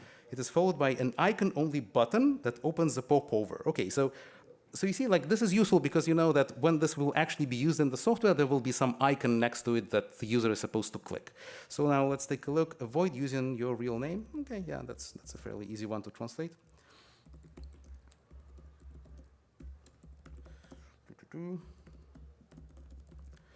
Right to left. Publish. Now let's try to take a look at something more technically complicated. So this is like slightly technically complicated. You see these things, like the B here? just copy them as they are. So whenever you see something in those triangular brackets, just copy them as they are into your language without any change. This is, some of you may know, some of you don't, it's called HTML or XML. These are like technical tags. In this case, they make the text bold. Never translate those things into your language. Just copy them as they are in English, because like this is just B, but sometimes it has things like strong or ref or something like this. If it says strong, like copy the English as strong. If it says ref, just say ref, and so on. So let's quickly translate this now. Another trick, so here's a very efficient trick, but please be very, very, very careful and responsible when using this. Here in the sidebar, you can see machine translation. So this is from Google Translate. However, as with all machine translation, sometimes it's good and sometimes it's not good. Assume that it's wrong. Like always assume that it's wrong. Always check every single word. Like if there is machine translation for your language, maybe it works well, but still, check every single word, every single letter. This, for example, is not perfect. I have to fix a few things here. Oh yeah, this word should be like outside the bold. Amir, were you also going to mention the parameters with the dollars? Of course. Yes. In a minute, yeah. No problem. It's all legitimate. Yeah, okay. Yeah, so this is now a good translation, but notice that the B is supposed to remain the same as in English. And this is like a slightly advanced thing, but it's not really too difficult. You just should understand that like the words that are inside those B thingies should be the same words also in the translation, right? So this is privacy risks, and this is privacy risks. And the machine translation also put this word into privacy risks. That was a mistake. That word shouldn't have been. So that's one of the machine translation mistakes that I had to fix. So either don't use machine translation at all, or if you do use machine translation, pay very, very good attention to. Don't just like some people just click machine translation, publish. Don't. Because like it's really not useful to anybody. Cleaning it up after that is a big mess. So publish translation. Now let's take a look at something with dollars. Oh yeah, this is a great one. This is a really great one. This one is an example of a few advanced things, but I mean, I say advanced, they're not very difficult, and they are quite common, but they do require like a little bit of technical understanding, and that's why I'm here to explain these technical things to you. So first, the things with the dollars, it's not about the money. It's like a variable. So you will very often see things like $1, $2, $3, and so on. Usually not much more than like $6 or $7. But those things, $1, $2, we call them like, we have several names for them, like variables or parameters or placeholders. But basically, it is always something that is not known now while you are translating, and it will be known when the user is using the software. Very often, it's something like a username or a page name or some kind of a number. And you just need to make sure that they appear in the right place in the translation. All of those things for every message are always supposed to be documented here. Remember I mentioned the message documentation? So all those parameters, all those dollar thingies are supposed to be documented here. If you are translating something and you see parameters in the message, but they are not properly documented, it's a bug. Like I consider it a bug. So you should report it as a bug. Reporting a bug on Translate Wiki is super easy. One way is just to like scroll down here and then do this, ask for more information. That's one way. Another way is to go to this main menu here, and there's this support page. You go to the support page. This is the main discussion page for all the questions about Translate Wiki. Technical, how to translate something doesn't work, my language is not properly supported, please add my language if there's anybody here whose language is still not on Translate Wiki. that's also the place to request to add your language. So the support page, it works just like a usual talk page in Wikipedia. Takes a few seconds to load. Yeah, works just like a regular page. You can just click this big blue button, start a discussion, and ask like any technical question that you have about Translate Wiki. Start from the support page. Now, I mentioned the $1 thing. Now the next thing is gender. Some languages don't need anything special for gender, many languages. Some languages need special things for gender, especially languages of Eastern Europe and languages of the Middle East, and also some languages of India, not all. I think that many languages of Africa don't need it, but whatever. If you have in your language things like he and she, or like different words for user, like in English, woman user and man user is the same word. But in Spanish or in Hebrew or in Russian, the words are different. What's that? German, yep. In many languages. So because this is a phenomenon that exists in many languages, it is supported. So amusingly, in English, it's almost never needed, but it is. You can see it here. So in English, there's just this one word created, because created for man and created for woman is the same word. But in Hebrew, the word for created would be different. So you can see that it says here gender 2. 2 will usually, like the dollar something here will usually be the username. But from the username, you can know whether the user is a man or a woman. And then you can, like, the first one will be for masculine. The second one will be for feminine. There's also an option for a third one, which is for gender neutral. Sometimes it's necessary. So that's what gender is about. And let's see what else. Oh, and of course, there's this yellow thing here. What does this yellow thing here means? It means that this message, like, it's already translated, but the translation should be changed for some reason. There are several possible reasons for this.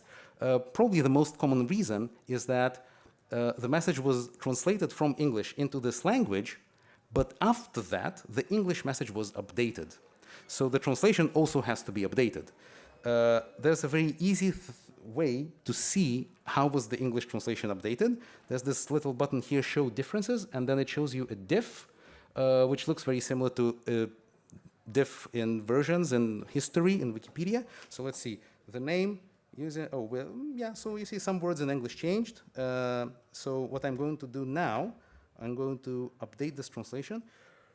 Page created, oh, okay, created page, okay. Okay, so actually, I see that some words in English changed, but the translation is still good. So I'm not going to even change anything in the translation. I'm just going to say confirm translation because the translation is good enough with the new version of English. But quite often, if something changed in English, you also have to make a change in the translation. Now let's see if we have anything with plural here. Yeah? Any? Yeah. Excuse me. If we speak with a microphone, yeah. Okay?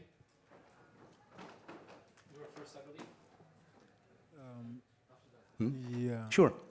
Very basic question. When you have just one gender in a language, do you still leave what is written there, gender 2 or? Yes. So it will be like in English. In English, gender is almost never necessary, but it does appear in the English message as a hint that you can and possibly should use it in your language, because many languages do need it. If you don't need it in your language, just do the same thing as in English, just write it and just write one word there. Not 2 words, not 3 words, but just one thing, and that's it. Because if you don't do this, then the translation interface will think that maybe you forgot to do this, that maybe that's a bug or something. So just do it like in English.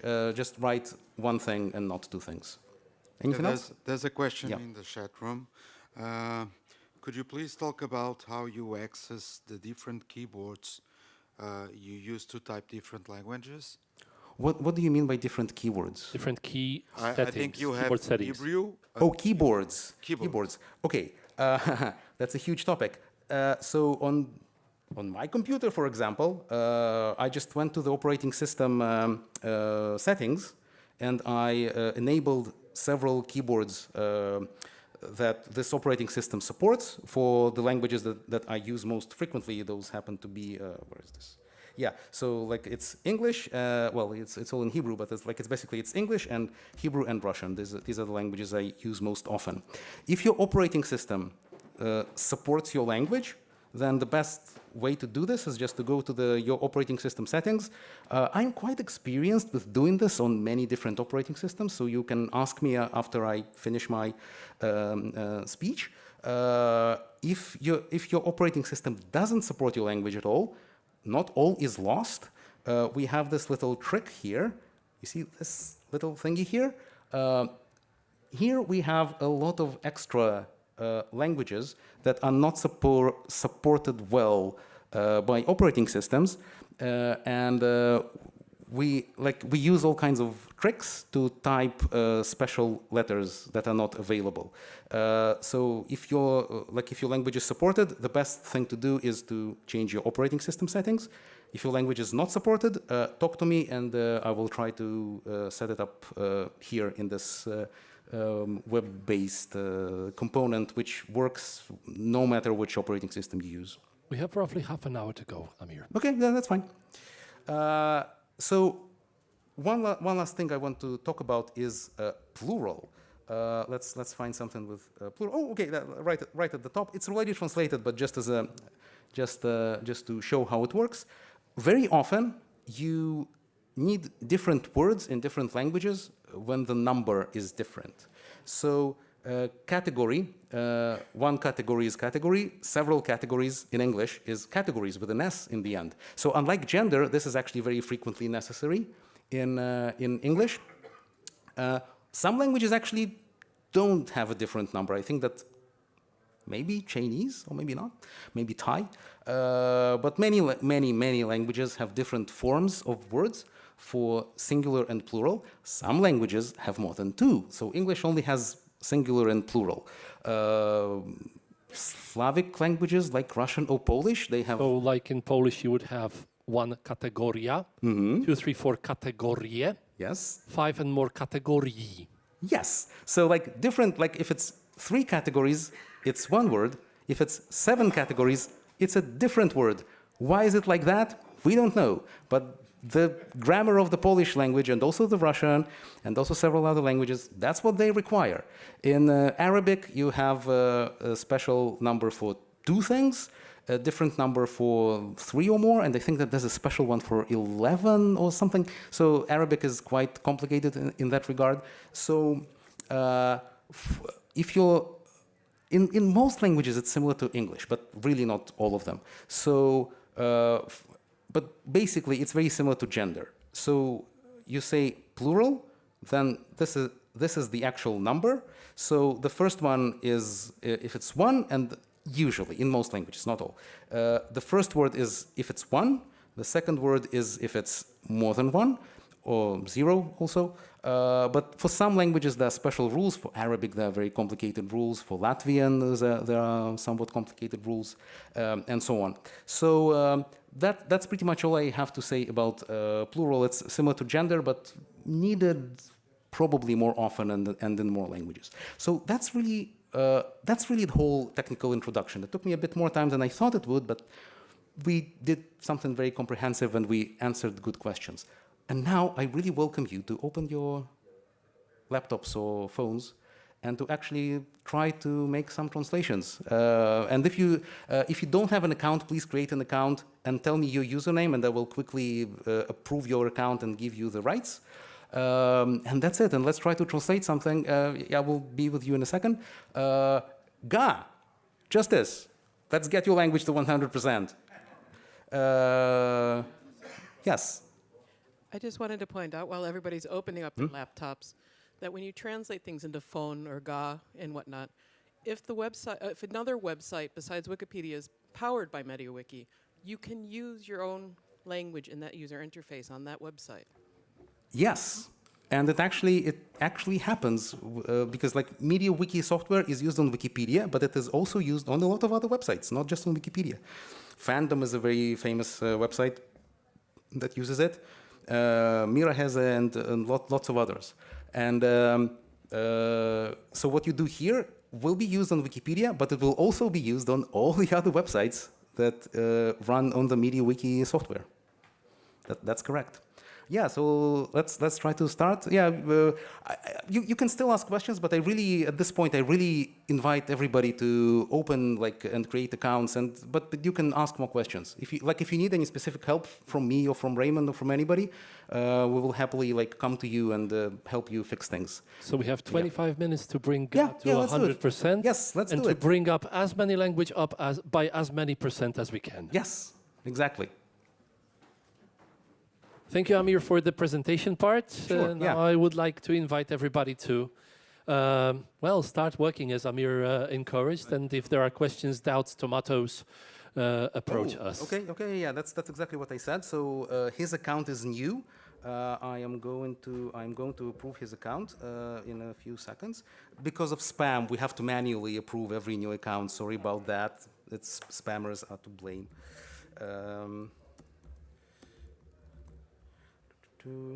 And your account here is look, this is a secret. This is how it looks for Translate Wiki administrators. Only administrators can see this special interface. Yes, and I will do accept, and that's it. Be active one day. You might become one of the administrators on Translate Wiki. Yeah. Anybody else on this list that I should approve? Yeah, Bildsprache. Oh, okay. Accept. Anybody else? I'm nearly there. Hmm? I'm nearly there. I'm sorry, I'm not there yet. I'm filling it in. Oh, yeah. Okay, so... okay, good. Anybody else? Okay. If you create a new account, please tell me as quickly as possible, and I will approve your account. Yeah. Praline coffee, tasty. Where is this?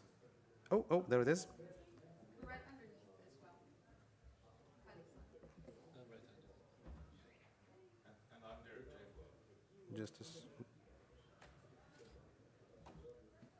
Okay, yeah, Derek J. Moore, Afrikaans, Sesotho, isiZulu. Great. Anybody else? Okay. Yeah. So please, very important reminder. Before you make any translations, choose the language into which you translate in this button. One of the best ways to do this as automatically as possible is to go to the top of the page here next to your username and select your user interface language. So like if you usually translate into, I don't know, Ga, select Ga as your user interface language. And then by default, it will also be selected as your language for translation. Is it loading? Yes, it's loading. I do this all the time. I love playing with my language settings on my devices, so I'm not afraid of it. I once played with the language settings on my wife's phone and changed it to Punjabi, and then she gave me like a very angry look after a few minutes. What is going on with my phone? I love Punjabi, such a beautiful alphabet. Yeah, you see, like some things here are actually translated into Ga. That's cool. Let's bring the basic translation of Ga to 100%.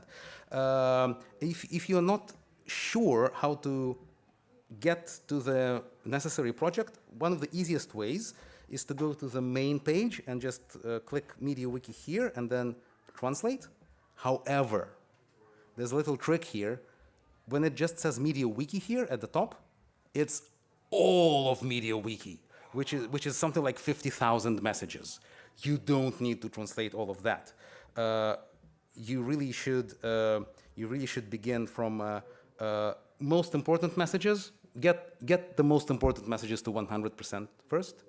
After that, do the core user interface, And after that, the extensions, but not all the extensions. There are like, if you go to extensions, there's like a very, very long list of MediaWiki extensions. Most of them are not used on Wikipedia. So if you only care about Wikipedia, you don't have to translate them. But you should see this, like extensions used by Wikimedia, these are actually used by Wikimedia. So start from extensions used by Wikimedia main. These are actually really important. So if you're familiar with editing Wikipedia, it's stuff like visual editor, content translation, the main Wikidata features, and so on. So they are under main, the most important extensions. Most important messages, MediaWiki core user interface, and extensions used by Wikimedia main. These are really important things, and that's much, much fewer than 50,000. That's about, like all of these together will be something like 10,000 maybe, but you know, like you could do it gradually. You don't have to do it all in one day. Do it gradually. Really, most of them are relatively short, so going through 100 or 200 may be a matter of a few minutes. Sometimes, yeah. Sometimes if they're very, very easy. And you can use machine translation in some languages, but please be careful when you use machine translation. Please be careful and responsible. I'm a translator for some of the foundation texts as well, and I do support myself with a good machine translation interface or program, but I always, always, always review the text and make adjustments. Every word. Like one of the tricks that I sometimes use, I translate something, before publishing, I just read it aloud, and I listen to myself. If I was speaking to another person in my language, would this make sense? Like, that's a very easy way to check. As a sort of an anecdote, Eventia also uses a translation platform, but a different one. And when they use machine translations, the Polish word for speaker either means Amir, in this context, or the thing which emits sound and is hanging in the air. Guess which word, guess which version is used in the Polish interface? This one. This is a speaker. Yeah, a very common problem. So what I've done is we have 11 official languages in South Africa. Afrikaans, so SS, ST, TSD. And what I'm looking at is I'm looking at the main words, and then I'm asking, is there a vernacular equivalent in those words? That's actually a good point. So Derek, yes, yeah. Derek. So Derek is showing that they made. It's just me. So yeah, that's good. But this is actually done for some languages, so I can show you an example. This is slightly advanced, but sooner or later, ideally, every language should do something like this. There are what we call localization guides for some languages. Unfortunately, it's very incomplete at the moment. But for example, for Hebrew, which is the main language into which I translate most often, it's written in Hebrew. And so like some stylistic guidelines, you don't need to see all of them. They are, by nature, they're different for every language. But we also made, me and some other translators. These are fantastic, I think. Yes, so we made this, exactly. So we made this for Hebrew. That like these are common technical terms: article, authentication, clipboard, and so on. And this is like the usual Hebrew translation that everybody should use. And these are some comments. Like for some of them need some special comments. So we made this for Hebrew, and there's a list of language-specific localization style guides. This list is too short. If there is no localization guideline for your language, you should write one. Just be bold, like in Wikipedia. Be bold in creating articles, be bold in creating a localization guideline for your language if it's not here yet. You can create a localization guideline for Sesotho if you know Sesotho well, just start it. Well, I would work with the Sesotho team. Please do it. Should do that. Yeah, please do it. Hold on. Pull up. sorry, so I would work in association with the local Sesotho administrator, but my concern is in some platforms there isn't a clear administrator, and then who is the person that is making sure that this is actually looked after properly, because it starts to get really irresponsible. It's a bit of a chicken and egg. Like maybe come by there. Maybe you have an idea. Like Kampai was kind of like the unofficial founder of the Tiap Wikipedia. I'm putting you on the spot. But he was like the founder of the Tiap Wikipedia. It's a language spoken in Nigeria. And he started from nothing. And you can say how you did this for your language. Maybe you can answer if you don't mind. Yeah, so like in our own case, we were having a social media account where people could learn the language. So an invitation was sent by me to invite them into another group on WhatsApp so we can start the Tiap Wikipedia. So some few people showed interest. Then we encountered challenges with words like email, interface. How do we translate these words? So, but from my own, the way I do my translation is I go to the actual meaning of it, because email would mean electronic mail. And what is actually a mail? That's just a message. So electronic message. Okay, how would our native grandparents pronounce the word electronic? So we render it according to the spelling or the pronunciation of the way the native would call it. And then what is a message? So at the end of the day, we were able to get the word tami for email. But for other words, like let's say, for example, circumference, for example, what is circum and what is friends? What is the etymology of the word? Since in Latin, it means this or that. Okay, what are the individual meanings of the Latin words? So we translate it according to the actual etymology, and then we get the sense it is trying to give. So we use those words tentatively based on when the language board would approve of the words, or maybe find something more suiting for the language. So some of the words we have for right now, they are just tentative. But if at the end of the day nobody says anything, then we'll continue with them. This is such a fantastic example that you did like one of the best things you could do. Like you asked various people, various diverse people of different ages who are not experienced Wikipedia editors, how do you pronounce this word? Like, would you understand this word if it was written? Because ideally, like the best user interface translation is something, the best user interface in general, and consequently, the best user interface translation is something that a person who knows this language can just approach and start using without learning or getting training. Just see what's written and just start using it. And yes, asking other people of different ages, different professional backgrounds and so on will help you find the good word. Pronouncing something aloud, like when you, like for example, when you are training somebody and you speak to them, will you, like, maybe it looks okay on the screen, but will it be comfortable for you to say it out loud, or will it sound maybe too weird to pronounce, too formal, too technical, too strange to hear? So that if it is, then maybe change it to something. Also,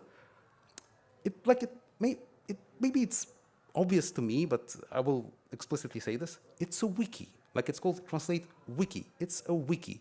One of the main features of a wiki is that you can write something, but if it's not good for any reason, it is easy to change it. It is like somebody else with good intentions notices a mistake and they change it, and it's easy to change. So that's one of the main features of what a wiki website is. So just like Wikipedia or Commons or Wikidata, Translate Wiki is a wiki. So if something is wrong, just change it. Yeah, my question is directly to this. If I see an error in the interface, how do I find the message in Translate Wiki? That's a fantastic question. One of the simplest ways is just to use the search box. It's the same search box, as in Wikipedia. Works the same. It's largely the same software as on Wikipedia. You can like if you use this search box on the main page, it will give you like an advanced results page that is adapted specifically for translations. However, sometimes the same word appears in a very large number of messages, and then it will be hard to find it. So for that, there's a bit of a strange trick. What you do is you go, that's kind of an advanced technical trick, but some people do this. It's documented somewhere on Translate Wiki. So you go to the URL at the top of the page and you type this magic spell, question mark, use lang equal QQX. Magic stick. And what happens is that you can see that the content is still the same content, but the user interface is not written in English or French or anything. It shows what we call the message keys. These are unique identifiers of every message. So just open Wikipedia like this with this use lang equals QQX magic thing, and you will see you will see the message key. And with this message key, you can easily find it on Translate Wiki, like specific message. Just remember where it is on the screen, find it like this, and this way you will easily find it on Translate Wiki. Yeah, I was going to also comment about the same with the Tiap, that I work with the Skolt Sami one, and we also started from zero, and there were a lot of words that we couldn't figure out because we don't have them in the language, or we haven't necessarily thought about what it could be in the language. And a lot of the things that we did was we used either old dialectal terms and we repurposed them. So for tag, for instance, it's the tag on the reindeer's ear that tells you who it belongs to, for instance. So we took that and started using that. And so we use it for tags, for HTML tags and other tags and things like that. And then other ones, because the Sami languages are all close to each other, we also took terms from other Sami languages and turned them into appropriate words for us. And then we have also asked the community for different things. No, that's not this one. We're in the incubator still. So it's SMS, the incubator project. Yeah. Yeah, but we also work with the Language Advisory Board, because there is one for the Sami languages. Each Sami language has its own advisory board, and we work with Exactly. them. So that's what Derek was asking earlier about. Yeah, so you as a translator to Sami languages, you contacted the Sami languages board? Right, for each Sami language. Exactly. Individual. That's the right thing to do. Yeah. Yeah. So these are other ways of coming up with terminology. Yeah. For those who don't know, Sami languages are spoken in the far north of Finland and Norway and maybe Sweden and maybe Russia. Yeah. So they're like minority languages, but they are written, people use them, and there are editions of Wikipedia in some of them. Is anybody actually doing any translations? Justice? Anybody? Yes, cool. If you manage to complete something, let me know, and I will celebrate it. Yeah? Sorry, now I'm going to get really annoying, because obviously... Microphone? Annoy me with a microphone. This person was first. I'm sorry. Oh, okay. Yeah. Annoy me later with a microphone. Yeah, so I'm translating on the wiki, and this is a case where there is a gender tag, so like a template, but I guess it's technically not a template, gender with $2, and so this is the case where I'm translating from English to French. So in French, in this case, this is not going to vary by gender either. So is it better to totally drop the gender thing and the $, or to keep it? No. Keep it and just write the single form there at all. So like the question was, if there is only one necessary form in gender and there's no difference for men and women, should I completely drop the gender thing, or should I write one word? And the answer is write one word. So write the whole gender like thing with the curly braces and write just one thing there, which is the same for men and women. Okay, thank you. Yeah, I'm going to run with the microphone to the front.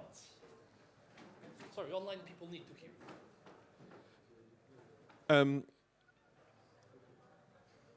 So I mean, I like what I'm seeing so far. My interest is then the intersection between this and Wikidata and labels on Wikidata, because what I'm seeing on Wikidata is the labels generally just appear in a couple of majority languages, and the minority languages aren't getting filled in at all.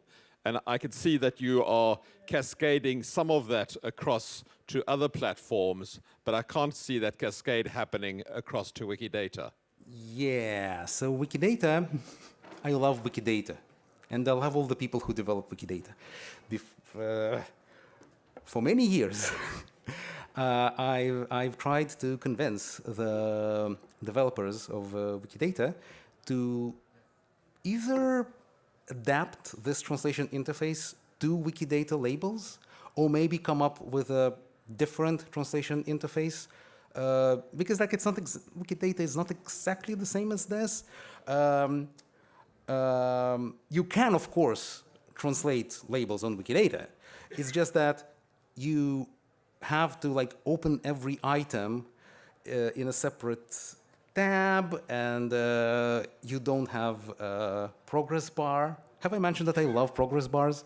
And I love getting them to 100%. There is nothing quite like that on Wikidata. There are some special external tools that some people develop. Maybe Magnus, maybe Mahir knows something about this. I tried using them. None of them really worked very well, at least for me. So that's unfortunate. I totally understand where you're coming from. There's a very old task in Fabricator that asks to develop something like this. This hasn't happened yet, unfortunately. But I hope that someday it happens, because it's really quite necessary.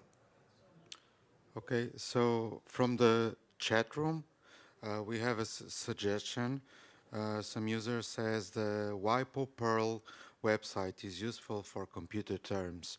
So he gave the link, so if anyone is interested. Which website? WIPO, W-I-P-O, Perl. WIPO dot something? Perl. Yeah. There you go. Oh, I think I kind of heard about this. I kind of heard about this. I never tried using it, but okay, I'm happy to learn something too. Maybe you will find it useful. Let's try this for some languages that I know. Linguistic search. Enter your term. Upload. Wow, nice. Okay. Not bad. Arabic, English, Spanish, French. We also had one more terminology-related comment quickly. Yeah, sure. Sorry, I was going to say also that the terminology gadget that you and Harold had created is a wonderful thing to use. Yes. Because the Sami translators, we can't be bothered to discuss things. We just use the terminology gadget instead.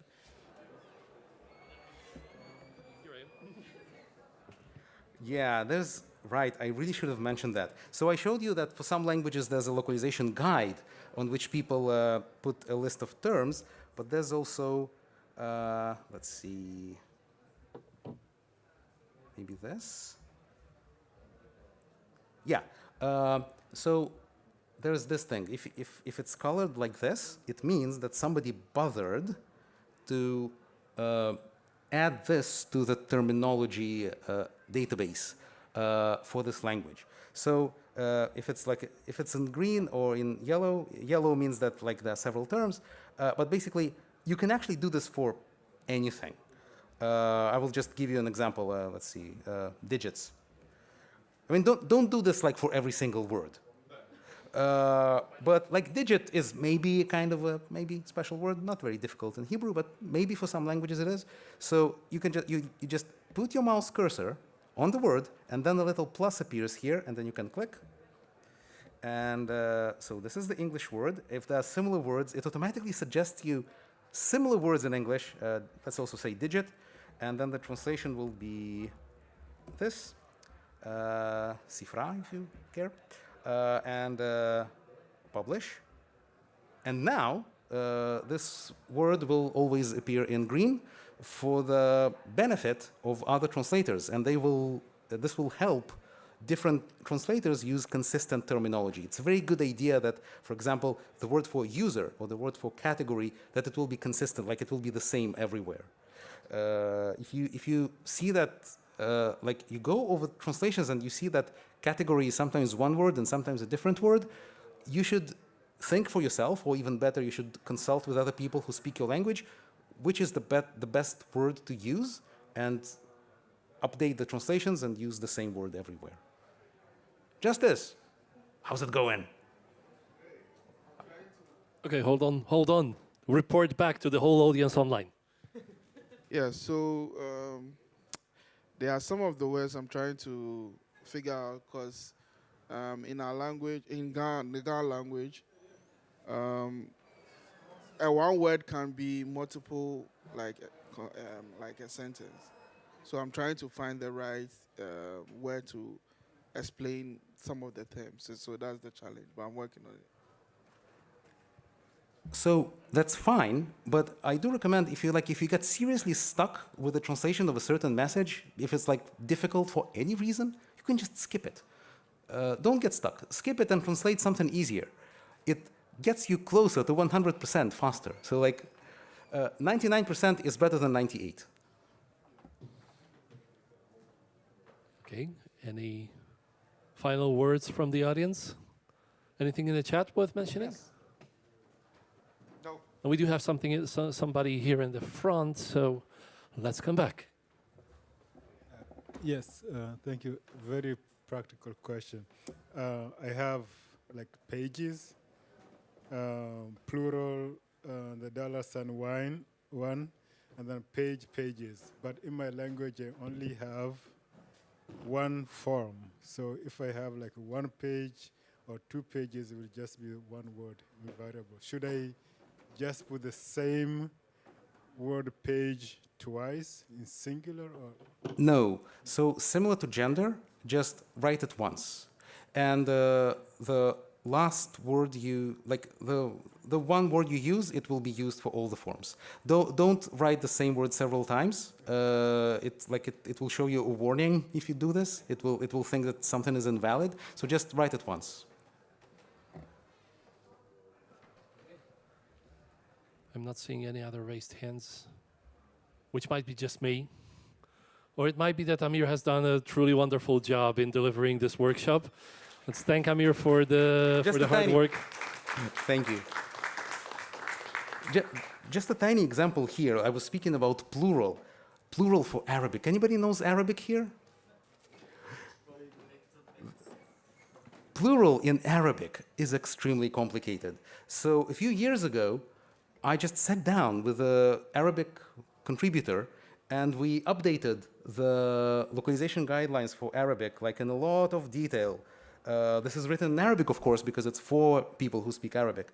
But you see like 0, 1, 2, and then these 3 to 10 is 103, 110, 11 to 26 is something else. These are the grammar rules for Arabic, and we respect that. If your language has complicated grammar rules, just let's talk about this. That's my name, my username. This is my username, Amir E80, AMIRE80. I'm easy to reach. Talk to me. I like really. It's my dream is that all the languages will be equally supported technically well. I can do what I can to give you the technical infrastructure. You have to bring your language knowledge. So imagine the world. Thank you very much for listening. Every language has complete MediaWiki interface. Yeah, but like I'm very, very serious and literal about this. Every human can share in the sum of all knowledge. This includes completely translated interface, because otherwise if you don't know the language of the user interface, you cannot share in the sum of all knowledge. Okay, so I would like to thank Amir for this lovely workshop. I would also like to thank my room assistant for monitoring the chat, and this concludes the program sessions for today. Have a good afternoon and evening, everybody, and see you tomorrow.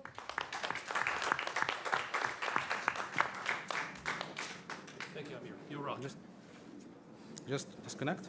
Yes, just pull out. And I guess and we'll ask the technical team to put out the slide for the end of the day. Thank you. Thank you.